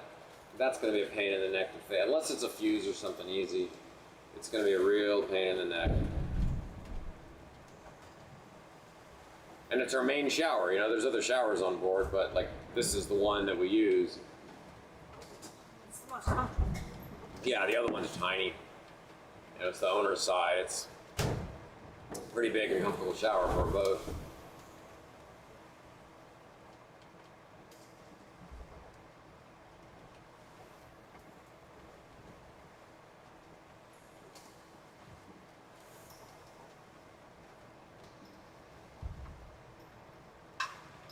I wonder if there is some way. You know, it'd be cool if YouTube had a notification where your phone would beep at you when someone puts something in the chat. I don't think they have that, but it sure would be nice. Ben and crew were saying that you get to a place where then the commenters are commenting To each other. Yeah. Yeah. And that's where you want to be.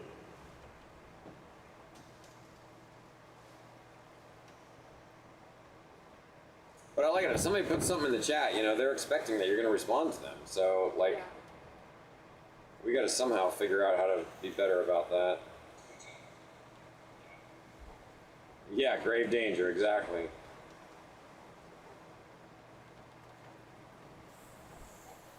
Yeah, totally true. You know, you can find an auto repair shop, but even when you're doing coastal sailing, the reality is a lot of the places where we were, I couldn't find a decent mechanic. You know, we found a decent one in Puerto Vallarta. We found an okay one in El Salvador. But if you were in Chiapas and needed service, you're out of luck, man. And a lot of these guys are just, you know, they're not really in business. You know, like one, I mean, they'll come and you know, labor's cheap. But I had this multiple times now. I've hired people to clean the boat, you know. To detail, clean. Yeah, come and scrub the decks and do all that hard labor that we don't want to do. And in Latin America, it's, you know, really affordable. And they'll show up with nothing in their hands. They come ready to work, but they're not showing up with cleaning supplies and brushes and, you know, cleaning solvents and stuff. They just show up and they're like, okay, how many brushes do you have? And you're like, what the hell? I asked if they minded if I ate in front of them on the camera, and they said no. Okay, well, that's and good. I showed homeless Steve. We know about homeless Steve. Yeah. Oh. I hope that makes you feel better. Yeah, I don't know what the heck is wrong with me. Yeah, and the danger is real. Like, if you get out here and, like, let's say your water maker stops working, you better be able to, yeah, not professional at all. And it's funny, what the guy in El Salvador actually had a business card, you know? I clean boats. And he shows up, okay, you have brushes and you know, cleaning solvent, right? Like, bro. You know, so they do the labor, but, and this is, it's just kind of how it is in Latin America, you know? You can find guys, there was, in Puerto Vallarta, we had a really great crew, and he was professional, Johnny on the spot. He had a crew of like 6 or 8 guys, and they spent 3 days, but it was very expensive. He did a good job. Expensive for Mexico. Mm-hmm. Like that detailed job in Southern California would have been $3,500. Yeah.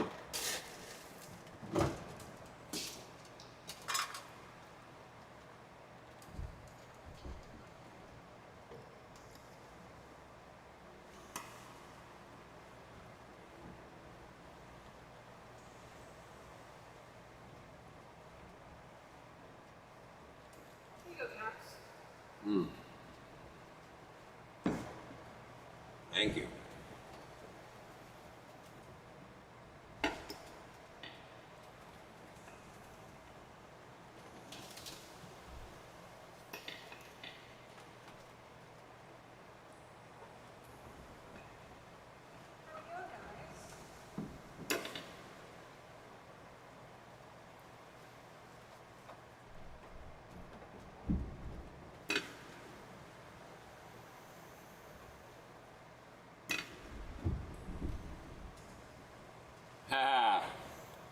I'm having pasta.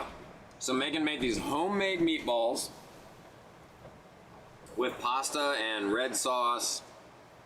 And man, it's delicious. This is the kind of thing I could eat leftovers of these forever. And you know, and that's the other thing is like when you cook on board, you want to, you know, you never know how the conditions are going to be that day. You never know. So like when I cook, I tend to make big pots of stuff and that we can eat. Like, you know, there's been days where there's no way I'd be standing in the kitchen. Yeah. So you want to just have things Be that dangerous. that are easy to make. I've been really surprised. I mean, we've heard a lot about coastal sailing and like crossing that that food goes bad quickly. Man, I was shocked how fast food went bad. So much moisture in the air. I was crazy. It was just like, you know, we haven't had fresh food in at least a week and a half. Yeah. And it is what it is. We're on canned and frozen food. Your fresh food is only good in the first 2 weeks, maybe. We didn't even get that. And we're, what is today, day 24?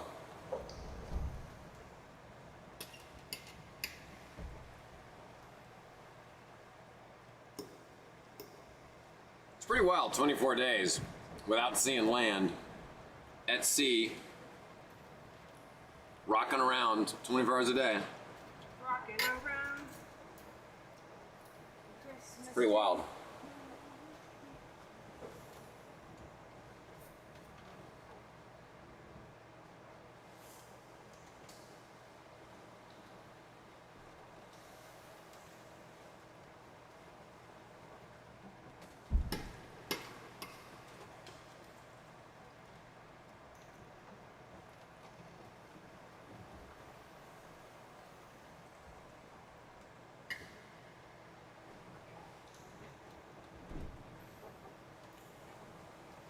You feel better, Steve? Not really. Really?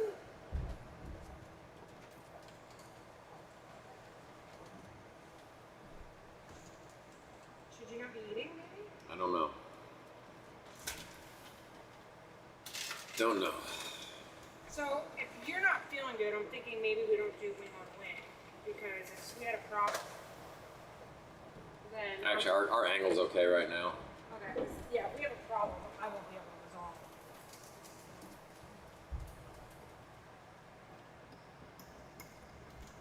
it. Oh, I don't think, the question is, does it help with the monotony of the passage to have internet, or could you do without it? I mean, we could do without it, but I know we wouldn't have wanted to, you know, No, like, I feel- it's certainly nice. We're connected with our friends. I mean, even if we didn't do this live stream, we're connected with our family, our friends. You know, I brought enough crafts and things like that to work on the boat, but it's nice to have some sort of other, you know, outside. Yeah. Well, and even, you know, what's cool is, like, with this whole live stream, it's like our family and friends are here with us, like Yeah. we are right now. We're sitting here chatting with you. We do the Yeah. same thing with them, you know. It's really, really cool. And, you know, you end up feeling, so I have, you know, a lot of my buddies drop in on a regular basis. We've made some new friends, people we didn't know before that have been, like you guys, that, you know, introduced themselves through this.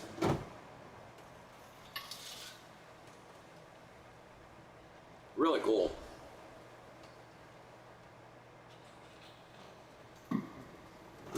Yeah, I wouldn't have wanted to do it without Starlink.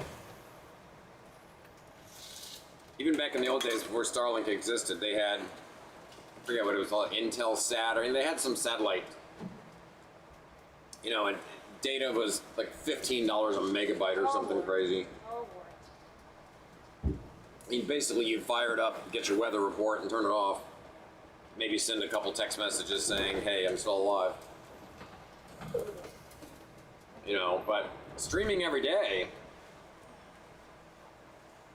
and that adds up. Even now we turn it off at night, but it's running us $80 a day, you know, to use this much data.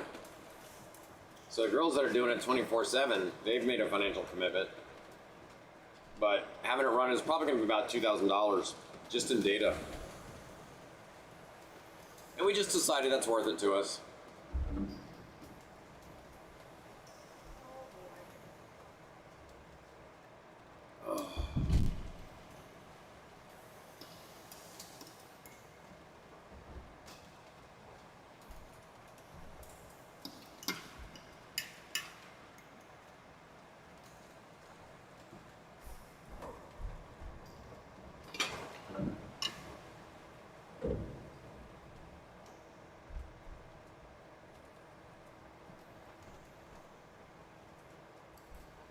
What bitrate are you sending to YouTube? I don't know off the top of my head. I think that's in here. So I do get warnings from them sometime. that it's a little bit lower than it should be most of the time. Oh wait, hang on, here it is. Oh wow. The bit rate is jumping back and forth between 1600, 800, 1000. Right now it's 621 and it turns yellow. What's the bit rate? Now it's 898 and it's green again. It was 1600 a second ago, so it goes up and down. It's the bandwidth that the data is going through, all the data about the video and the audio. Okay. Is ours high or what is it? I don't know what those numbers It varies. It goes up and down, I guess, depending on what Starlink is doing. Well, I'm glad you're enjoying it. I was proud of the multiple camera setup.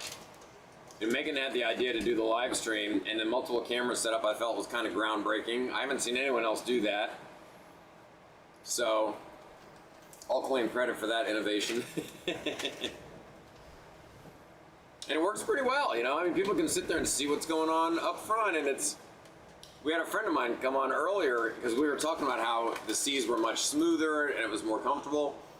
And he's like, wow, based on the front camera, it's still pretty sporty out there. And it was obvious what had happened is we just gotten so used to it that, you know, that this seemed much better. And it felt better because it was so much worse a couple days ago. But even still, the conditions we're sitting in here right now are pretty smooth, pretty comfy. But it would make a lot of people seasick. Yeah. You look at how much the boat is rocking, it's a lot. I mean, I've taken people out for, you know, short day sails and they get seasick there. So if you're prone to it, it's going to get you. Megan actually trained herself to not get seasick anymore. So that's actually a thing you can do.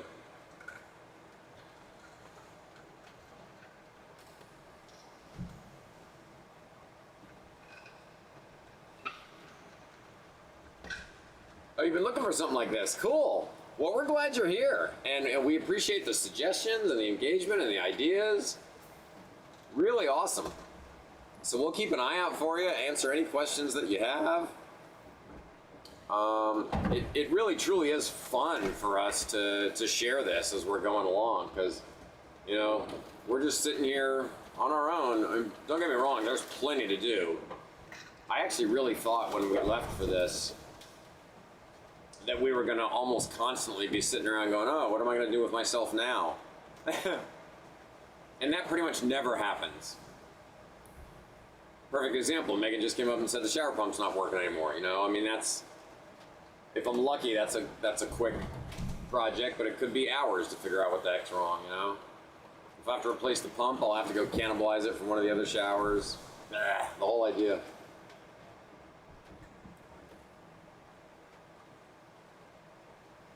Megan, were you by chance rearranging anything under the sink in that bathroom?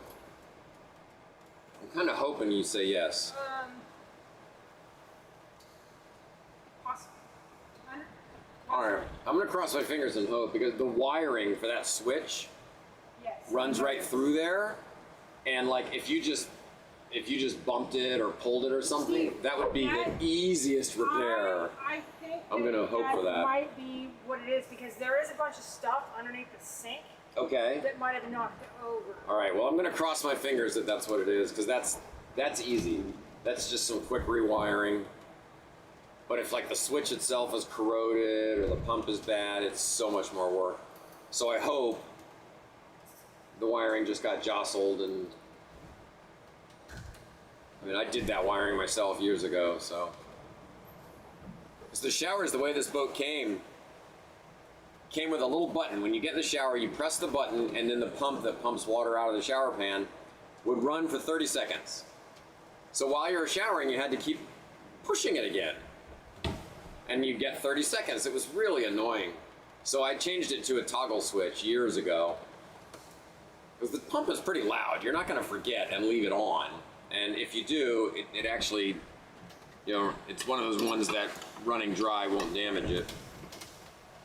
But it's loud, so when you're done with your shower, you just turn it off. You know, unless you're just stupid.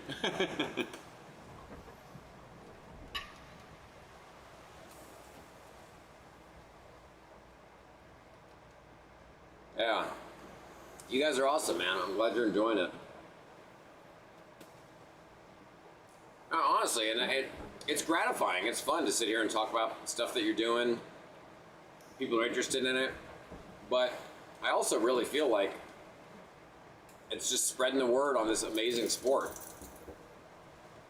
And a friend of mine showed me this life 25 years ago, took me out sailing, and we got down there to his marina. This was in Annapolis, Maryland. Walked down onto the dock, and all of his boat neighbors and the slips next door, they were all sitting in lawn chairs and stuff, drinking a cold beer, socializing with each other. And then we got aboard and went out sailing on a beautiful day. And the way I felt at the time, I was like, I didn't even know this was on the menu. I didn't even know this was a thing, but I decided that day, I'm like, I want this life, one way or another. And it took me 20 some years. You know, my ex-wife was not into it. I didn't live somewhere. I lived in Philadelphia. There was no water that was really close enough. There's the top of the Chesapeake Bay, but they're hours away. So when I moved to Southern California in 2013, I was like, okay, I'm diving in. And by that time, I mean, I knew the basics of how to sail, but I wouldn't have called myself an experienced sailor. But I dove in and did a lot of it. And it's a really amazing thing. Like I always feel like when I introduce someone new to it, you know, that you're doing them a personal favor. Can I bother you to reach into the cabinet and get me some more party bags? Yep. Oh.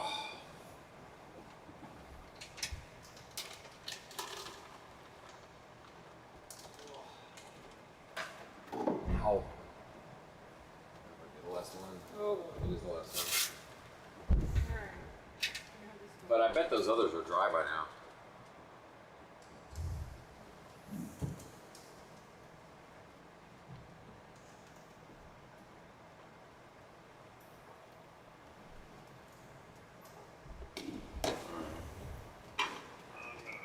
Leave it there. Finish that.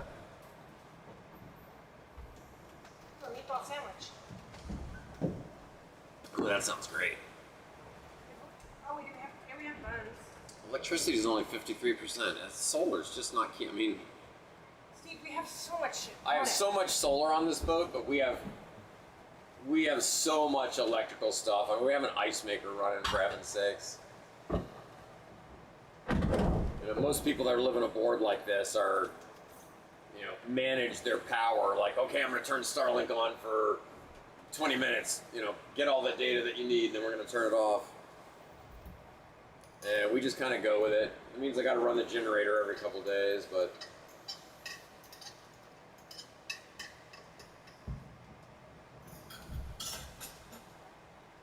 All right, well, I'm going to try something, actually. If you guys are still sticking around, I'm going to turn the aft cockpit mic on. And actually, I think I can leave this one on. And I'm going to go out there because I got to lie down. I feel like crap. I don't know what the heck has gotten into me. But Can you look at it on the iPad or on your computer? yeah, I got my phone right here. Oh, so great. I can still answer questions. Here it's like, I can still answer questions. Tell me how the audio is. Tell me how the audio is. It's usually okay on this camera. Hopefully it's good.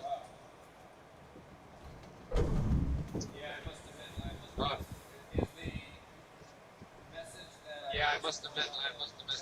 Is the message that I missed one about the batteries?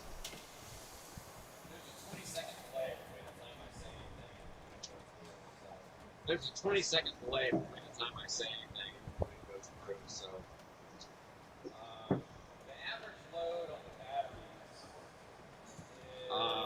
The average load on the batteries is typically 200 to 300 watts of AC, and my shunt is not installed correctly, so I'm not quite sure what the DC bulb is, but it's a lot, because I have 2 refrigerators and a freezer running on DC.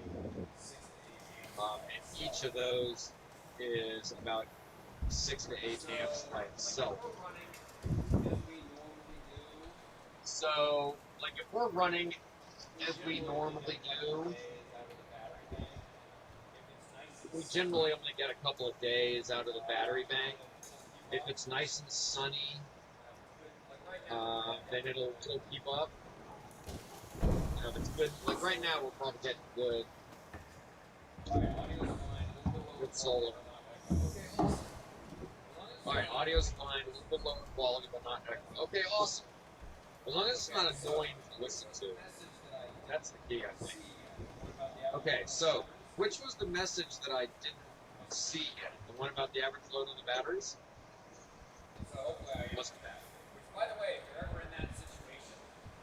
So hopefully I answered that. Which, by the way, if you're ever in that situation, this is one of those things where you don't know what you don't know. I replaced my battery bank with 12-volt lithium because I didn't know if I had it to do again, I would have done it with 24-volt lithium. Way better. Running the cables is easier. You don't need gigantic, odd cables. So that makes it cheaper as well. Batteries, I think, are more expensive. But you just get more juice in a smaller package. So 24 volts is the way to go. And I think you can even go up to 48 volts. That adds a bunch of complexity with having to step down to 12 volts on your inverter. But because I didn't know that, I bought all this 12 volt equipment. Now I'm kind of stuck with that unless I spent a whole bunch of money to upgrade and stuff. But I sure wish I'd known that at the time. That's the sort of thing where it's always hard to find a really good vendor. I always tell my vendors, I'm like, the electrician here, I don't want you to just install what I ask you for. I want you to advise me on what would be the best for this boat. Maybe go back and forth a little bit and consulting and give me ideas. But in this case, I was like, all right, I want to install these batteries, and he's like, okay. Whereas he should have said, hey, if we put in a 24-volt system, you're going to be a lot happier. Do you see big? Yes, 100%. 24, 48, just way better. Yeah, I'm sure the audio was better on the other mic. This mic is now 10 feet away from me. Yeah, I'm sure the audio was better on the other mic. This mic is now 10 feet away from me, and you also have the noise out back. What's this?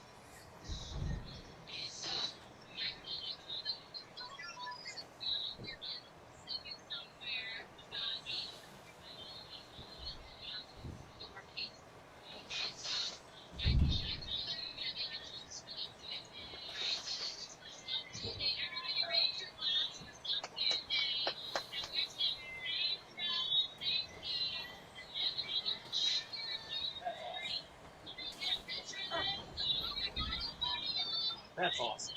We love you, Linda. You're making me cry right now. That's so cool. We love you, Linda. You're making me cry right now. Thank you, little shits. Oh. Is she on right now? No, they posted it on there. Oh, I love you. Thank you, Linda. That's great. Oh, you're making me cry. Thank you, thank you, thank you. That's really hard to do. It's really hard to make me cry. Stop it, Steve. Stop it! Oh, thank you. Yeah, the audio. Yeah, the audio. As long as there's no echo, I think the audio is I almost want, as long as there's no echo, then I think the audio is picking up okay. If we could find a way to wire in those, like we use those DJI mics to shoot videos and stuff all the time. I'll have to play around with that because that is a great idea. Do you know we're less than 700 miles, Steve? I know. How many miles? 684. We have a single generator, one in each hull, just a single one. It's an 11 kilowatt generator, so it's really makes a lot of power. You know, and a lot of people these days with all the solar are talking about going with no generator at all and just relying on solar. And I'll be honest, maybe with a 24 or 48 volt system, I don't know how they do that. Because I have 3,500 watts of solar on here. I've bolted on every watt of solar that I could possibly do, and it still is not enough. Again, you know, we don't manage our usage. We just kind of turn it on and go with it. But you know, we'd have to have a generator. So, you know, the generator's 11 kilowatts. If we're running that, it will recharge the batteries. We can also run all the air conditioning units, which is nice. But yeah, just one generator.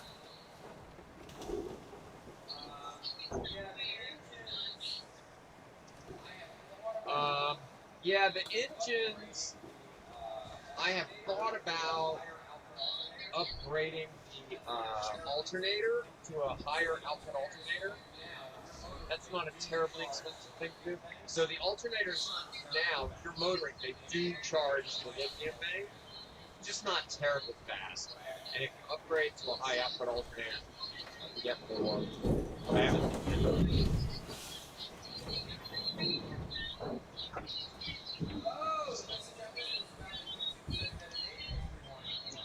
Oh, the message I missed was about the YouTube setting that enables rewind and rewind. I can turn that on. All right. I will look for that setting because I don't know why you would not want that. Thanks for the tip.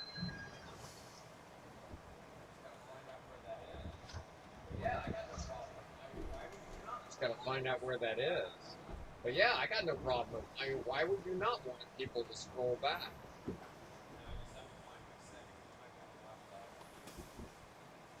Now I just have to find my settings. It might be on the laptop.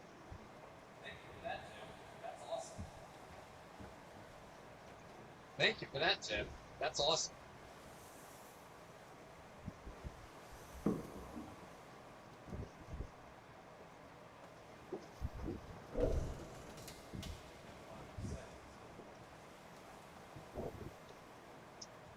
Settings.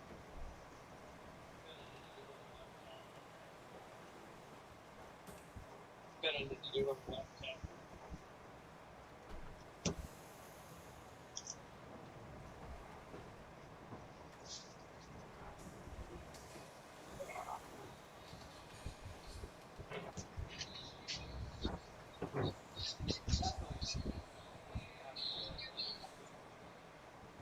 That's cool. That's really nice.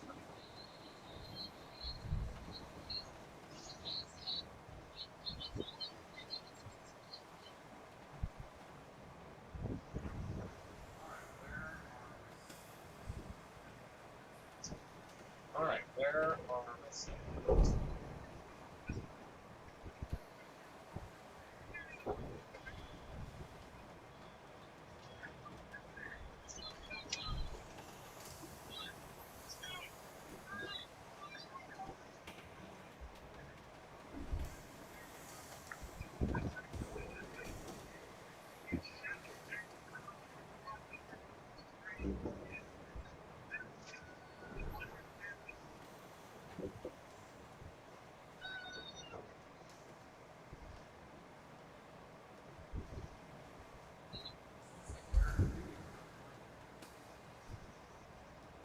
This looks like where it would be, but not going to be. I'll keep poking around.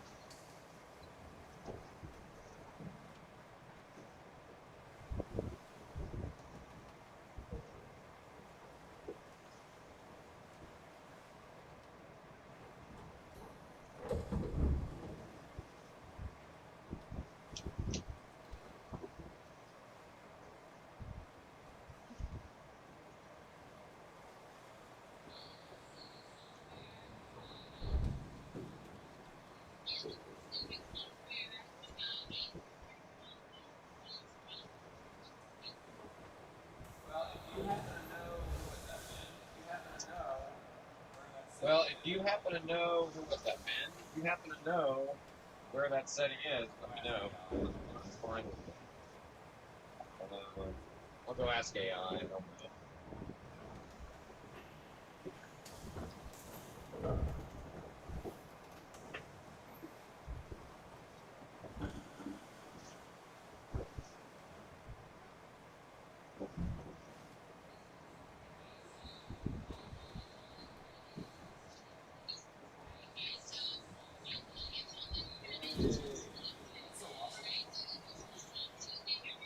Yay! That's so awesome.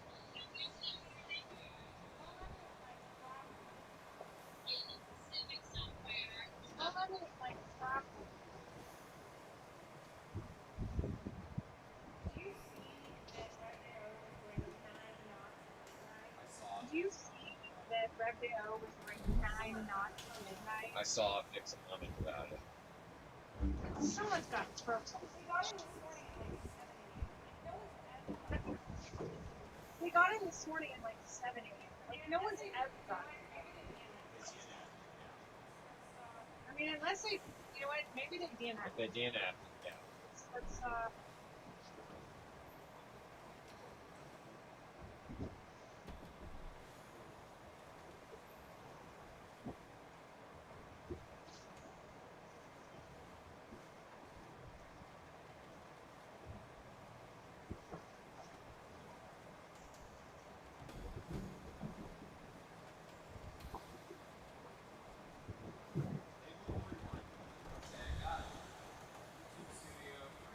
Enabling the rewind feature. Okay, got it.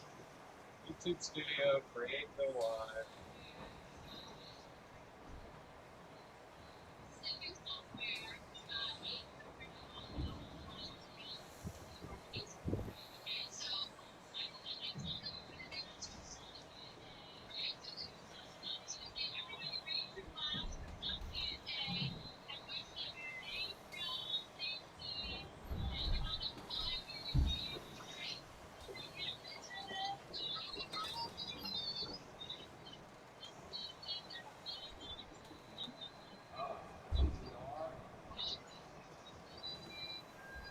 Oh, it's DVR.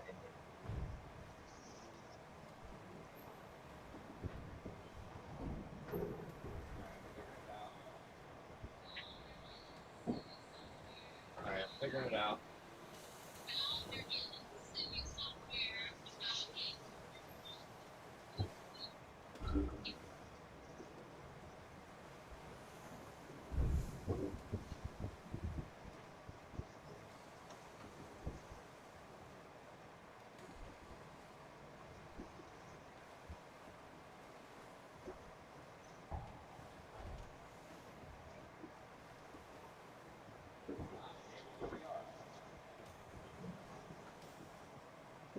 Enable DVR.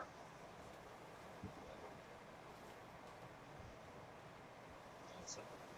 Good. Now that we mention this, now that I know they call it DVR, I think that setting is actually. But now that we mention this, now that I know they call it DVR, I think that setting is actually in OBS. I can turn it on there, so I'll do that tomorrow. Yeah, alright,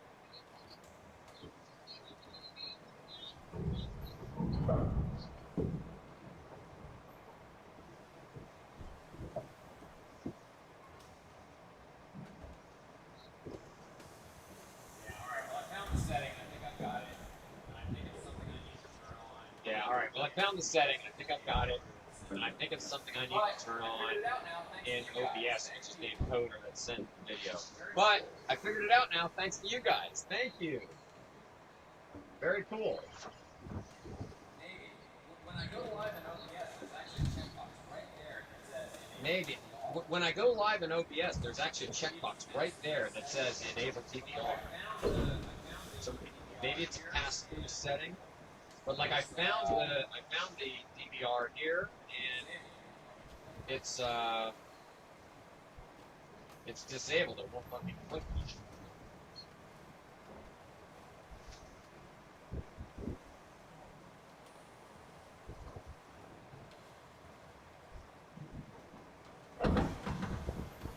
Yeah, I'll experiment with it anyway. I didn't even know it was an option to I'll experiment with it anyway. I didn't even know it was an option to be able to turn it on, so thank you guys for that. There's these other settings here: enable auto start, enable auto stop, enable DVR, and all of those are settings that I've seen in OBS. So I think if I turn it on when I start the broadcast, it will work. We'll find out tomorrow. Now that I know what it is, next time I push it live, I'll turn that on. And honestly, I had it turned off because it's not what I thought it was. I thought it was recording the stream onto my local machine. It's obviously not what it is. Anyway, yeah, I think it's doable. Oh. Oh. How you feeling, Happy? Great.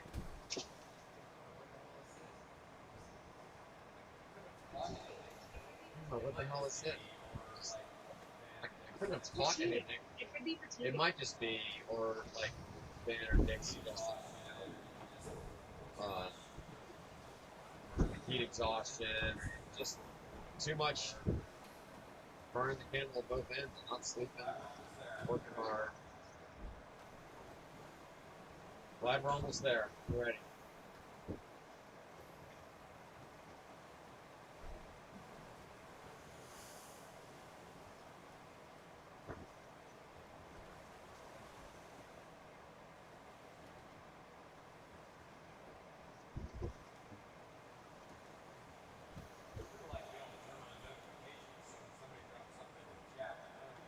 We're like to be able to turn on notifications so when somebody drops something into the chat, my phone beeps.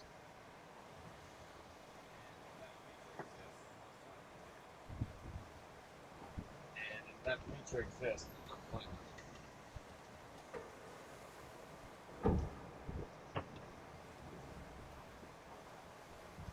You see why we go through electricity so quickly. Look at this. Laptop, phone charger. Do you see why we go through electricity so quickly? Look at this. Laptop, phone chargers, ice machine. Like, we have so much stuff running.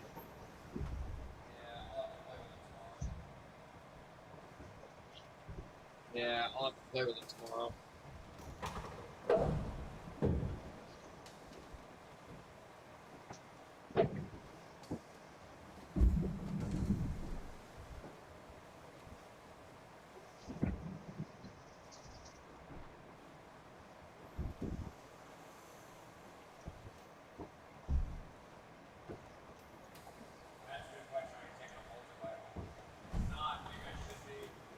That's a good question. Are you taking a multivitamin? I'm not. Maybe I should be. Are you missing out on food you've been eating regularly? I guarantee you Megan is. Megan eats a lot more fresh food and veggies than I do. What's TTS stand for?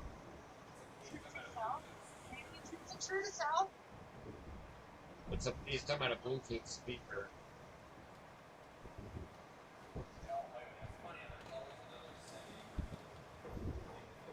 Yeah, I'll play with it. It's funny how there's always another setting or another thing to figure out with all these.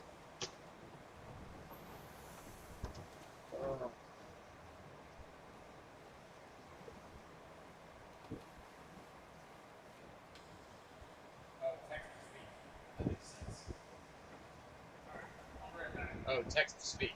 That makes sense. Alright, I'll be right back.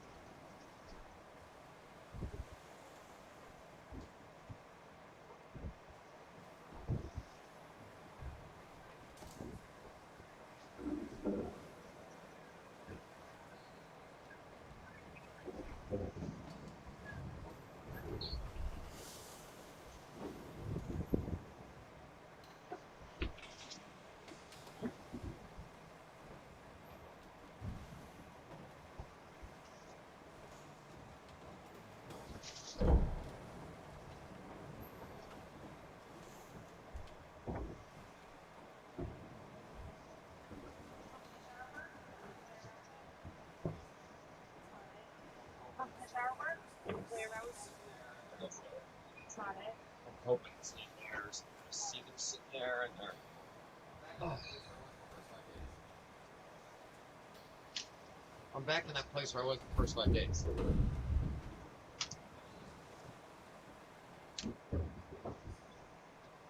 That's just a big thing. Wait.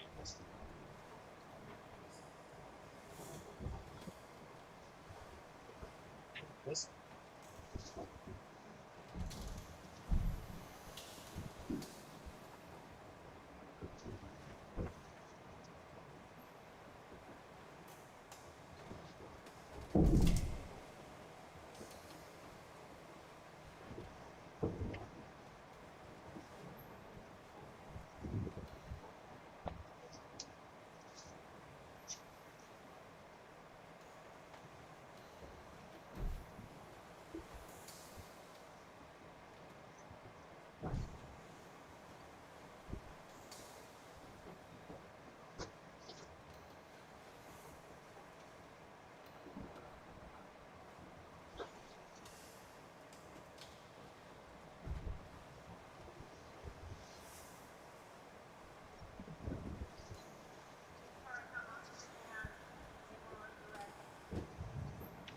Sorry, Mama. Here's the bag.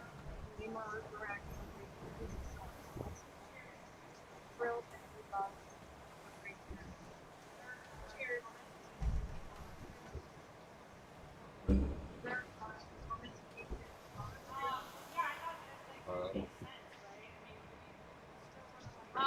Yeah, I thought that like it makes sense, right? I mean, do we still want to like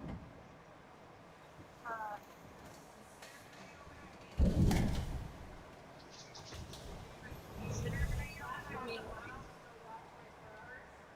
maybe we could do last 500 miles to a long 44 hours. I mean, just make it exclusive, like last. Yeah,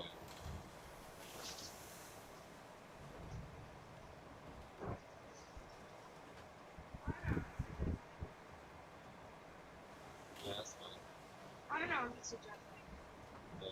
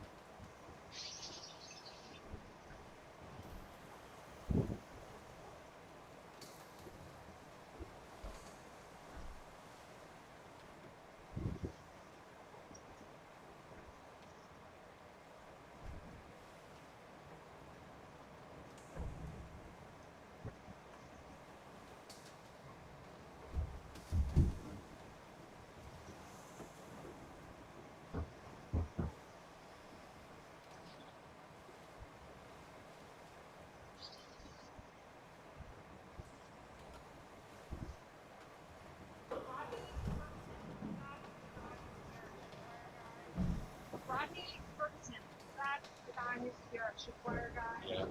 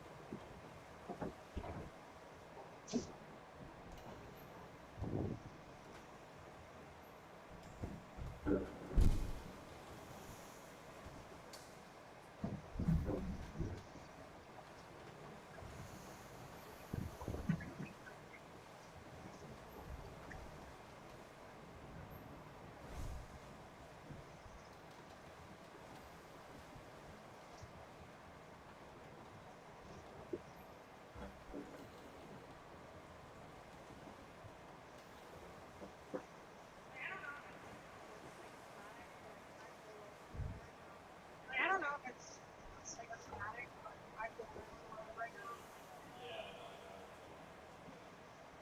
I don't know if I can make myself. Yeah, no, I know.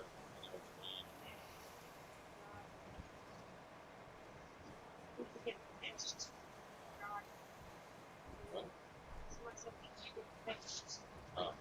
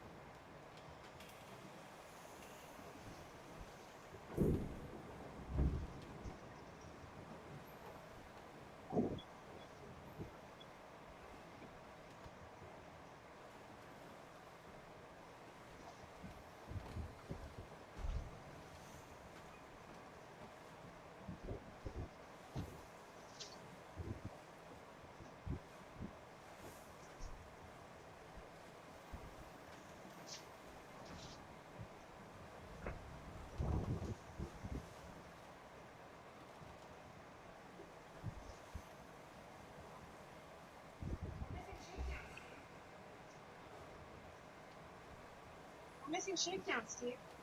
Oh no.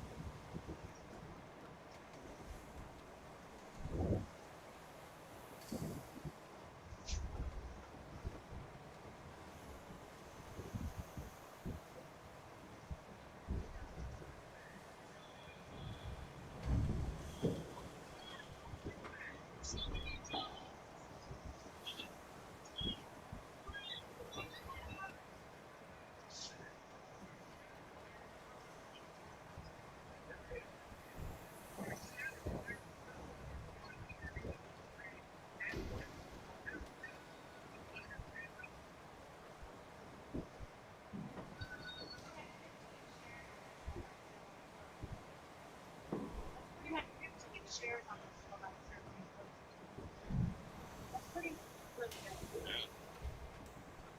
Great.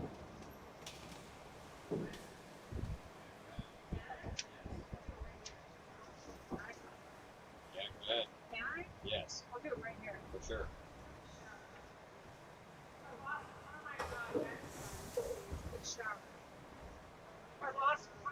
got cactus nuts.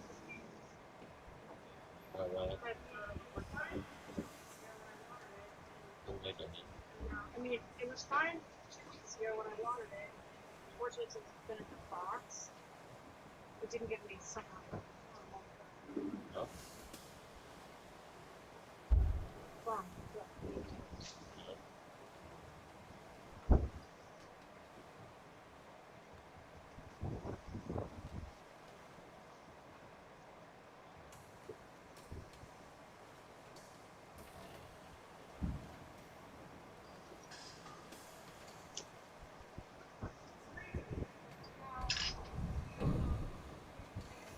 It's crazy how, you know, from the biggest ways ever, oh my gosh, I have panic and anxiety and adrenaline too. It's awesome. Like, a month ago, it was like, oh my god, this is a huge sea. Oh yeah. Oh, it is. It is a big city. Yeah.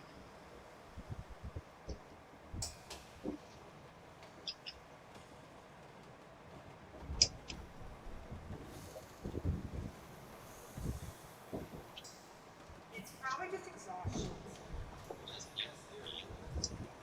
It's probably just exhaustion. I mean, that's the best theory, because where would I have gotten a bug?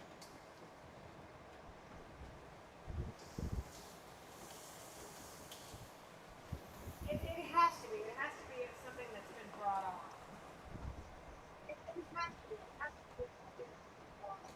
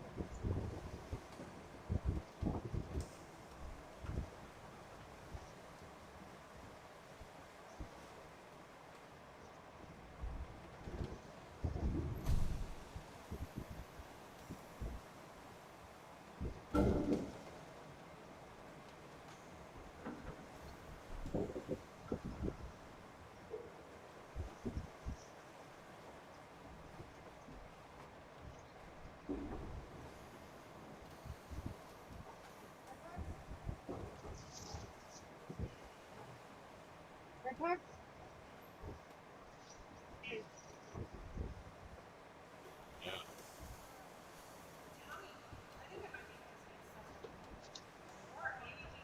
Tommy, I think it might be because, or maybe we like legitimately are making each other sick.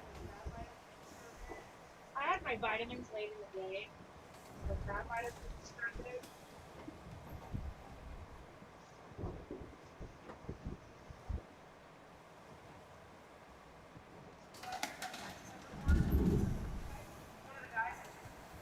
When I threw that cactus over, one of the guys just jumped on it and was like, oh no, you didn't mean like they were worried. Who's gonna, which creature can eat that plant? I mean, like they were worried. And I'm like, I don't think there's anything out there. We've had a line in the water now for 6 days.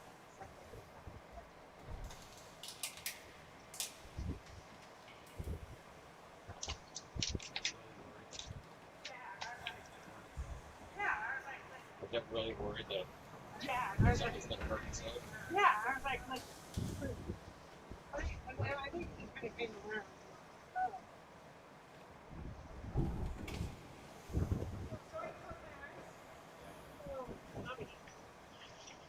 So I can close my eyes? Yeah.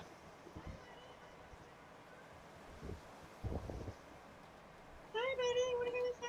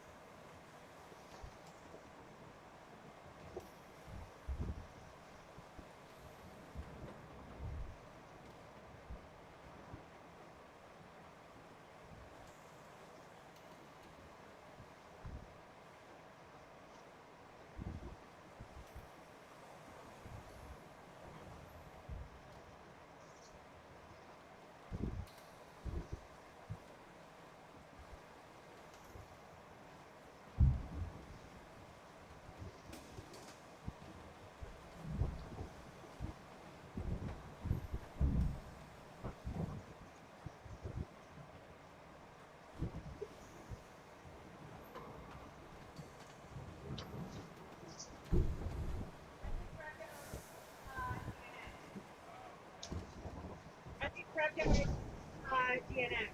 Oh, okay. John says that's common on long passages, particularly when the weather is up. Wrapped out. Oh, John says that's common on longer passages, particularly when the weather is up. All right. Which one? My condition. Yeah, it's ask him if it's called seafarer syndrome.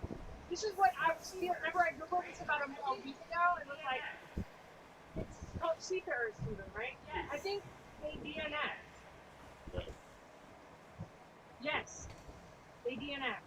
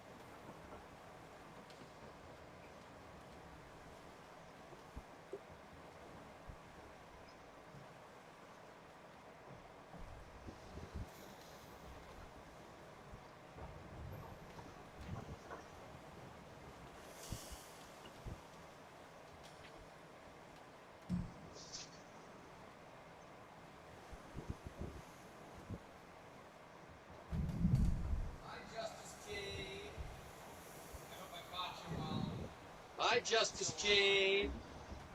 I hope I caught you while you're still on. Thanks for dropping in. It's a quiet afternoon on some Tuesday here. We're worn out, man. Hi, Justice Jane. Steve is sick. Hey, girl, hey. Steve. Hey, girl, hey. Hi, Justice Jane. Hey, girl, hey. Hey, girl, hey. I think Steve might have seafarer syndrome. I had it about a week ago, and you just just feel off. You're also over here with Steve. Okay. Come here, camera. Come here. Over here. Over here, camera. Yeah, she's here. Okay.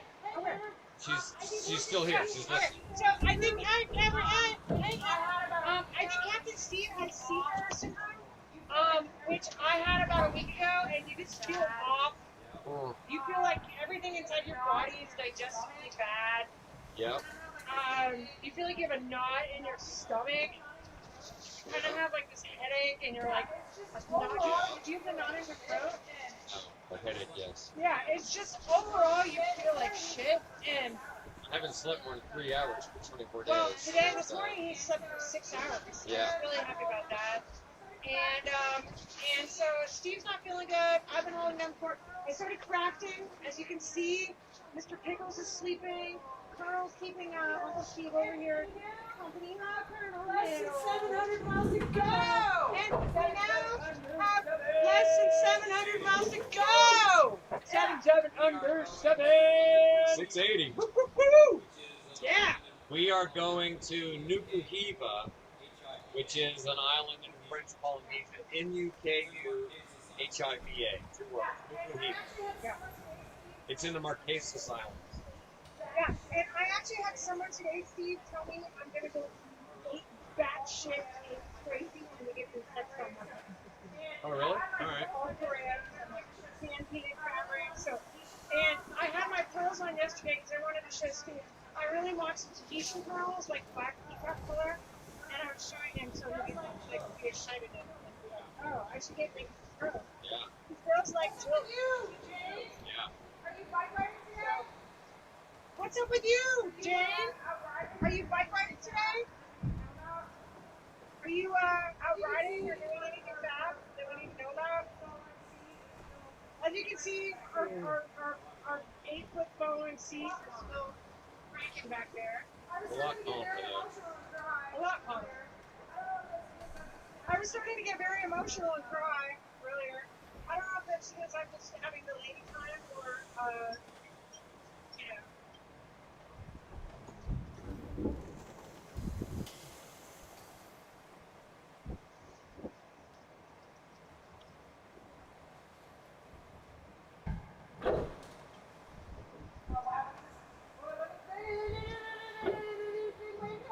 Oh wow, look at this. Oh, look at this. Big wave coming. Oh, you can see that. Oh, dude, that's an 8-foot. 8-foot, here, coming.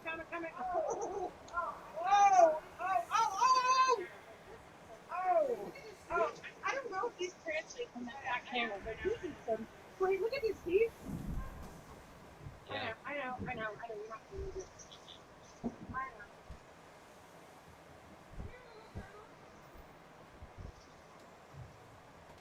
Come here, little turtle.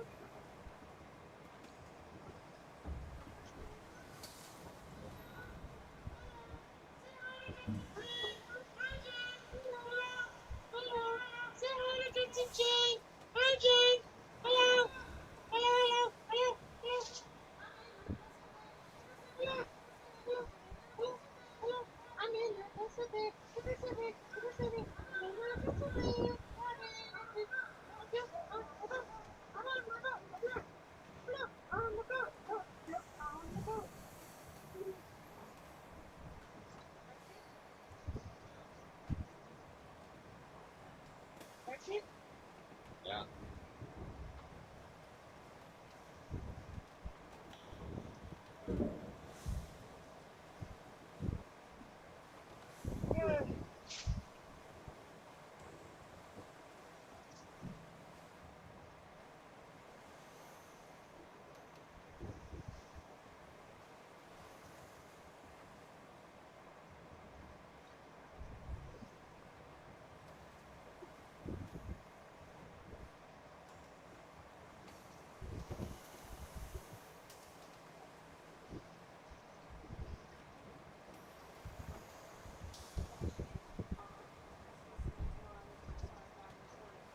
Watching it, so I'm just listening to my sideline recording. Exclamation point. I'd like to know the full story. Period. Did he really turn on the motor and someone pulled him out and he got DNF? Or he self-reported it?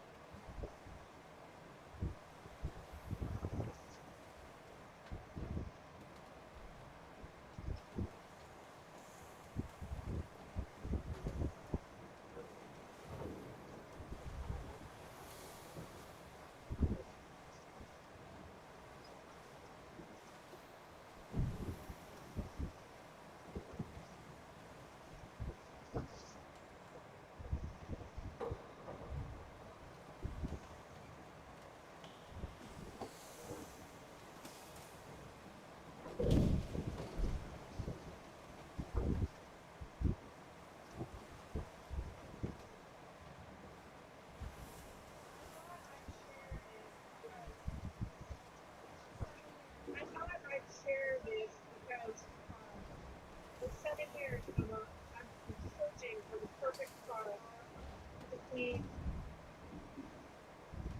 the salon headlining fabric. Are they called headliner fabric? That fabric is on the ceiling? Yep. Is it saloon or salon? What would people do? Both are correct. Saloon is more European. They're both correct.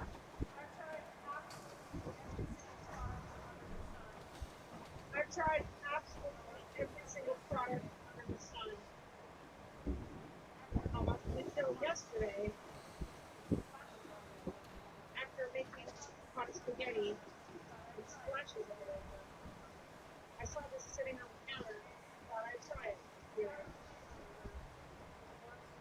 This fabric stain remover works wonders.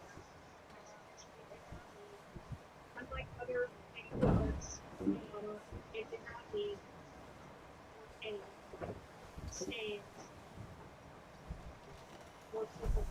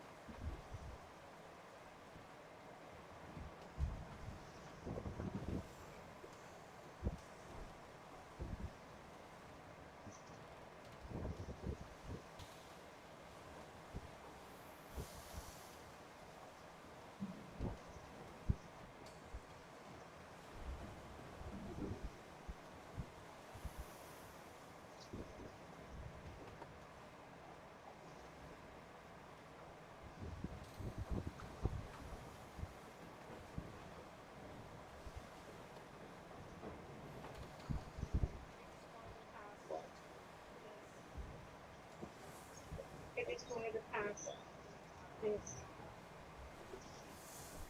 unconventional wedding rocket.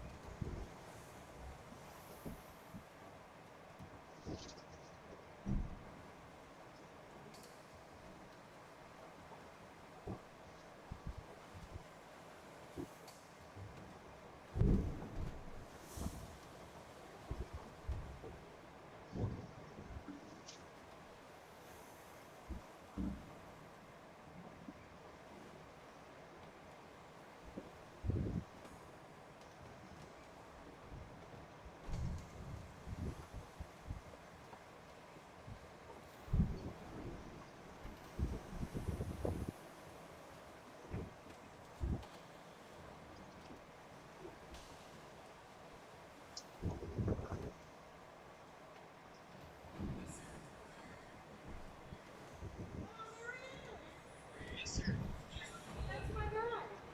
Oh, there he is. That's my guy. What's that? It's one of the top posts. Oh, really? All right. And I think you're this week's favorite. Yay! Nice. I love it.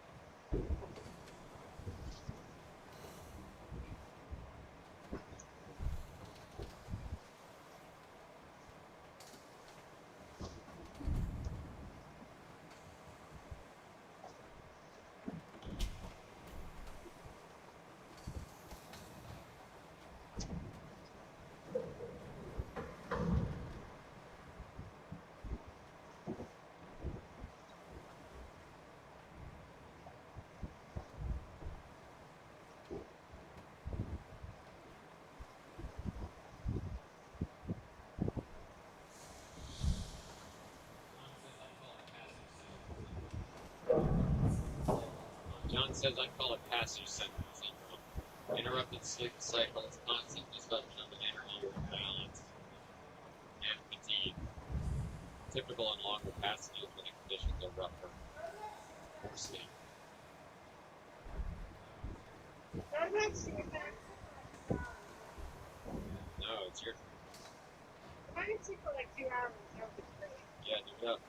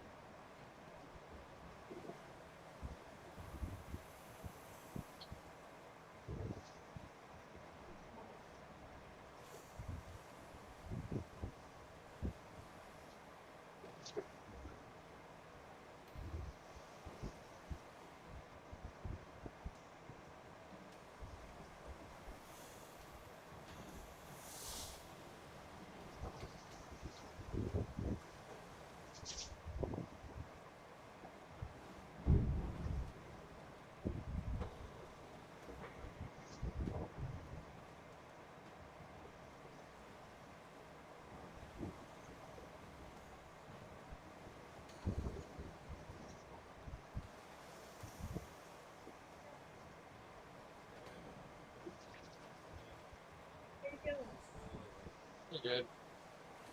I mean, still squirrely, but better, I guess. You might want it. Right.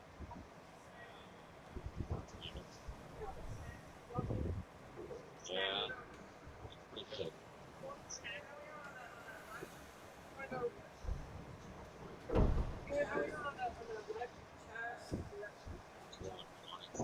Chad.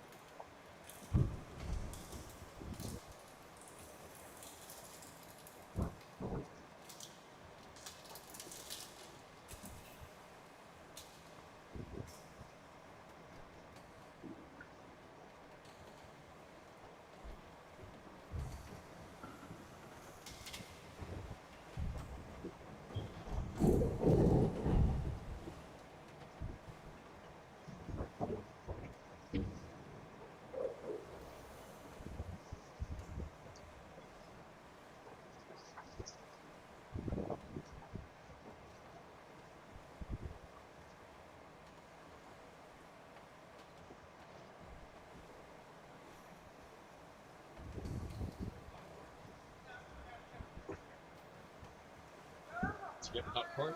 No, I have chicken. I don't know. I'm going to have popcorn. For all I know, you had some. It surprised me. Look this shit up. Yeah. Yeah.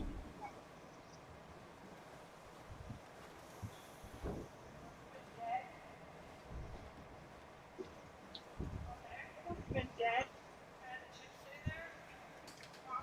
Okay. I had the chip sitting there, popped up, and I'm not going to notice. I'm good. Yeah. I can get all day from them. I think that I'm about to die. You're on emotional online. You think so? Huh? You think so? Oh. As long as I give him it, they'll forever. Yeah.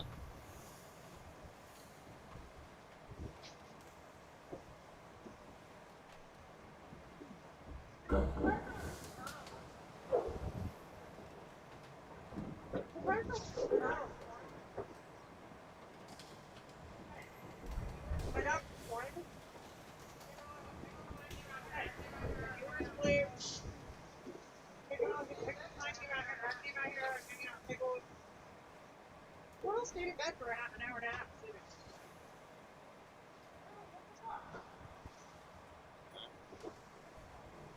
Pickles, what the fuck?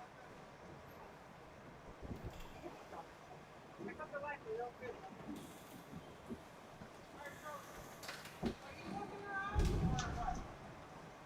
Alright, so, are you pointing your eyes or what? I mean, you're done. None. Okay, then go. I want to phone you. Yeah. Pickles? I love you. I love you. You know what? I just gotta keep on feeding you real food. I mean, look for it.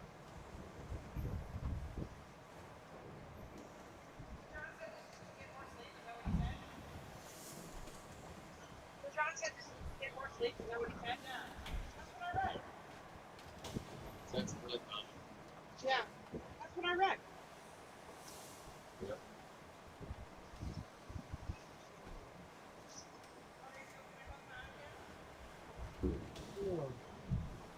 Okay, so can I close my eyes again?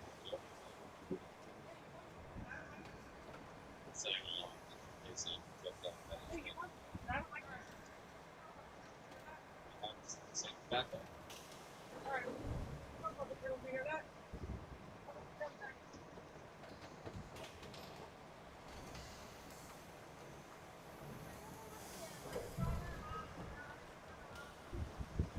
I can't believe this again. I'm just 500 miles per hour. I'm 600 miles. Yeah. We didn't do a countdown update today, but I mean,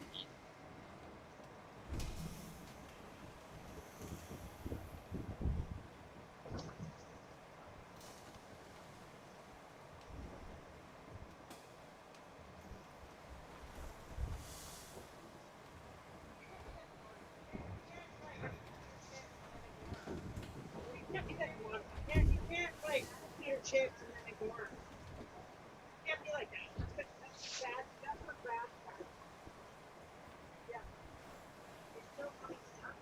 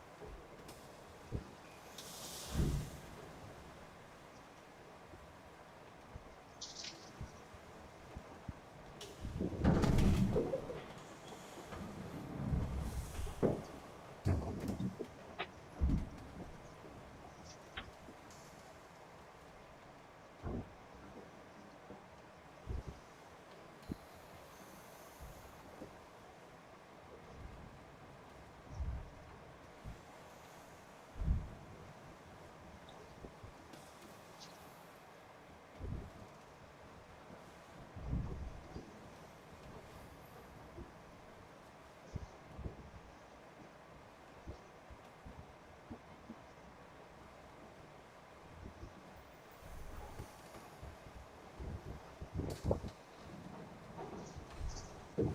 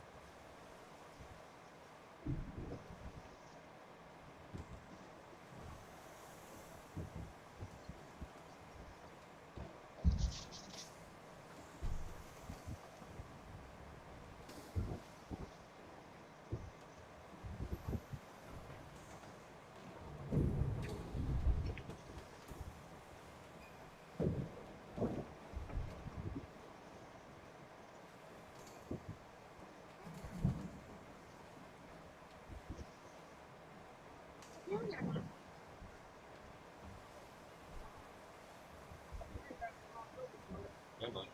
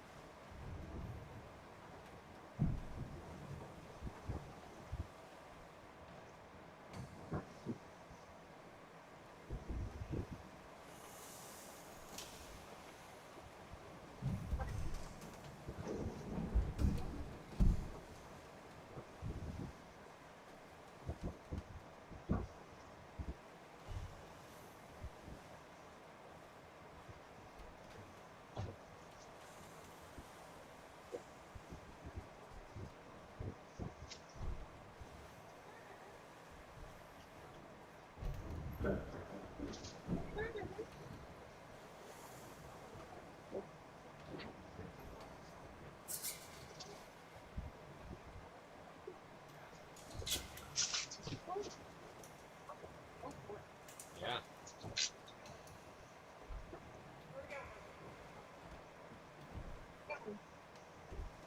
Where are we going with this?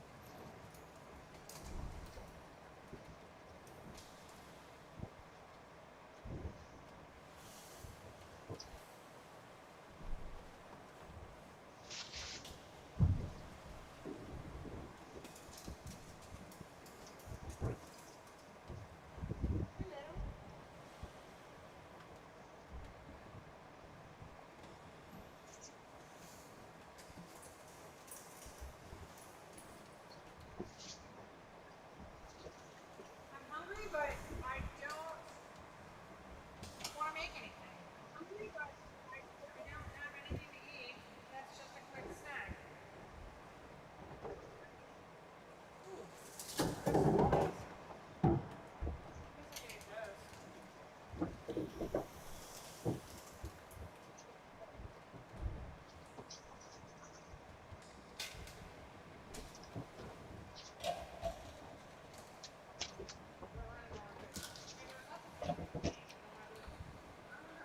They're running on it. I mean, they're working this one. I'm like, what? How was it? Yeah. What do you want? Yeah. How was it?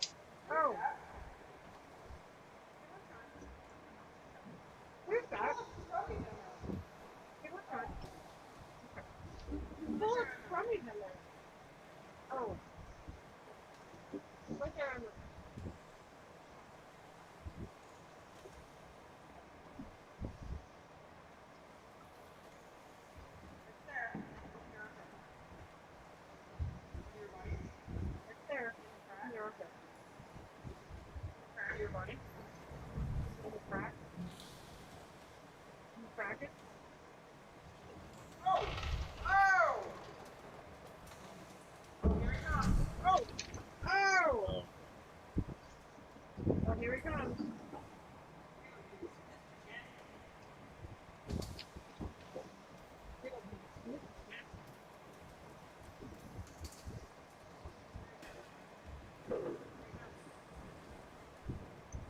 There you go.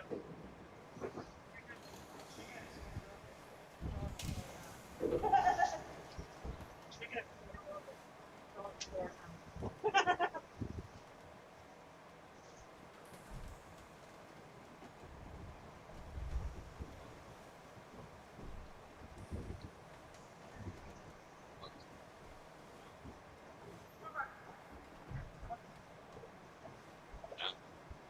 Okay.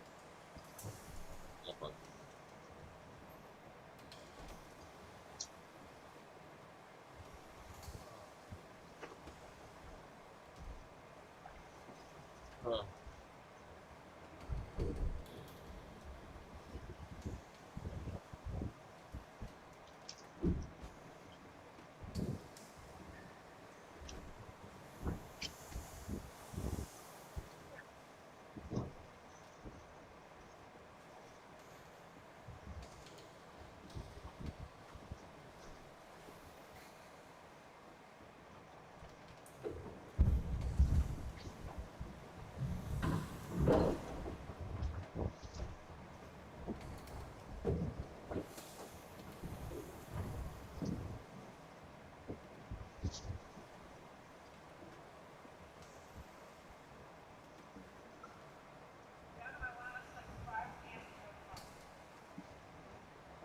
Yeah, for my last like 5 cans of soda pop. Means one a day. Yeah, man, so. Running for stuff, I.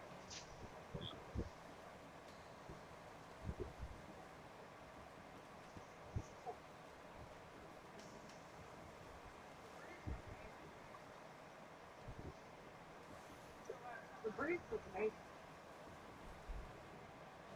I'm so glad it's not hot.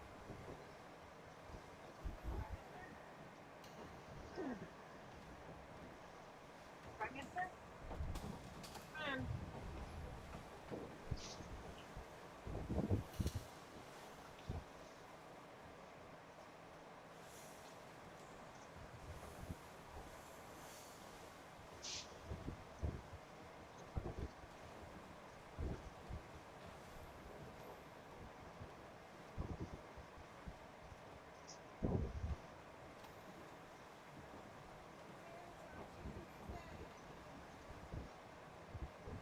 Sails on Tuesday.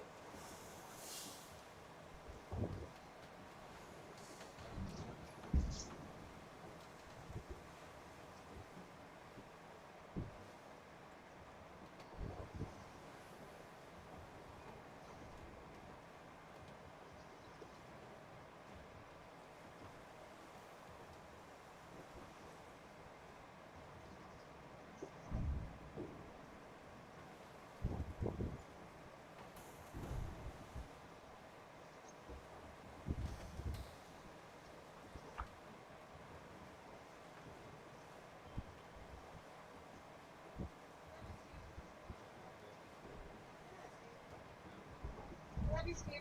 That'd be too bad. We're doing it, Steve. Yeah. The pugs?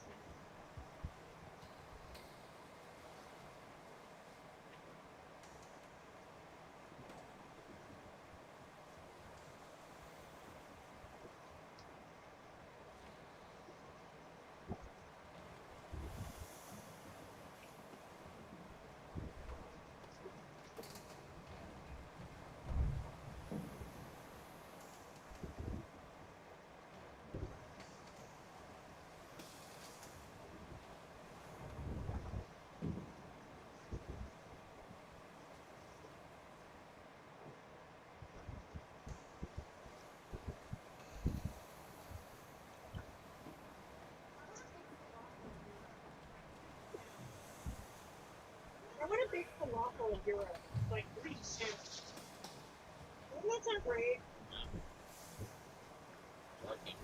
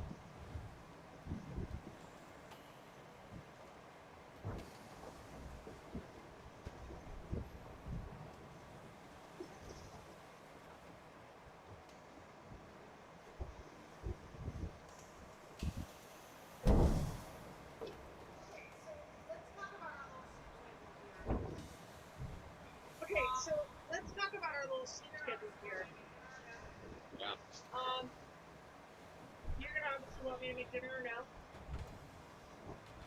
I'm not sure I really need it. No, I'm I had a little mini. a little bit of something would be great. Okay, well, I have mini. There's gas. But I need to freeze. But it has to be. I think I have. But I have it enough has to be.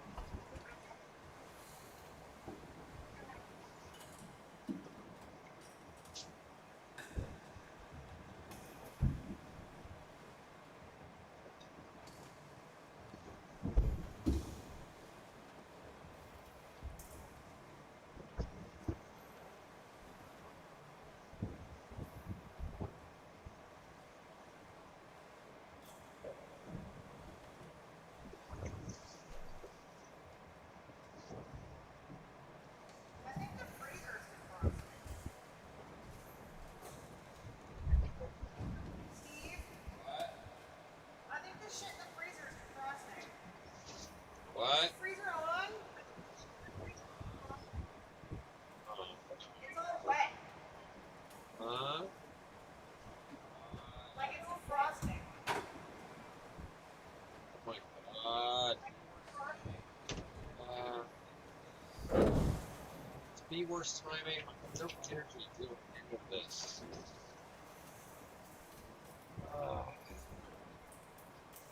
It is. It is.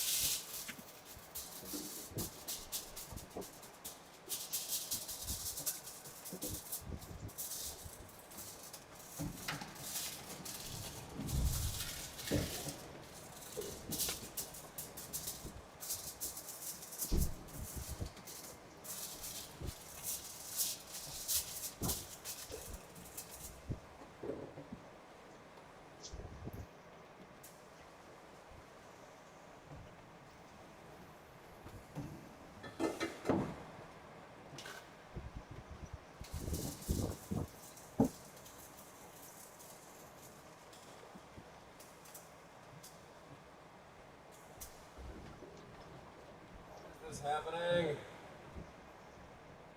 I'm sorry.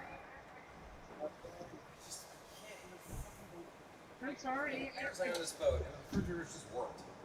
Like I did one repair over the years. I just every time I turn around, it just stopped working. I get it.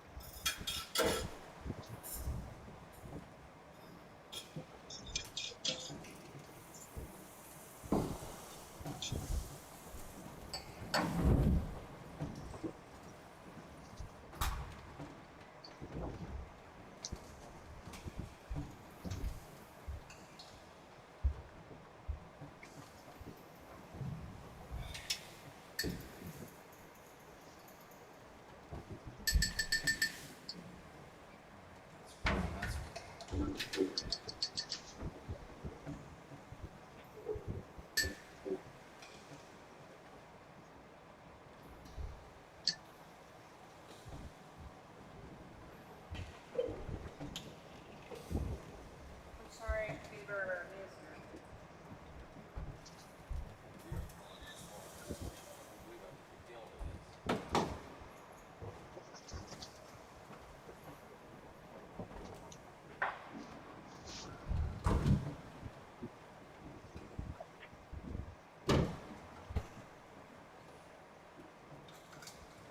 Oh wait, it's running.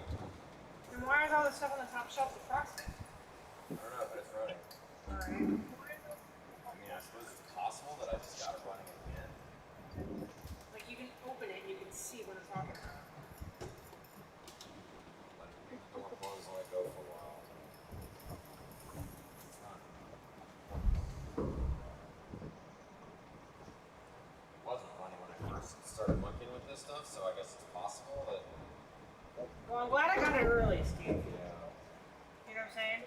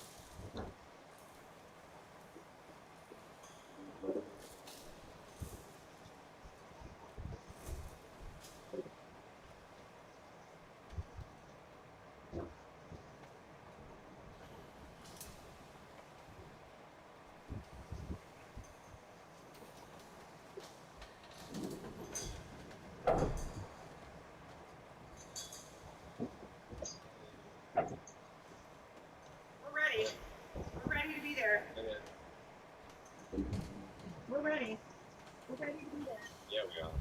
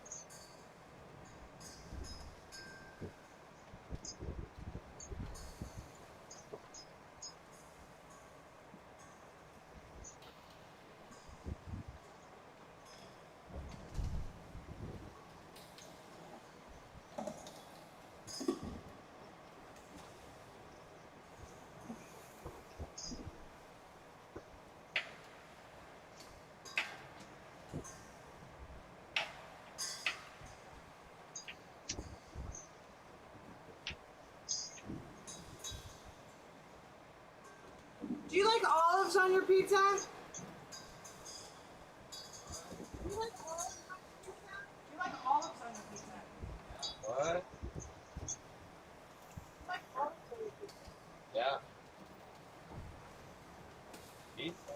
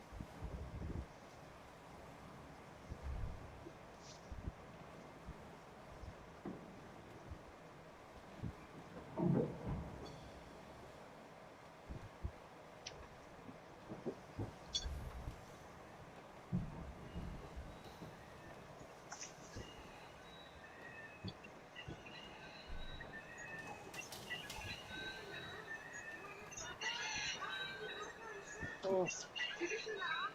You want your flatbread? I also made you popcorn shrimp. Just trying to pick you up, Steve. Yeah. What can I do? What can I do, Steve? Want your flatbread?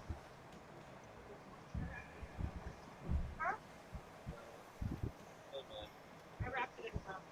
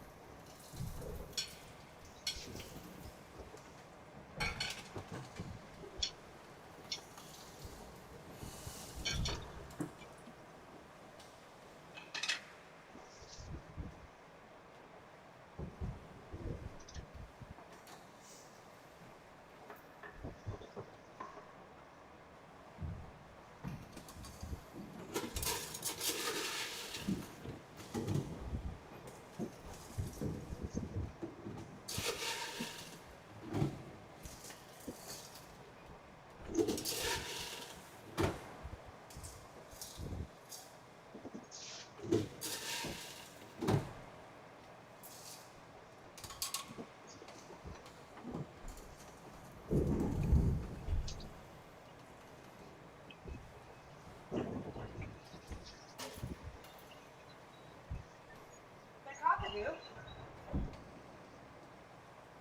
Is DNF and DQ the same thing? Yeah.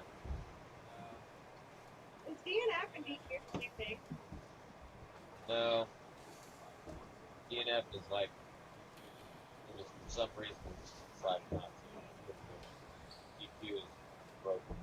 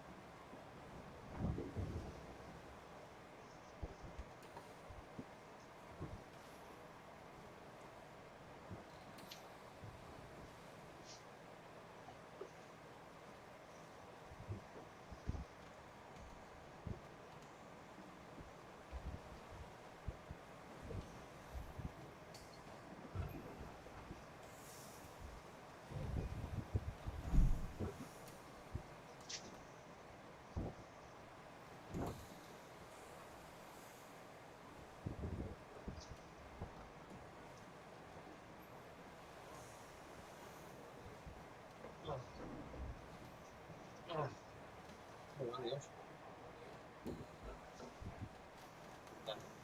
What? We're on the ocean. There's,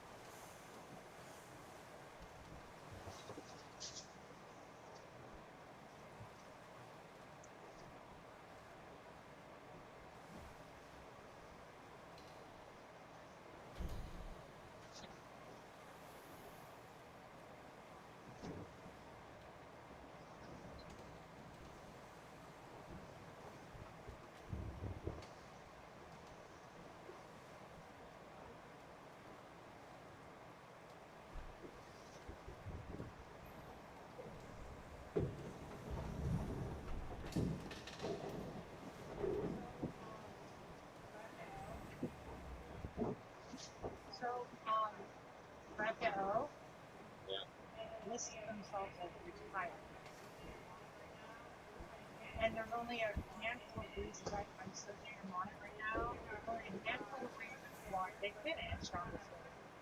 They could either have equipment failure, but you must have not had equipment failure because they finished. Cruise Sorry, it ships, sounds like the same as D&M. it is, but it's self, Oh, it's self-reported. I thought that was D&M. no. They had unfavorable conditions, so light or no wind, crew safety, rule violations, like using the engine properly, mechanical. So you can self-report retired, and it doesn't ping you. So they first started off as did not start, but if you report yourself, so I've been watching it, they changed their status from did not start. They clearly did finish to retired. I think the fuckers turned on their engine and someone called them out on it. And now they have to change it.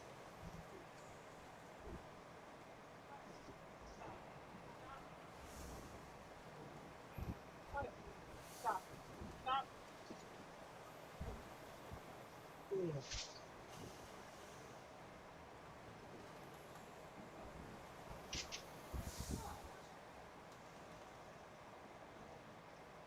It's just so unfortunate. Yeah. You know? That you're such a loser. You have to fucking cheat. You know? It's not like you get some big prize. It's for fun.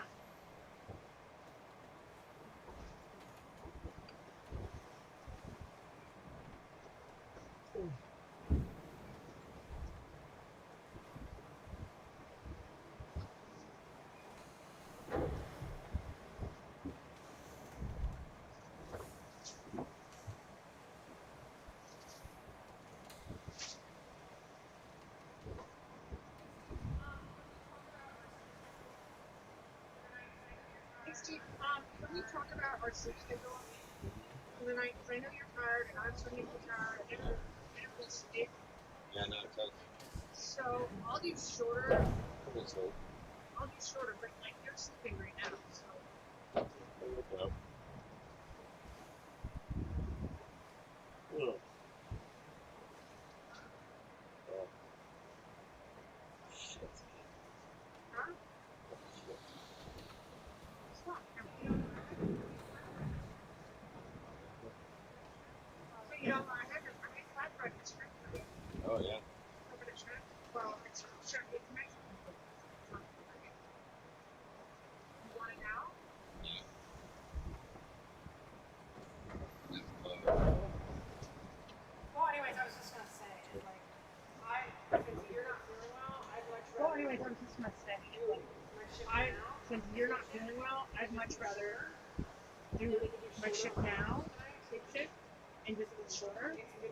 And then we can do shoulder on tonight. So that we both can get some good sleep.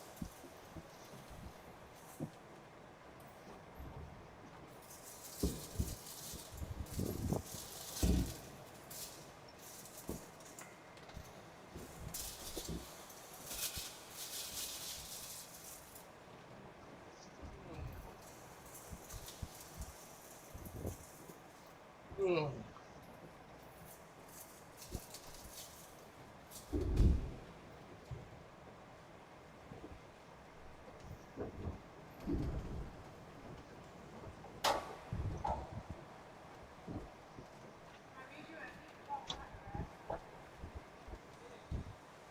I made you a meatball cracker. Yeah.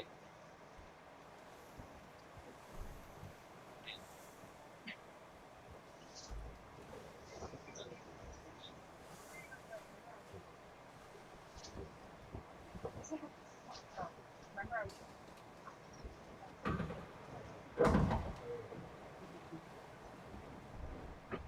Yeah.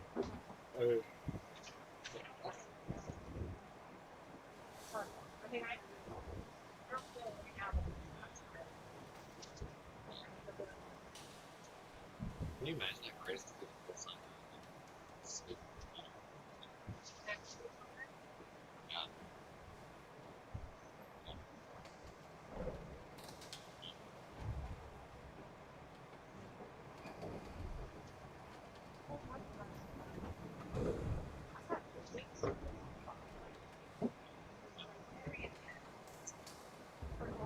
And like, it's so beautiful. It's right there. Yeah. It's right there. You don't want to be like,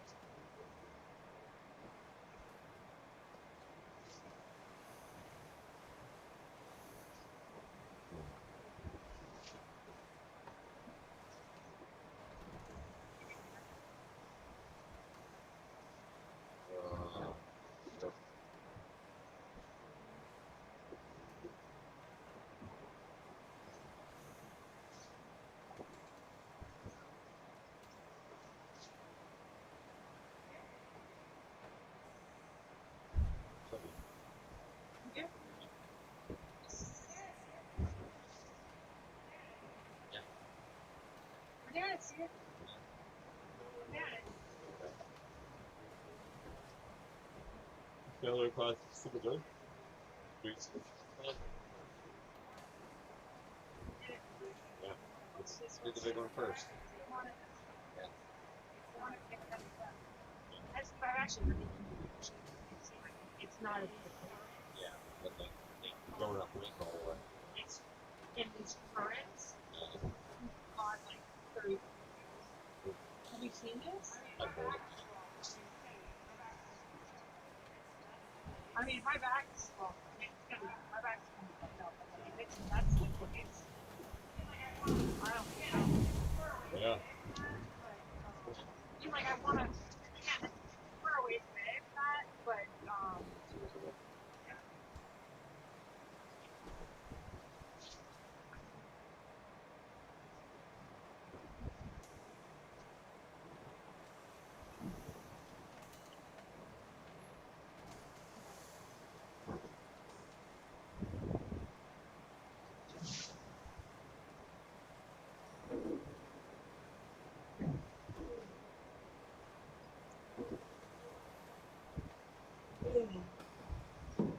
Oh, Lord.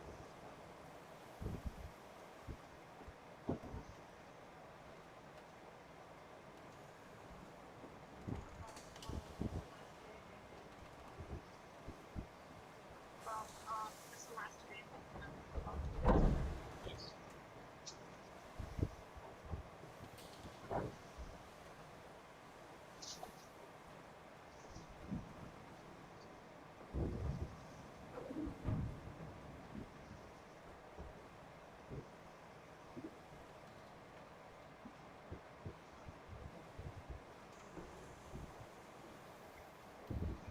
Oh, oh.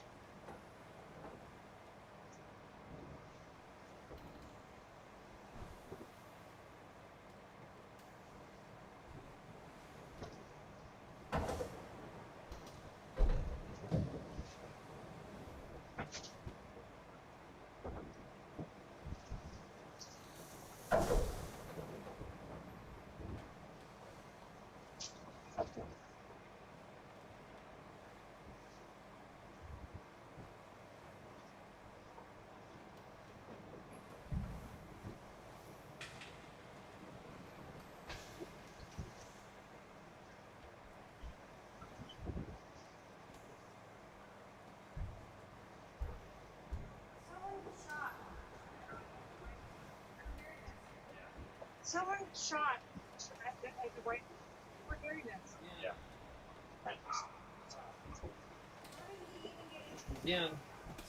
Huh. How did he even get into the White House? Like, how did they get into the White House? It was on the White House itself. Yeah, the correspondence.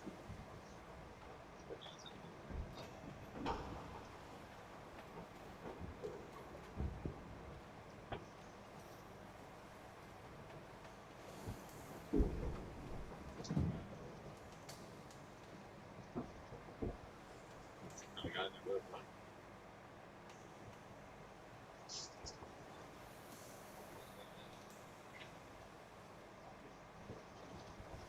Thanks, babe. Thanks.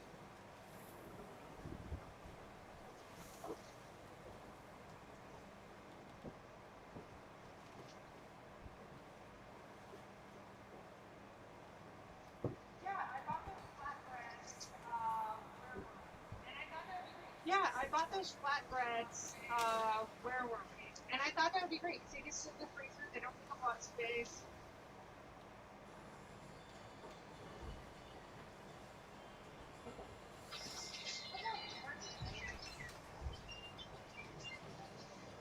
We're going to Turkey, right? Hurries the night train. Beautiful family.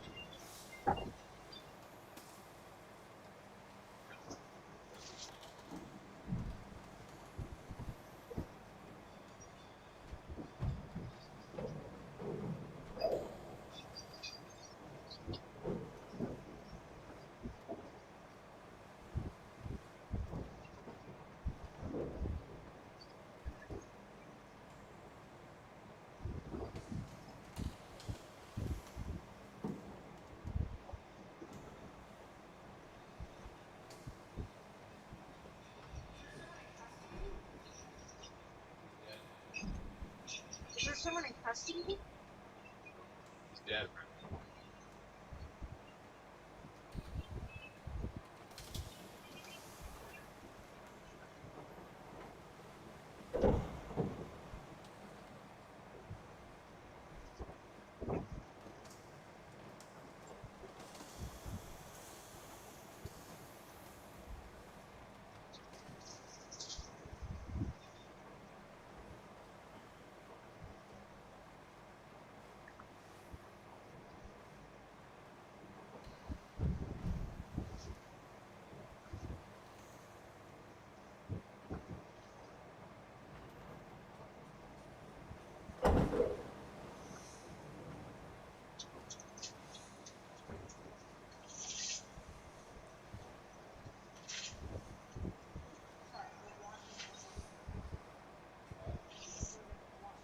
Sorry, Washington Post. What? It was the Washington Post.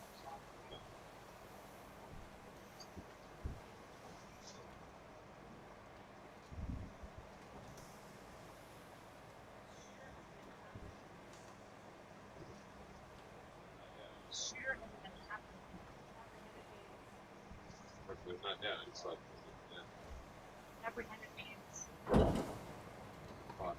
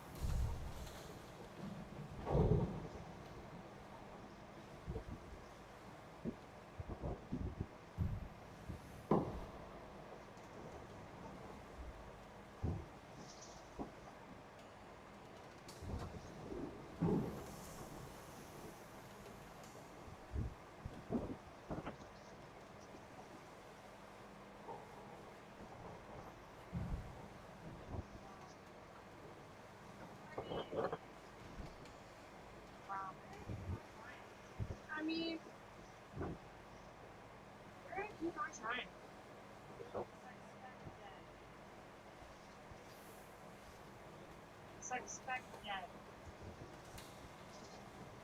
But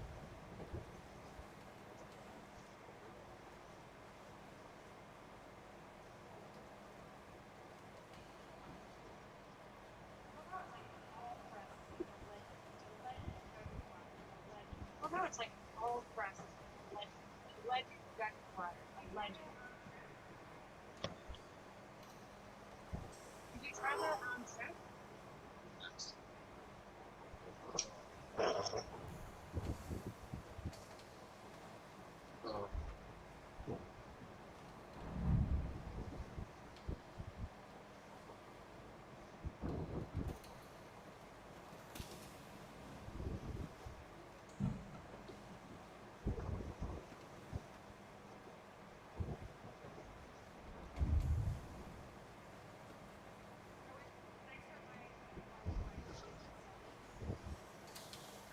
Can I start my sleep section?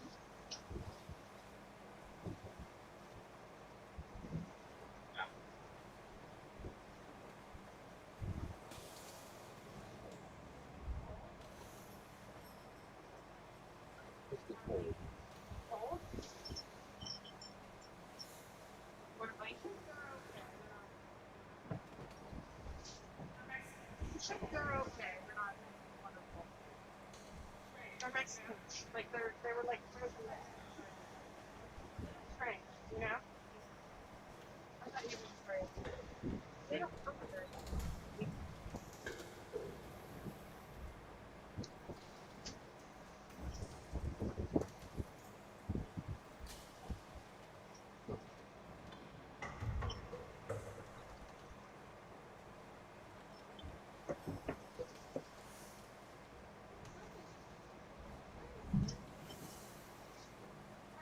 Honey,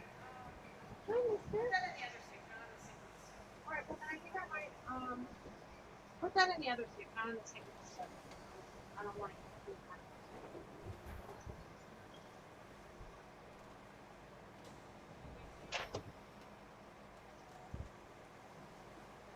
Anyway, it's not like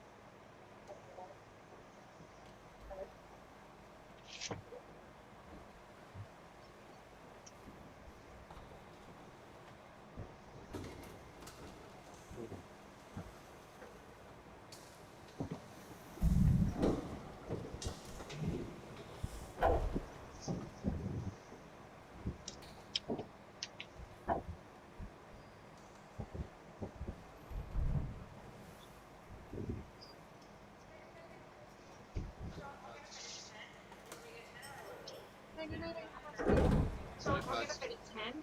Will we get 10 or 11? Oh, really? 10 or 11 or it's 7 now. So right 11. right at 11 is more.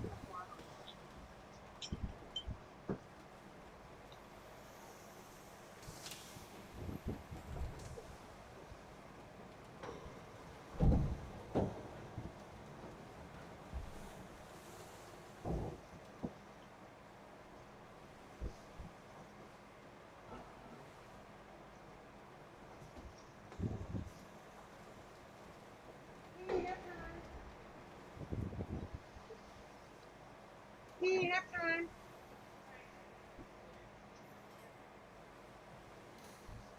Alright, sit. Love you. Be safe. Pickles. I love you, Uncle Steve. Should love you.